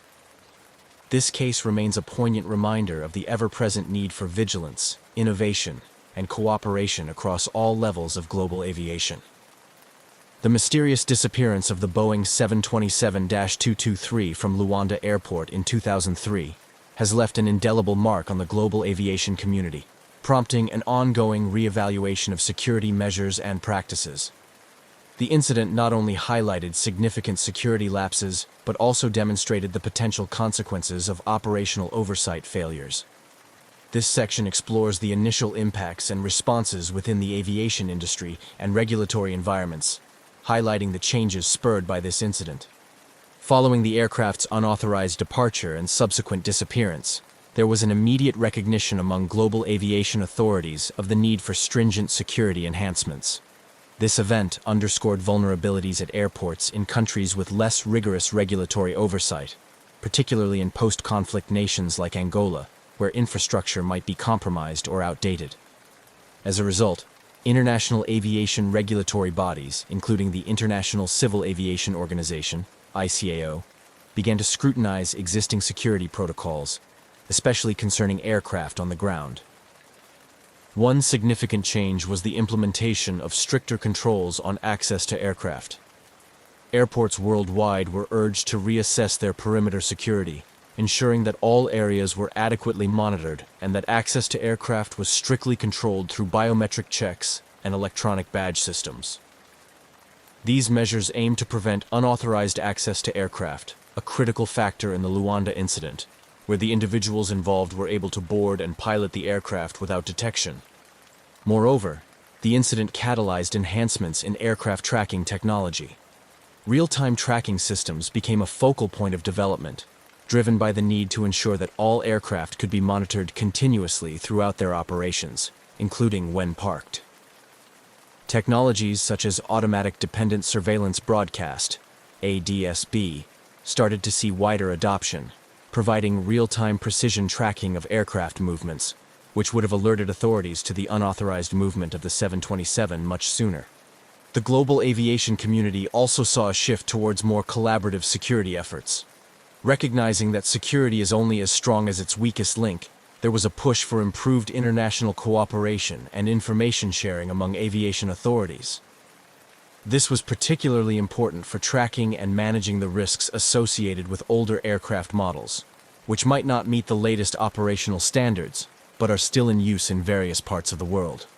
Additionally, the incident led to increased investment in training for airport security personnel. Training programs were overhauled to include modules on crisis management, threat detection, and response strategies tailored to scenarios like unauthorized aircraft operations.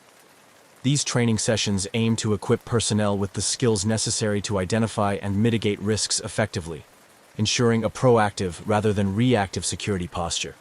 In the broader regulatory context, the disappearance of the Boeing 727-223 highlighted the need for comprehensive international standards that could be uniformly applied across all member states. The ICAO and other bodies work towards harmonizing global aviation security standards, emphasizing the need for robust regulatory frameworks that could adapt to the evolving landscape of global threats. These changes collectively represented a paradigm shift in how aviation security was approached, reflecting a more nuanced understanding of the multifaceted risks present in global aviation operations. The legacy of the missing Boeing 727-223, therefore, extends far beyond the immediate mystery and intrigue. It serves as a catalyst for strengthening the safety and security foundations of the aviation industry worldwide. The unresolved disappearance of the Boeing 727-223 continues to reverberate across the aviation industry, serving as a poignant reminder of the challenges and complexities associated with securing commercial aircraft. The event not only catalyzed changes in aviation security practices, but also left a lasting cultural and emotional impact, particularly among those directly affected by the incident. For the families of the crew presumed to be on board and the stakeholders directly involved, the absence of closure has been a source of ongoing distress.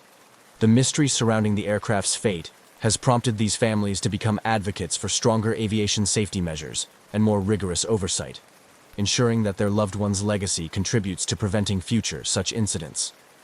Their efforts highlight the human aspect of aviation disasters, which often gets overshadowed by technical discussions and regulatory updates.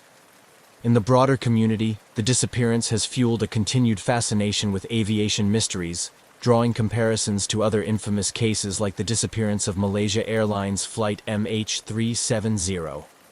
This fascination underscores a deeper cultural attraction to mysteries and the unknown, particularly those involving technology and human ingenuity. The Boeing 727's disappearance has inspired documentaries, books, and articles, each exploring different theories and aspects of the case, illustrating our collective quest for answers and understanding. Moreover, the incident has had educational implications, becoming a case study in aviation security courses and seminars around the world. It is used to teach critical lessons about risk management, emergency preparedness, and the importance of robust security systems. These educational initiatives help prepare the next generation of aviation professionals to better handle the challenges of a globalized and interconnected aviation environment. The story of the missing Boeing 727 also continues to influence policy and practice. The incident has been instrumental in shaping ongoing discussions at the International Civil Aviation Organization and other regulatory bodies about how to effectively manage and secure aging aircraft fleets, particularly in regions with limited resources. These discussions often lead to updated guidelines and recommendations that aim to enhance the safety and security of international air travel. Lastly, the enduring mystery of what happened to the Boeing 727-223 serves as a catalyst for ongoing technological innovation in aircraft tracking and surveillance. The aviation industry continues to develop more advanced tracking systems that can prevent aircraft from disappearing without trace. These technologies, which include satellite-based tracking and automated flight monitoring systems, are now seen as essential components of modern aviation operations. As we reflect on the broader impact of this incident, it becomes clear that the disappearance of the Boeing 727-223 from Luanda has left an indelible mark on many levels. From sparking improvements in global aviation security to impacting families and inspiring cultural narratives, the legacy of this event is multifaceted.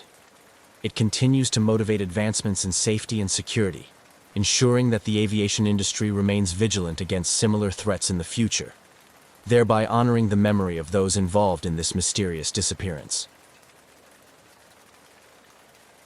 On a humid morning in late June 1937, Amelia Earhart, already a celebrated aviator and symbol of pioneering spirit, prepared for what was to be the most challenging leg of her ambitious quest to circumnavigate the globe. Alongside her was navigator Fred Noonan, whose skills would be crucial in navigating the vast and treacherous expanse of the Pacific Ocean. Their aircraft, a modified Lockheed Electra, was equipped with additional fuel tanks, transforming the cabin into a cramped space filled with just enough room for the pilots and essential navigation equipment. This setup underscored the gravity and daring nature of their journey. Amelia Earhart was not just a pilot. She was a visionary who had already broken numerous records and established herself as a formidable figure in the rapidly evolving field of aviation. Her goal to fly around the world was more than a personal challenge. It was a statement about the possibilities of air travel and the role of women in its future. As the Lockheed Electra took off from Lae, New Guinea, the weight of this ambition was palpable. The flight to Howland Island, a tiny sliver of land in the vast Pacific, was one of the most critical phases of her journey.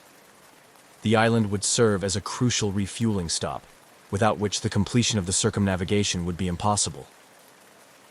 The preparation for this leg of the flight had been meticulous. Earhart and Noonan had spent countless hours poring over maps and flight charts, calculating and recalculating their planned route to account for the myriad of challenges they faced, including unpredictable weather patterns and potential navigational errors. The Lockheed Electra itself had undergone numerous modifications to maximize its range and reliability, tweaks that were tested and retested to meet the exacting demands of their journey. Their departure from Leh on July 2nd was watched by a small crowd, a mix of well-wishers and press, all aware of the significance of the moment. Earhart, ever the emblem of confidence and calm, waved from the cockpit, her expression one of determined focus. As the engines roared to life and the plane lumbered down the runway, there was a collective holding of breath among those watching. Once the aircraft lifted into the sky, it disappeared into the clouds, leaving behind an air of hopeful anticipation. As Earhart and Noonan settled into the flight, their path took them over some of the most remote areas of the Pacific. Communication during this leg was limited to scheduled transmissions with the Coast Guard ship Itasca, which was stationed near Howland Island to provide radio guidance and weather updates. The vastness of the ocean around them was a constant reminder of the isolation and risks inherent in their undertaking. The last communication with the Itasca was both routine and ominous. Earhart reported cloudy weather, some rain, and rough seas below. She mentioned they were flying on a line of position noted on their maps that should have brought them directly over Howland Island. However, as time passed, further attempts to establish radio contact proved fruitless. Noonan's expertise as a navigator, crucial for their success, was up against the daunting challenge of finding a minute target in the immense Pacific. The realization that the aircraft might be lost began to dawn on those waiting on Howland Island and aboard the Itasca. The scheduled radio checks came and went without a word from the Electra. Anxiety turned to alarm as hours passed with no sign of Earhart or Noonan. The Itasca began broadcasting a constant stream of messages, hoping to guide the Electra in by radio if they were close enough to hear but unable to respond. When the full scope of the situation became apparent, a massive search operation was quickly mobilized. The U.S. Navy and Coast Guard, along with other available Pacific military resources, launched one of the most extensive search and rescue missions of the time. Planes and ships scoured thousands of square miles of ocean, retracing Earhart's planned route and exploring other areas where she might have gone down. Despite these efforts, no trace of Amelia Earhart, Fred Noonan, or the Lockheed Electra was ever found. The disappearance became one of the greatest aviation mysteries of the 20th century, prompting a myriad of theories and continuing explorations that spanned decades. Amelia Earhart's legacy, fueled by her daring and her mysterious fate, continued to inspire adventurers and aviators, ensuring that her story, emblematic of the era's bold strides in aviation and the lingering risks of uncharted territories, would not be forgotten. As Amelia Earhart's Lockheed Electra soared across the Pacific Ocean towards Howland Island, her voice crackled over the radio in what would become the last transmissions ever received from the famed aviator. These brief communications conveyed a mix of routine flight updates and growing concern. The weather was worsening, and despite the Electra being equipped for long distances, navigating to such a minuscule target in the vast Pacific was proving more challenging than anticipated. On the morning of July 2, 1937, as Earhart and her navigator, Fred Noonan, approached the vicinity of Howland Island, the tension aboard the Itasca, a U.S. Coast Guard cutter stationed nearby to support the flight, was palpable. The ship served as Earhart's lifeline to landing safely, equipped to guide her in with radio bearings. Earhart's transmissions, however, indicated she was having difficulty finding the island and receiving the radio signals meant to guide her approach. Earhart's last known transmission, fraught with static, indicated that she believed they were on course but could not see the island. She mentioned running low on fuel and requested that the Itasca take bearings on her signal. Despite the urgency in her voice, the specifics of her position remained unclear, complicating the Coast Guard's ability to provide effective assistance. The gravity of the situation deepened with each unproductive exchange. The plane was somewhere close, yet invisible, hidden by vast oceanic expanses. This final phase of Earhart's flight was marked by a series of critical decisions and unfortunate miscommunications. Earhart and Noonan were navigating largely by dead reckoning, having to rely on their calculations and the plane's instruments, as their radio equipment lacked the sophistication to effectively pinpoint their location relative to Howland Island. The challenges were compounded by environmental factors. The weather conditions included overcast skies and sporadic rain showers, reducing visibility and further complicating their efforts to visually locate the island. Meanwhile, on Howland Island, personnel waited anxiously. Equipped with binoculars and ears tuned to the radio, they scanned the horizon for any sign of the Electra. Time ticked by with growing dread as the reality set in. Earhart and Noonan might have missed the island entirely, or worse, run out of fuel and been forced to ditch in the shark-infested waters. Back on the Itasca, operators attempted to re-establish contact, broadcasting a steady stream of messages in hopes that Earhart would pick them up and use them to find her way. Unfortunately, technical limitations and a critical misunderstanding about the frequencies used for transmission hindered these efforts. The Itasca was equipped to transmit strong signals, but without confirmation that Earhart was receiving them, their utility was severely compromised. As hours passed without further contact, the situation escalated into a full-blown crisis. The initial search efforts were frantic, with the Itasca deploying its resources to scour the possible areas where the Electra might have gone down. Aircraft from the island joined in, expanding the search grid and covering larger areas in desperate hope of spotting debris, an oil slick, or any sign of life. This period of uncertainty marked the beginning of one of the most enduring mysteries in the annals of aviation. The disappearance of Amelia Earhart and Fred Noonan prompted a massive response, not just from the immediate search teams, but from the international community.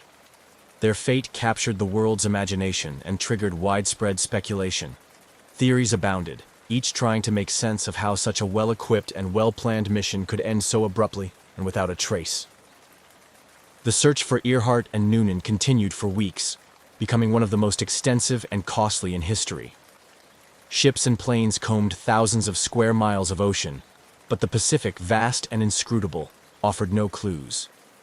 As the search efforts proved fruitless, the hope of finding them alive dwindled, leaving behind a haunting legacy of mystery and a poignant narrative of ambition and courage that continues to inspire and intrigue to this day.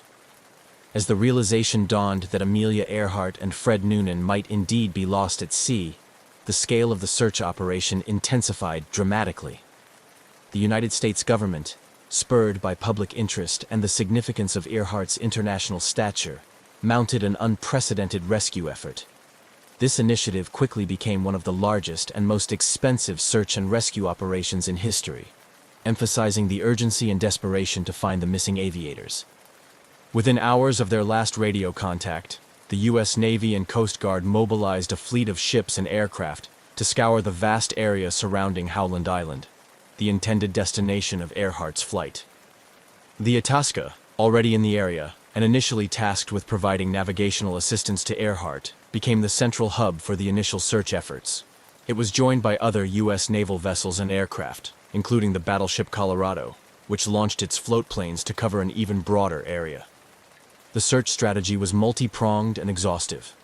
Planes were dispatched to fly grid patterns over thousands of square miles of ocean, looking for any signs of the Electra or its occupants. Ships crisscrossed the suspected areas where Earhart might have gone down, their crews keeping a vigilant lookout for debris or oil slicks that might indicate the location of a crash. Infrared cameras and other advanced, for the time, sensing technologies were employed in the hope of detecting the aircraft or life rafts. Despite these extensive efforts, the vastness and depth of the Pacific Ocean presented formidable challenges. The ocean's immense size and the difficulty of spotting small debris or oil traces made the search like finding a needle in a haystack. The weather conditions, which included frequent cloud cover and choppy seas, further hampered the search efforts, often obscuring visibility and complicating the navigation. As days turned into weeks, the urgency of the search began to wane, with each passing day reducing the likelihood of finding Earhart and Noonan alive. The emotional toll on the search teams and the public was considerable. Each day brought hope that was met with disappointment, a cycle that repeated itself relentlessly.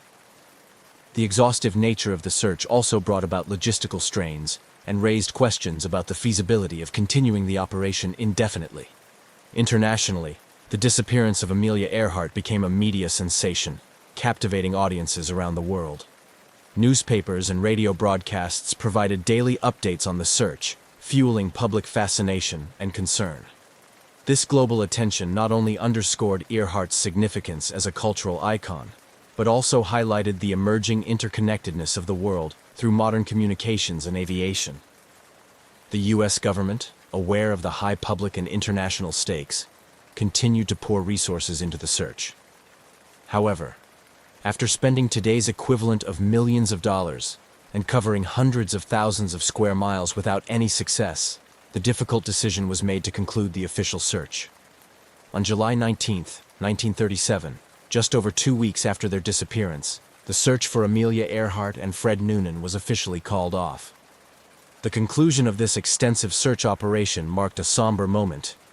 It was a testament to the limitations of even the most determined and resource-intensive rescue efforts of the time.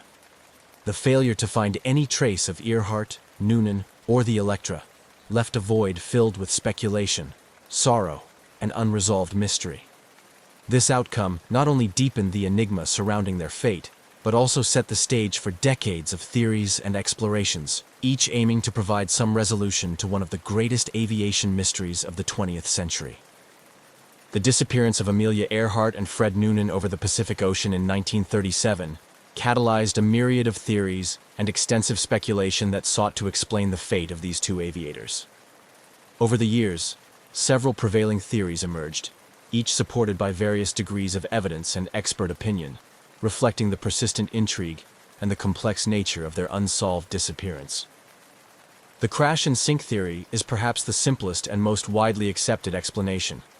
It posits that Earhart's Lockheed Electra ran out of fuel while searching for Howland Island, leading to a crash into the vast Pacific Ocean. This theory is supported by the last transmissions from Earhart, which indicated that they were running low on fuel. The absence of any confirmed debris or oil slick could be attributed to the immediate sinking of the aircraft in deep water, leaving little trace on the surface to be detected by the search teams. Another compelling theory is the Gardner Island hypothesis, which suggests that after failing to locate Howland Island, Earhart and Noonan might have attempted an emergency landing on another island within the Phoenix Islands, now part of the Republic of Kiribati. Nikumaroro, formerly known as Gardner Island, has been the focus of this theory. Subsequent visits and expeditions to Nikumaroro have uncovered artifacts potentially linked to Earhart and Noonan, including pieces of plexiglass that may have come from the Electra's windows and an old-fashioned sextant box similar to those Noonan would have used. Supporters of the Gardner Island scenario argue that Earhart and Noonan could have survived for some time as castaways. This theory gained traction with the discovery of human bones on the island in 1940, although initial examinations in the early days were inconclusive, and later analyses led to more questions than answers. Modern forensic techniques continue to examine these findings, adding layers of scientific inquiry to the historical mystery. A more controversial theory involves speculation of capture by Japanese forces, suggesting that Earhart and Noonan might have landed or crashed in the Japanese-controlled Marshall Islands. Some proponents of this theory argue that they were taken as prisoners under the suspicion of being American spies, and that their ultimate fate was covered up amidst the geopolitical tensions leading up to World War II. However, this theory is based largely on anecdotal evidence and has been met with skepticism by mainstream historians due to the lack of concrete archival proof from U.S. or Japanese sources. Each of these theories has been the subject of books, documentaries, and continued research, reflecting the global fascination with Earhart's story and the human desire for resolution. Expeditions to the South Pacific, particularly to Nikumaroro, have utilized modern technology such as satellite imagery, sophisticated sonar, and cadaver dogs to search for any trace of Earhart, Noonan, or their aircraft.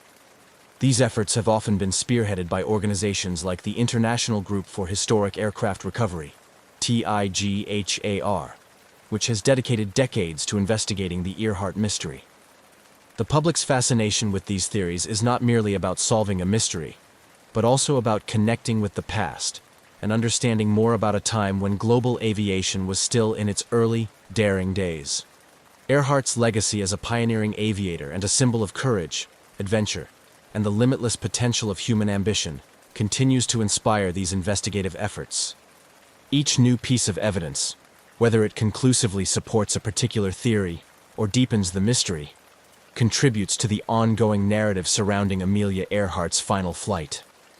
While definitive answers may still elude those who seek them, the pursuit of these answers serves as a testament to the enduring impact of her life and the intriguing nature of her disappearance. In the decades following the disappearance of Amelia Earhart and Fred Noonan, advancements in technology and methodology have rejuvenated efforts to solve one of aviation's greatest mysteries. These modern investigations have not only provided new leads, but have also refined our understanding of what might have happened to Earhart's Lockheed Electra on that fateful day in 1937.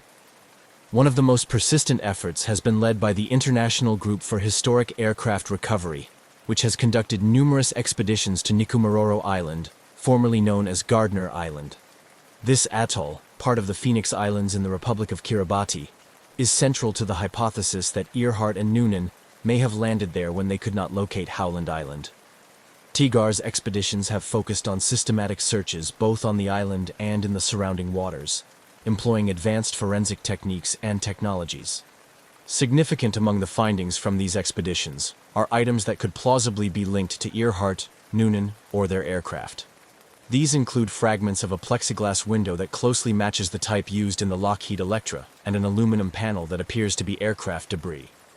Additionally, the discovery of a 1930s woman's shoe, a jar of anti-freckle cream — Earhart was known to dislike her freckles — and improvised tools suggest the possibility of castaways attempting to survive. Moreover, TIGAR's efforts have extended to analyzing bone fragments and other biological material found on the island. Initial analyses in the past were inconclusive, or led to the determination that they were from a male, which contradicted the hypothesis that they might belong to Earhart. However, with the advent of more sophisticated DNA technology, these materials are under continuous re-examination, holding out the possibility that one day they might conclusively link them to Earhart.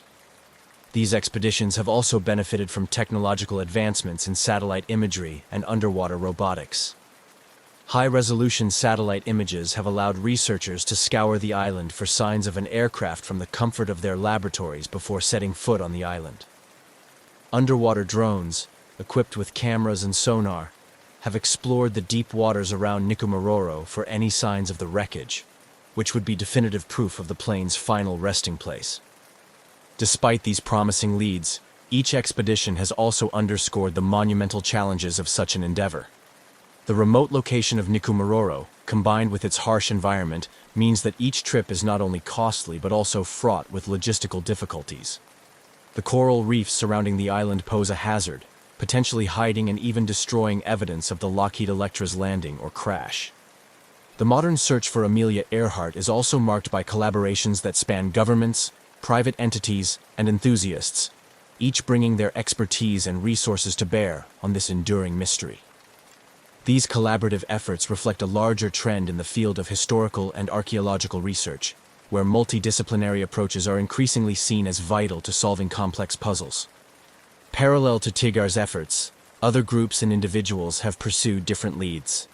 Some have focused on analyzing historical records and personal accounts from individuals in the Marshall Islands, where some locals have long claimed that Earhart and Noonan were captured by the Japanese. These investigations often involve combing through Japanese and American archives for any overlooked clues that might shed light on the aviator's fate. The renewed interest in Amelia Earhart's disappearance and the application of new technologies to the search have not only brought us closer to potentially solving this mystery, but have also had broader implications for aviation archaeology. Techniques developed and refined during these searches, such as deep-sea sonar imaging and DNA analysis from old remains, have applications in other investigations, expanding our capabilities to explore and solve historical enigmas. Moreover, these efforts underscore the changing nature of historical inquiry in the age of technology. With each new tool and each expedition, the public's fascination with Earhart's story is rekindled, ensuring that her legacy continues to inspire and that the quest for answers remains alive. whether or not these modern investigations will ever conclusively solve the mystery of what happened to Amelia Earhart. They stand as a testament to the enduring human spirit to seek answers, no matter how elusive they may be. Amelia Earhart's disappearance in 1937 transcended the realm of a mere aviation mystery to become a powerful symbol of courage, adventure, and the endless quest for equality. Her legacy has profoundly impacted not only aviation, but also the role of women in STEM and broader societal contexts, inspiring countless individuals and shaping cultural narratives across decades. Earhart was more than an aviator. She was a pioneering spirit of her time, breaking numerous records and challenging societal norms that restricted women's roles both on the ground and in the skies. Her attempt to circumnavigate the globe was a bold assertion of her belief in women's capabilities and their right to compete on equal footing with men. This aspect of her legacy has made her an enduring icon in the feminist movement, symbolizing the struggle for equality and the fight to break through traditional gender barriers. In the world of aviation, Earhart's influence has been equally significant.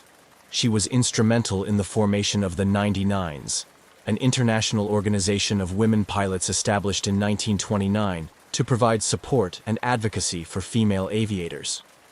Her leadership and vision set the stage for future generations of women in aviation, encouraging them to pursue careers as pilots, engineers, and space explorers. The organization continues to thrive, supporting women in aviation through scholarships, education, and mutual support, perpetuating Earhart's legacy of empowerment and involvement in the field. Moreover, Earhart's story has been a persistent presence in media and popular culture, serving as a rich source of inspiration for films, books, and plays. Each portrayal explores different facets of her life and disappearance, reflecting the public's enduring fascination with her story. These portrayals often emphasize her bravery and the mysterious circumstances surrounding her final flight. But they also highlight her role as a trailblazer for women's rights and her contribution to the early days of aviation. Her disappearance has also sparked numerous conspiracy theories and alternative explanations, which have been featured in various documentaries and investigative reports. This ongoing intrigue ensures that her name remains in the public consciousness, continually sparking new discussions about her life and legacy. The mystery of her fate invites people to explore not only the facts, but also the symbolic meanings of her journey and disappearance. Educationally, Earhart's life and career are studied in schools around the world, where her story is used to teach lessons about perseverance, courage, and the importance of pursuing one's dreams despite obstacles. This educational impact is perhaps one of the most enduring aspects of her legacy, inspiring students to learn from her achievements and challenges. Additionally, Earhart's influence extends to advocacy for aviation safety and technological advancements in flight. Her disappearance highlighted the limitations of aviation technology of the time and underscored the need for advancements in navigation and communication systems. Today, modern satellite and GPS technologies, which provide real-time tracking of aircraft, are part of her legacy, addressing the very challenges that contributed to her disappearance. On a more personal level, the annual remembrance events and continued interest in her life have provided a form of closure for those inspired by her story. For many, especially young women and girls, Earhart is a figure who represents the limitless possibilities of the human spirit. Her life encourages them to dream big and pursue those dreams with the same determination and fearlessness that she did. In sum, the legacy of Amelia Earhart is a tapestry woven from her achievements in aviation, her role as a cultural and feminist icon, and the ongoing mystery of her disappearance. As each new generation discovers her story, they find in her a source of inspiration, a reminder that the sky is not the limit, but just the beginning. The quest to uncover the truth of her final flight continues to evolve with new investigations and technologies, ensuring that her legacy will endure as long as the skies are flown. The enduring mystery of Amelia Earhart's disappearance continues to fascinate and inspire people around the world, transcending generations and cultivating a rich legacy that is as vibrant today as it was in the early 20th century. Her story resonates not only as a historical enigma, but also as a profound symbol of adventure, courage, and the relentless pursuit of dreams against formidable odds. This ongoing mystique contributes to her status as an iconic figure in history, aviation, and women's rights. Amelia Earhart's legacy is commemorated in various ways, from museums and educational programs to annual events that celebrate her life and achievements. Institutions like the Amelia Earhart Birthplace Museum in Atchison, Kansas, which was her childhood home, serve as custodians of her legacy, offering insights into her life and the era she influenced so deeply. These venues play a crucial role in educating the public and preserving the memory of Earhart's pioneering spirit. Moreover, Earhart's attempt to circumnavigate the globe and her subsequent disappearance have become a powerful narrative used in educational curricula across various disciplines. Schools and universities leverage her story to teach about early aviation history, the challenges of global navigation, and the societal context of the 1930s, particularly regarding gender roles and expectations. Educators also use her story to instill values of perseverance and resilience, highlighting how her life was a testament to overcoming obstacles and breaking barriers. In the broader cultural context, Amelia Earhart is a perennial subject in media and popular culture, her story having inspired numerous films, documentaries, books, and articles. Each new project that seeks to unravel the mystery of her disappearance or celebrate her achievements reintroduces her legacy to a new audience, ensuring that her impact is not confined to history books, but continues to be relevant in contemporary discussions about gender, technology, and exploration. The mystery surrounding Earhart's fate also continues to inspire adventurers, scientists, and historians. Modern expeditions equipped with cutting-edge technology aim to solve the puzzle of her disappearance, diving into the depths of the Pacific or exploring remote islands for any trace of her or her aircraft. Each effort, whether successful or not, keeps her story in the public eye and fuels an ongoing dialogue about historical investigation and technological advancement in exploration. Furthermore, Earhart's influence extends into advocacy for women's rights and empowerment in fields traditionally dominated by men. Her legacy is often cited in discussions about gender equality in STEM fields, encouraging a new generation of young women to pursue careers in science, technology, engineering, and mathematics. Her life story is a motivational tool used by numerous organizations and initiatives that aim to empower women and girls worldwide. Internationally, Amelia Earhart is not just remembered as an American aviator.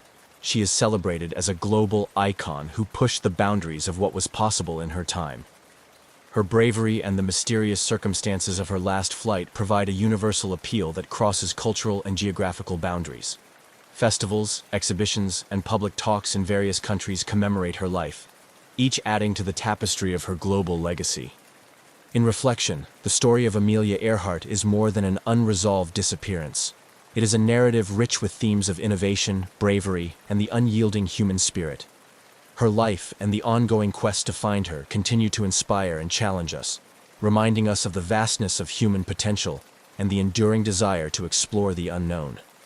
Her legacy, perpetuated through continuous interest and investigation, ensures that Amelia Earhart will remain an inspirational figure, symbolizing the pursuit of adventure and the endless quest for knowledge. In the quest to preserve and honor the memory of Amelia Earhart, her impact on the field of aviation and beyond has been memorialized in numerous ways that inspire future generations and deepen our collective memory of her pioneering spirit.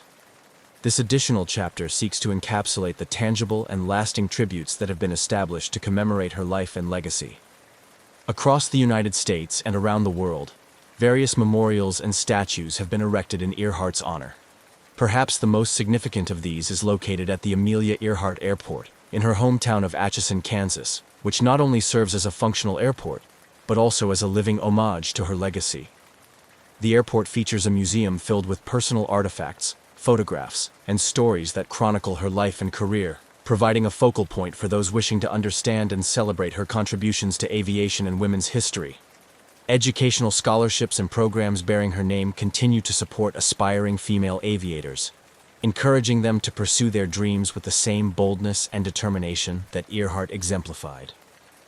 These scholarships are often provided by aviation organizations, including the 99s, which Earhart helped establish, ensuring that her passion for flying and her advocacy for women pilots are passed on to new generations. Furthermore, Earhart's influence extends into annual events and educational programs that not only celebrate her achievements, but also look at her life through the lens of modern feminist and technological perspectives. Conferences and symposiums discuss her impact on navigation technology, global communication, and gender equality, reflecting on how her legacy aligns with contemporary issues in these fields. Additionally, the mystery surrounding her disappearance has inspired a variety of creative works, including plays, novels, and films that explore the many facets of her character and the era she influenced. These portrayals contribute to a broader understanding of her as a complex and multifaceted figure, not only as a heroine in flight, but also as a person who faced immense challenges with courage and resilience. As these memorials, scholarships, and cultural portrayals continue to proliferate, they ensure that Amelia Earhart's legacy remains vibrant and relevant. Each tribute serves as a reminder of her contributions to aviation and her role as a trailblazer for women, proving that her spirit continues to soar in the hearts and minds of those who follow in her footsteps. Through these enduring symbols and initiatives, Amelia Earhart's life and legacy continue to inspire awe and admiration, securing her place as an eternal icon of bravery and innovation.